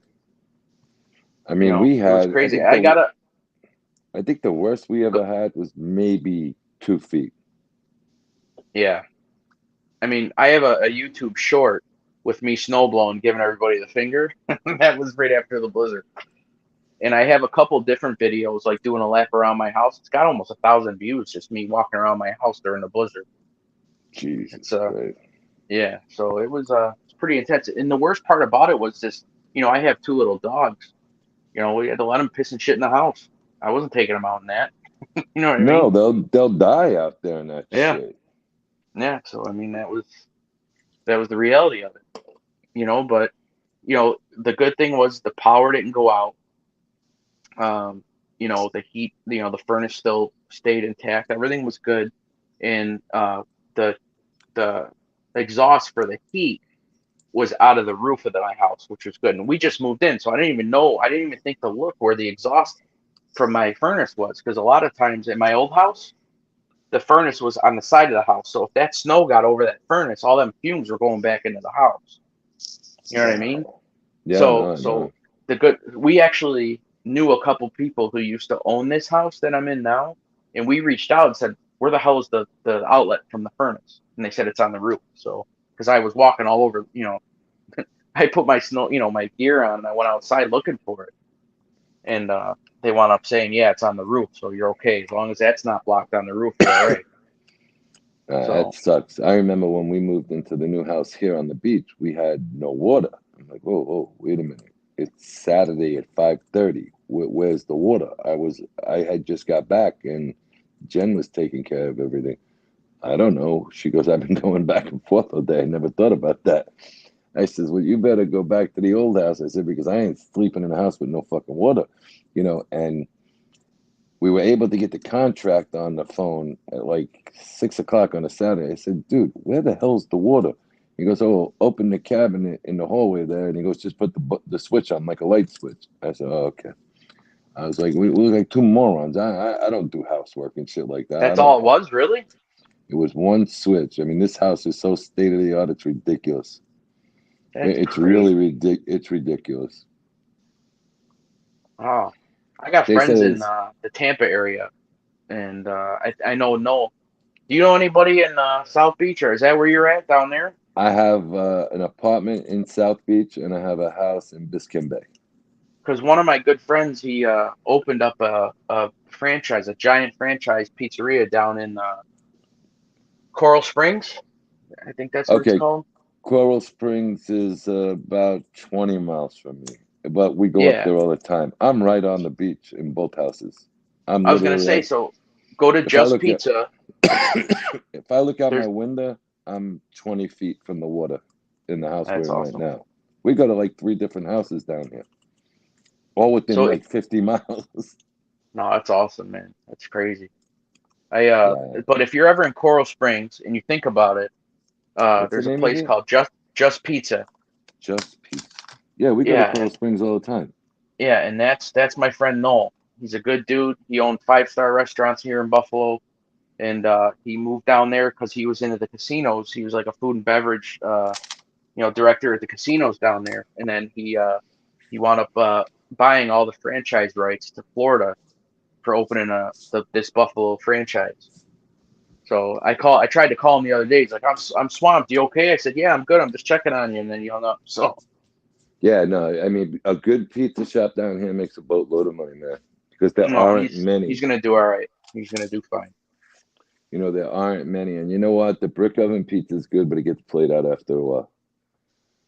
There's only Well, so his much. his is convey. I mean, his is. I mean, came from originally from a brick oven, but he does the conveyor, so he just does volume. So. Yeah, but I'm saying, by the time you get brick oven pizza delivered, it's not the same as if you're in the restaurant. And sometimes after working out all Oh day God, and yeah, yeah, shit, you're absolutely right. Yeah, no doubt. it's like cardboard by the time it gets to the house. Yeah, no, there's. I'll tell you what. If you want to be an instant billionaire, okay, and this is I'm putting this out to all probably 6 people watching. If you can get a chicken wing box to basically not what is it? What's the word I'm looking for? Uh, Condensation. Okay, so when you bring chicken wings home, the box gets from all the Yeah. steam gets. Hmm. If you can invent something that makes your chicken wings crispy by the time you get from the pizza place to your house, you're a billionaire. Okay, so what they're working on, now that you mentioned that, is a fiberglass throwaway box. Okay, but what it's going to do is it's going to jack the price of the product up. But if you got some of the people over here, I'm going to be realistic for a minute. Some of the people over here are worth hundreds of millions of dollars. They don't care what they spend if the food is good. I mean, we're on a private island, and there is no expense. I mean, when we had the blackout for one day, I know the guy next door to me paid 15 grand for a generator because Oh the yeah, no generator in doubt. his because he forgot to get something was wrong with the generator there and it was never used. I mean, so they were guys bringing from like 18 wheelers of generators down here, and people were paying 5 to 15,000 a generator because they didn't know how to turn on their own generators. So we were talking to this guy at my uncle's restaurant, and he goes, "Yeah, yeah, yeah." I said, "Why is he always in here?" He's working on a like a fiberglass kind of box.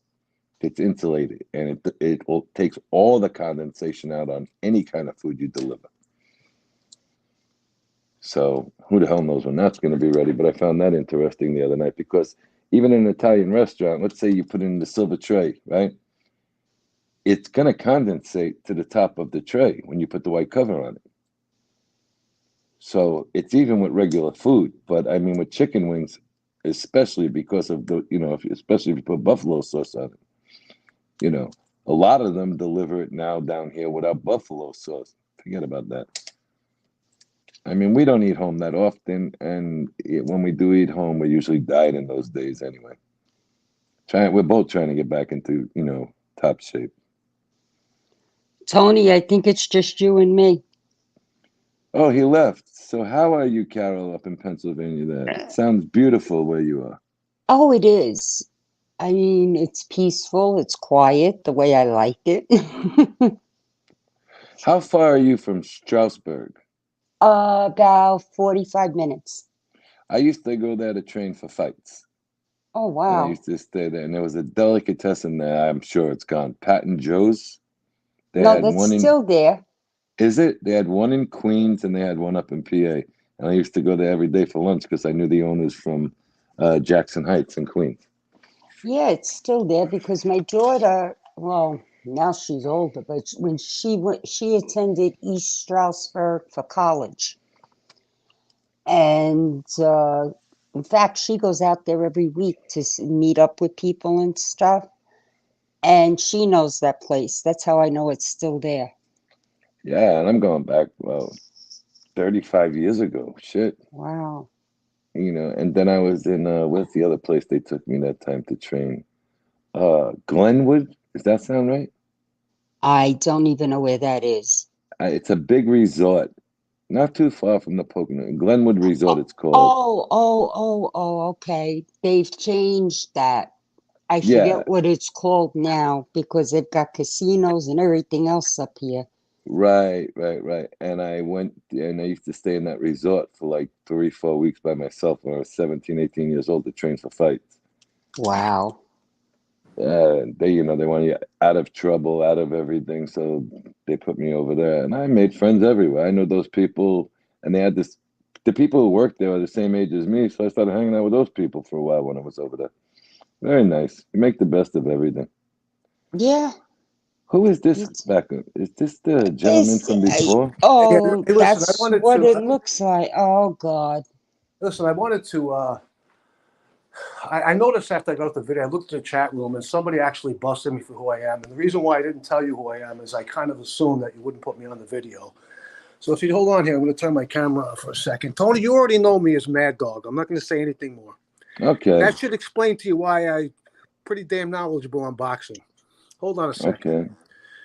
And for the guy who ratted me out in the chat, well, you were right. Hold on. There was nobody ratting you out, dude. Everybody knows who you are. Well, you know who I was, Todd's father, but just tell me, can you guys see my hands? We can see everything, buddy. Okay. Oh, here we go.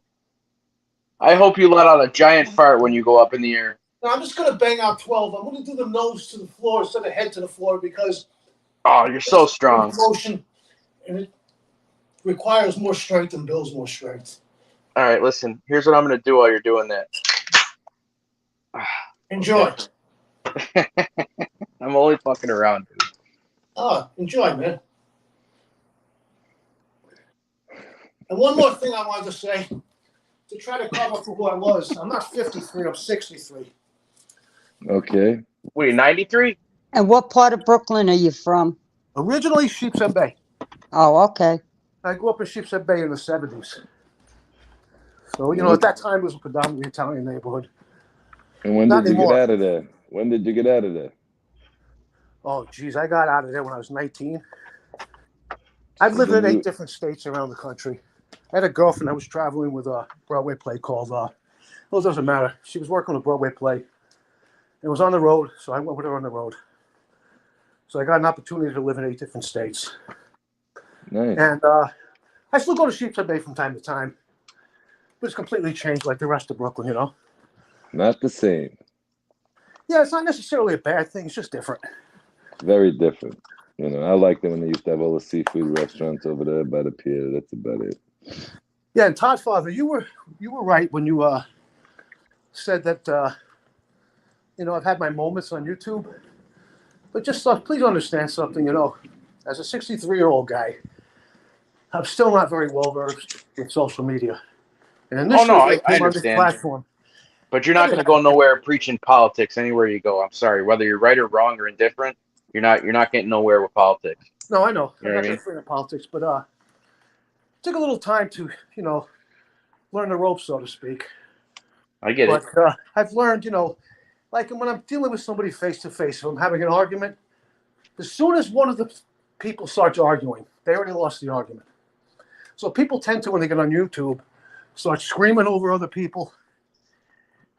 I don't do that. I may have done it in the past, but no longer. It's true. This is also true. Yeah, but you know what? They want they want you to scream, they want you to carry on, and they want you to get nuts. That's I know that's the the part drama, of it. but the reality is the loudest guy in the room is the weakest guy in the room. You've not heard that one before? No, no, 99 out of I 100 understand. times. Yes, it is. So anyway, And I gave you props, man. I gave you props. I said normally he's getting thrown off shows and this and that. I said, but he actually had a great conversation tonight. yeah, I heard that. I appreciate that. And just what Yeah. it's been kind of like a learning process. You know what I mean? Listen, the first time I made a comment on one of these content provider show is when my full name came across the screen. It's before I changed it in Google. I didn't know any better. You know what I mean? Like my full first and last name, and that's before I knew anything about doxing and all this other crazy mess that goes on YouTube. And it's like, yeah, maybe I shouldn't do that again. So I changed it. It's been Todd Potter since. So Yeah, well, as far as I'm concerned, YouTube has that little notice up on every video where it says something to the effect of, protect your privacy. So I see that they put that there for a reason. So I try to protect my privacy. Obviously my name isn't Mad Dog or Handstand Push-Ups Guy. It's not Tony Spinelli either. I don't really see a need to give people my real name. I'm not asking for theirs. You know what I'm saying? You guys are fellow Americans having a conversation, and that's it. The likelihood of me ever meeting any of you guys is slim and none. oh, no doubt. You know what I'm saying? So anyway, yeah. So I just wanted to come on and I felt bad. I had I not thought for some reason that if I said I was handstand push-ups guy or even Mad Dog, you wouldn't have brought me on the video. I really wanted to talk to Tony. There's many times that I've been in a chat, and I'm not going to say anymore, Tony. You've been there. And I wanted to come up on panel, but it just wasn't the right time. I wanted to talk to you. Oh, you're Okay. typecasted as handstand push-up guy. Yeah, well, that name was actually given to me by one of the content creators. Well, yeah. Well, what the fuck? I mean, you come on. Nobody knows who you are, and you're doing what you just did. It's funny. It's a good name. Yeah, well, it is what it is, I exercise religiously, practice what I preach. Hey, Good God for bless you. If you. I tried doing what you just did, my forehead would be bruised and broken open right now. So Yeah, well, it's something that you build up to. It's like that's handstand push-ups is like step 10. There's 9 steps that come before it. Basically 9 different exercises that help you to build the strength to get to that point. I think it was a pretty good conversation overall. Tony, Sila, would you agree? no doubt. I agree, but I'm not going to Yeah. start that again. I'm No, winded. No, no, no, no, no. I know, but I think it was a pretty good. It was a pretty good. 556 Media. Yeah. Did you catch my handstand push-ups? If you didn't, when you're done with the video, roll it back. Roll the clip back. Why don't you do it again? Bapango Actually, Todd I'm Father. going to be starting a leg workout soon. I'm going to be starting a leg workout soon. So I actually trained handstand push-ups yesterday. So I really want to let my body recover. I want to save the rest of my energy for my leg workout. Well, I'm assuming I you're don't not work on out the in the gym. East I work out Coast. at home. Huh? I'm assuming you're not on the East Coast. Oh, I am on the East Coast. I'm in You're gonna Queens. start. Oh, all right. You're gonna start working out now. Yeah, I'm going to start working. I'm going to do my leg workout. I don't lift weights. I do all advanced calisthenics, progressive calisthenics, which is basically body weight exercises. Do you work out in gyms at all? Over there, or No. I'm a personal trainer. I train people in gyms in their building if they have a gym or in their apartment. I used to lift weights. I lifted weights for 30 years. When I was 50 years old, I put the weights down. What area? What area in Queens? Like Just what do Queens. you? Just Queens. Not too far from Howard Beach. Okay. Yeah, I put the weights down when I was 50, 13 years ago. Most people don't know this, but weightlifting is definitely one of the modes you can use to improve your level of fitness. But it's not the only mode. The marketing industry has people tricked into believing that's the only way to get in shape.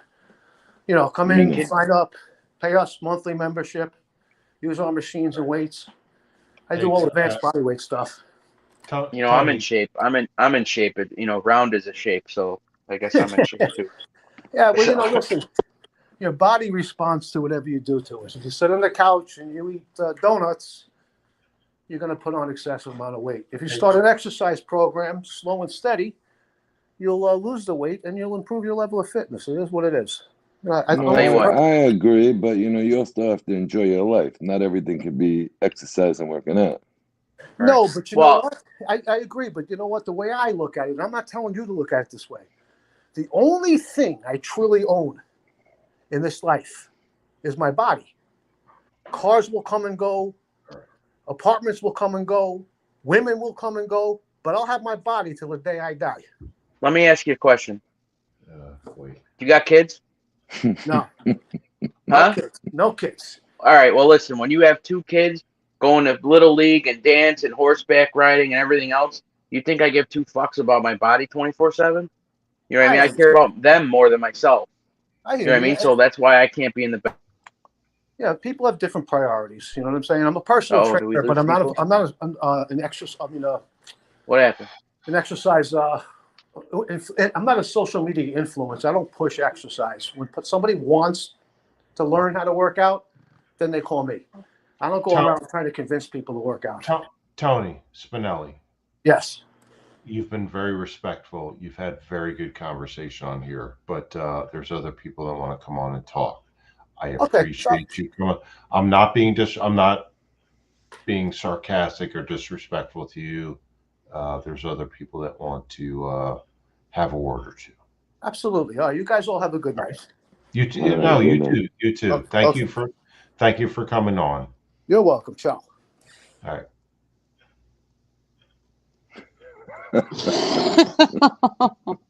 Are you fucking kidding me at 2:15 in the No, I mean we have. All right. It's look. I know it's my channel and whatever, but at least he was respectful, right, Tony and Carol? He was. He was. Yes, that Yeah. I'll give him. But I'll be honest with you. I know where you're going. I know where you're going. All right. I need more than Tylenol right now. I actually had a conversation with Belle on the phone while this was going. She's like, "Aren't you live?" I'm like, "Yeah, I'm at my fucking shop talking to you right now because while else is going on." But whatever. I mean, he was polite and kind. Give him. I mean, there's got to be. He's pushing for work, is my opinion. Okay. All right. Let me ask you a question, Mr. Smith. Mm-hmm. How many beers have you had since this show started? Oh, what's today? Oh, the date changed. It's the 16th now. So I started on the 15th. It's the 16th now. So I'll say 18. Okay, maybe that's why you're not having a problem with that fella right now. Because he gave me a fucking headache about 2 hours ago. I was. And I there got nothing against him. I got God nothing bless against him. you, But Tony. Madonna mia. No, I was there when I remember you suggesting some things. I was there for that. But I try to be, Tony. I try to, and Carol, You're a I great try to guy. be fair. I try to be like. My question is, how did he get back on? Because I didn't drop him the link. I don't know. He never left. Why is there 2 Todd fathers? He was hiding in the back. You there? Yep, we're here. Yeah, I don't know. I got cut off. I don't know what happened. Maybe Yeah. my internet installer hates me too. So what was his answer to my question? I said you got kids, and that's when I got cut off. Oh, he said no. Well, what the fuck? Oh, I mean, if I didn't have kids, I'd be fucking I'd be a model. No, actually I wouldn't. But you know what I mean? You know what I mean? No, think about it though. I'd have time to work out all my, if I didn't have kids, forget about it. I'd have probably $1 million in the bank. I want to see Todd father going like fucking I'd be oh, Mr. Smith. Hey, Mr. Smith, you got to beatbox real quick. Hurry up, do it. I'm pretty good at beatboxing, but I'm pretty good. I don't want to talk about it, but I'm pretty good at it. You should do. Wait, Silo. Do you want me to? Silo, I'm not ignoring you. Beatbox. I'm not going to ignore you right now, Silo, but he's got a beatbox. Do you No want me Go balls. to? ahead. Do you actually I'm want me not to? saying nothing. Yeah, I Am want I to see it. am I going back to the 80s right now? Okay. All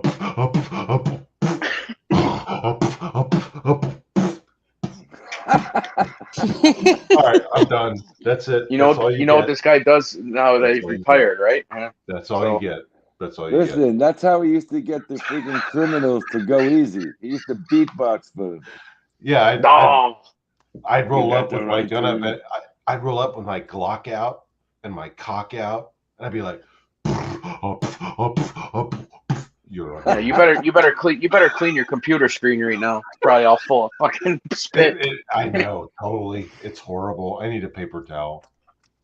Silo, what were you gonna say? You seen the video? Whatever. Oh, with the something shuffle. Now I forgot what the fuck I was gonna say. You said you seen my video. You said you seen my. You Sorry. said you seen my video with something or other, and then that was it. What is the name of that thing? The shuffle. Cupid shuffle. Cupid shuffle.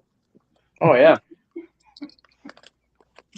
It's funny because when I do my wedding receptions, I actually go out there with the microphone and show people how to do it. You know what I mean? Like you'll never see me on camera doing that. I'm sure I'm on a lot of people's wedding videos doing that. You know, from the videographers and stuff, but I don't think I'll ever YouTube myself doing it. But no, like I'll go out there and teach everybody the steps and everything, and then I'll play the song and then we'll do it. You know what I mean? Like I'll put it in a loop and teach Mm-hmm. everyone the first, steps of doing it or whatever, and then I'll start the song and then we'll go. So No, it's fun. it's a I'm a lot of pro at the fun doing Cupid stuff shuffle. like that. All right, so this is what we've learned tonight. I had to here get we a go. headache. I had to get a headache talking back and forth. Todd father there wants a fucking box that chicken wings don't condensate. Mr. Smith is a beatboxer, and Carol is a fucking kickboxer that she's gonna kill some dude on the internet here. So I think we've accomplished a lot here this evening. I do Yeah. believe that is an astounding wrap up for the live. And That Bella is, Rose thinks Bella Rose is playing hide and seek. She's in and out, in and out, in and out. I know. And I was talking, like, she's like, "Aren't you live?" Oh, yeah. I was talking to her, like, in my shop while you guys were all talking. And she's like, "Aren't you live right now?" I'm like, "Oh, fuck. Yeah, I am. All right. I got to go back in." Yeah. And So this show is brought to you by Coors Light, Tyson Chicken, and what else? Tiger Schumann kickboxing. Yeah, kickboxing and John Gotti the third. I tell you the truth, I needed a fucking battery. I was getting winded with that guy tonight. Ma, don't. Oh, I plugged my phone in about an hour ago. So. Does anybody have to get up for work tomorrow? I actually have to go pick up my mother. She's 100 miles away tomorrow, so it's a 200-mile round trip. So this is going to be the end of it now. But I have to drive 100 miles to pick up my mom up, bring her up here. She's going to Buffalo with my wife and stepson. They're going to Niagara Falls and stuff like that. But I have to go drive 100 miles one way and 100 miles back to pick up my mom in the morning. So now, do you bring a few of them Coors Lights for the trip? I'm not going. No, to pick up your mom. No, you're fucking drinking the Coors Lights on the no. Yeah, he's got it. Yeah, he puts it in the Stanley thermos. Yeah, no.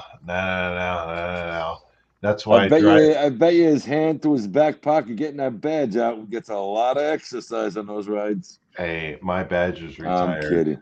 Yeah, but no, I got to drive 100 miles one way to pick up my ma and bring her up, and then for her to go on a trip. She's 89 in September, so. God bless her. Yeah. God bless her. Have you ever wanted to do something and then regretted it in the last minute? And I don't regret being on this show. I love coming on this show.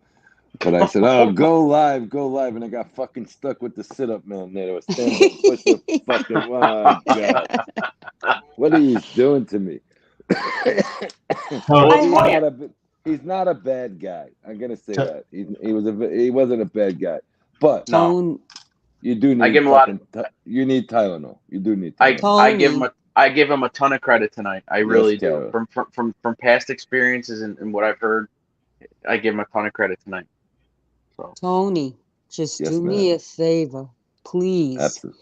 Do Yes. not entertain him tomorrow night on Angel's Oh show. no. Matter of Please. fact, you got the wrench, right? Maybe Yes. you give him a little bit of a, you know, Oh, you know I will. oops. he'll Yep, be all right. and I know you. I think he's gonna be all right. I think he's gonna be good. Don't worry about it. Can I tell you all what my biggest regret is in life before we end this? What's that?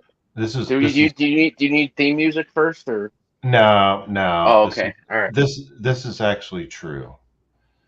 So I was a cop for 30 years and a volunteer firefighter rescue for 15. My biggest regret was I shouldn't have been a cop. I should have chose fire rescue EMS. Well, you Why? did both. You did both. I mean, you had, Yeah, kind but of. I was paid to be a cop, but I wasn't paid to be. I earned like retirement as a volunteer, but if I was smart, I would have been fire rescue EMS instead of being the popo. Listen to me. There's a lot worse things you could have been in your life, so don't even second think it. You know what I mean? True. True. Very true. So Well, I wouldn't lose sleep on it. You know what I mean? You contributed to very good. You contributed both in both. Is all I'm saying. You know what I mean? There's nothing to lose sleep about on that. I did, but I should have chosen, or should have chose. Is it chosen or chose fire rescue as a career instead of popo police? In my personal opinion, after experience both of them for a long period of time. Yeah, but think about it. There's not a lot of people that have the balls to do either or. So don't like I said, don't even you know. Absolutely. Yeah. 100%. I was talking to a detective 2 weeks ago in the hospital, and he was in his mid-50s, and 4 more months, Tony. I said, how the fuck do you know my name? He goes, don't you remember when you first moved here? I locked you up. I said, what? The fuck out of here. I don't want to have a conversation with you now. But he ended up being a real nice guy. But they don't want to be cops no more, and I don't blame them. It's a new world. If you had to be a cop today, I would never recommend it. Yeah. My brother-in-law just retired in September from being a police officer. Yeah. And probably Said the same thing. probably the last 3.5 to 4 years have been the worst time he spent on the job. Yeah, you couldn't pay me a fucking $1 million a year to be a cop now. No way. I'll But tell you what. Even like with me, I'm tucked away in a produce warehouse. I do it overnight. I work with 3 different people. I don't got to deal with anybody, so I'll take it. You know what I mean? yeah, So No, agreed. And like I have a lot of investment properties, and I own a construction business, and I'm with Jen a while now, and I don't ever have to worry about it. She's got everything in order. I want to look at something, I push a button because I'm not very good on a computer, and everything is running fine, and I shut it off and go hang out, go to the gym, go do something with the guys, play cards for a little while. I don't have to worry about nothing no more. yeah, but you did that legwork to get to where you're at. You know what I'm saying? So Oh, absolutely. I busted my that ass that when I that was that's what I'm saying. That's all. So now you have that right to have people do it for you. So absolutely, and I enjoy ever since my son passed away, once I got, back to somewhat of normality, I want to enjoy my life with my son, with my girl. I try and do everything to the best of my ability to be happy. that's all. yeah, I Take the can good dig with the that. bad. That's all. That's all you can do is take the good with the That's bad. right. Family is everything. Yep. 100%. I adore spending time with my son, and the good part is my son at 27 and is, the job he has, the lifestyle he has, still makes time for me all the time, and I still make time for him all the time. You want to laugh, Tony? My oldest is 51. My youngest is 34. Ah, that's all. Yeah. 17-year difference? No, I have 4. I have a son that's Well, even 50. so, My son just turned 51 in April. My other son will be 47 in December. My son Nick is going to be 36 in August. And then Angelica, let me see, 35 in January. Wow. Yeah. Bless you, Carol. Carol. God Thank bless you. you. No, Carol's one of the real good people on here, guys. And I mean that. I always say it. Oh, What Tony, I know you do. Thank what's you. I appreciate it. wait, what's that chick's name? So What? I said, what's that chick's name? Oh, Carol. It was Carol. She'll don't worry, she'll kick me in the dick. It'll be fine. I won't Everything. have to. My daughter will. I know.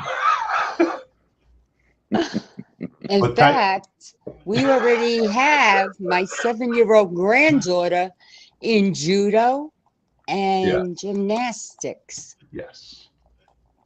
no, my daughter's just starting to get into the roll your eyes at me stage. I hate it. My granddaughter Oh, does that You know, already. it's like, oh, come on, yeah, I could pay for your horseback riding and your tablet and everything else, but you know, but she's a good kid. If you ever really closely pay attention to like when I do a live show, that real little square in the corner, you know what I'm saying? Mm-hmm. You know, that's her artwork I that I know. put up there. Yeah. So yeah, she Dude, she she dude, loves to draw. dude. When you're usually live, we're like watching you like on a what do you call those things? With the lifter and forklift, and you're going around like fucking shit up, like throwing stuff all over the place in a warehouse. Like you're No, just I did a couple shorts. No, when I'm live, I'm leaving. No, if I did that, I'd be yeah. I might go viral, but I might get fired at the same time. I'm So, just kidding. I'm just kidding. I'm just oh, you kidding. kidding me? I could throw a watermelon off of somebody's face. That'd be great. Throw a couple tomatoes off of some cars in the parking lot. You know, assault a truck driver. You know, something like Yeah, that. that would be great. But no. When I go live, I'm well out of work. I leave. I leave. Yeah. I leave the grounds and I hit live. So Yes. Yes. No, it's. I just wanted to be a smart ass. no, it's all good. I love it. That's my type of humor. You know that. Yeah. No. But ladies and gentlemen, I do have to pick up my mother. I have to drive 100 miles tomorrow in the morning, one way, and bring her back up here so Mrs. Smith and her can go on a trip. But I thank Yeah, be safe. each Be each and every safe. one of you for being on here, for coming on. Everybody in chat, everybody on panel, especially. Thank you for being here. We all appreciate each other and appreciate the ability to communicate and have a good night. You know what I mean? thank Have you a good very night. much. Thank Yeah, it was you. civil. It was actually really civil, and it was a great show, man. So Yeah, so kudos, yeah. man. Seriously. Thank you, sir. But Thank you, guys. Thank you so much, all of you. And Carol, thank you Yeah. very much. Tony, You're Carol, welcome, Tony. yeah, Tony, And Carol, Any Todd, thank you. Mr. Smith, if I mean they're gonna be local to me, so if you know if you need anything, let me know. Seriously. Yes, sir. Will do. Thank you. good Thank you night, for joining. No Father. problem at all. You too, Carol. You're my homie. You know this. Yeah, oh, I know. And again, thank you to all that were on panel and everybody in chat. Everybody's awesome, and it was I think, a good live tonight. So everybody have a good night. You Gotta too, end it now. Mr. Smith. Be careful, please. Thank you, Carol. You have a good one too. I'll let you. I'm not. I'll click. I'll click end broadcast. Okay. Thank you all. Thank you all for watching, liking, commenting, and subscribing. And we'll see you on the next one.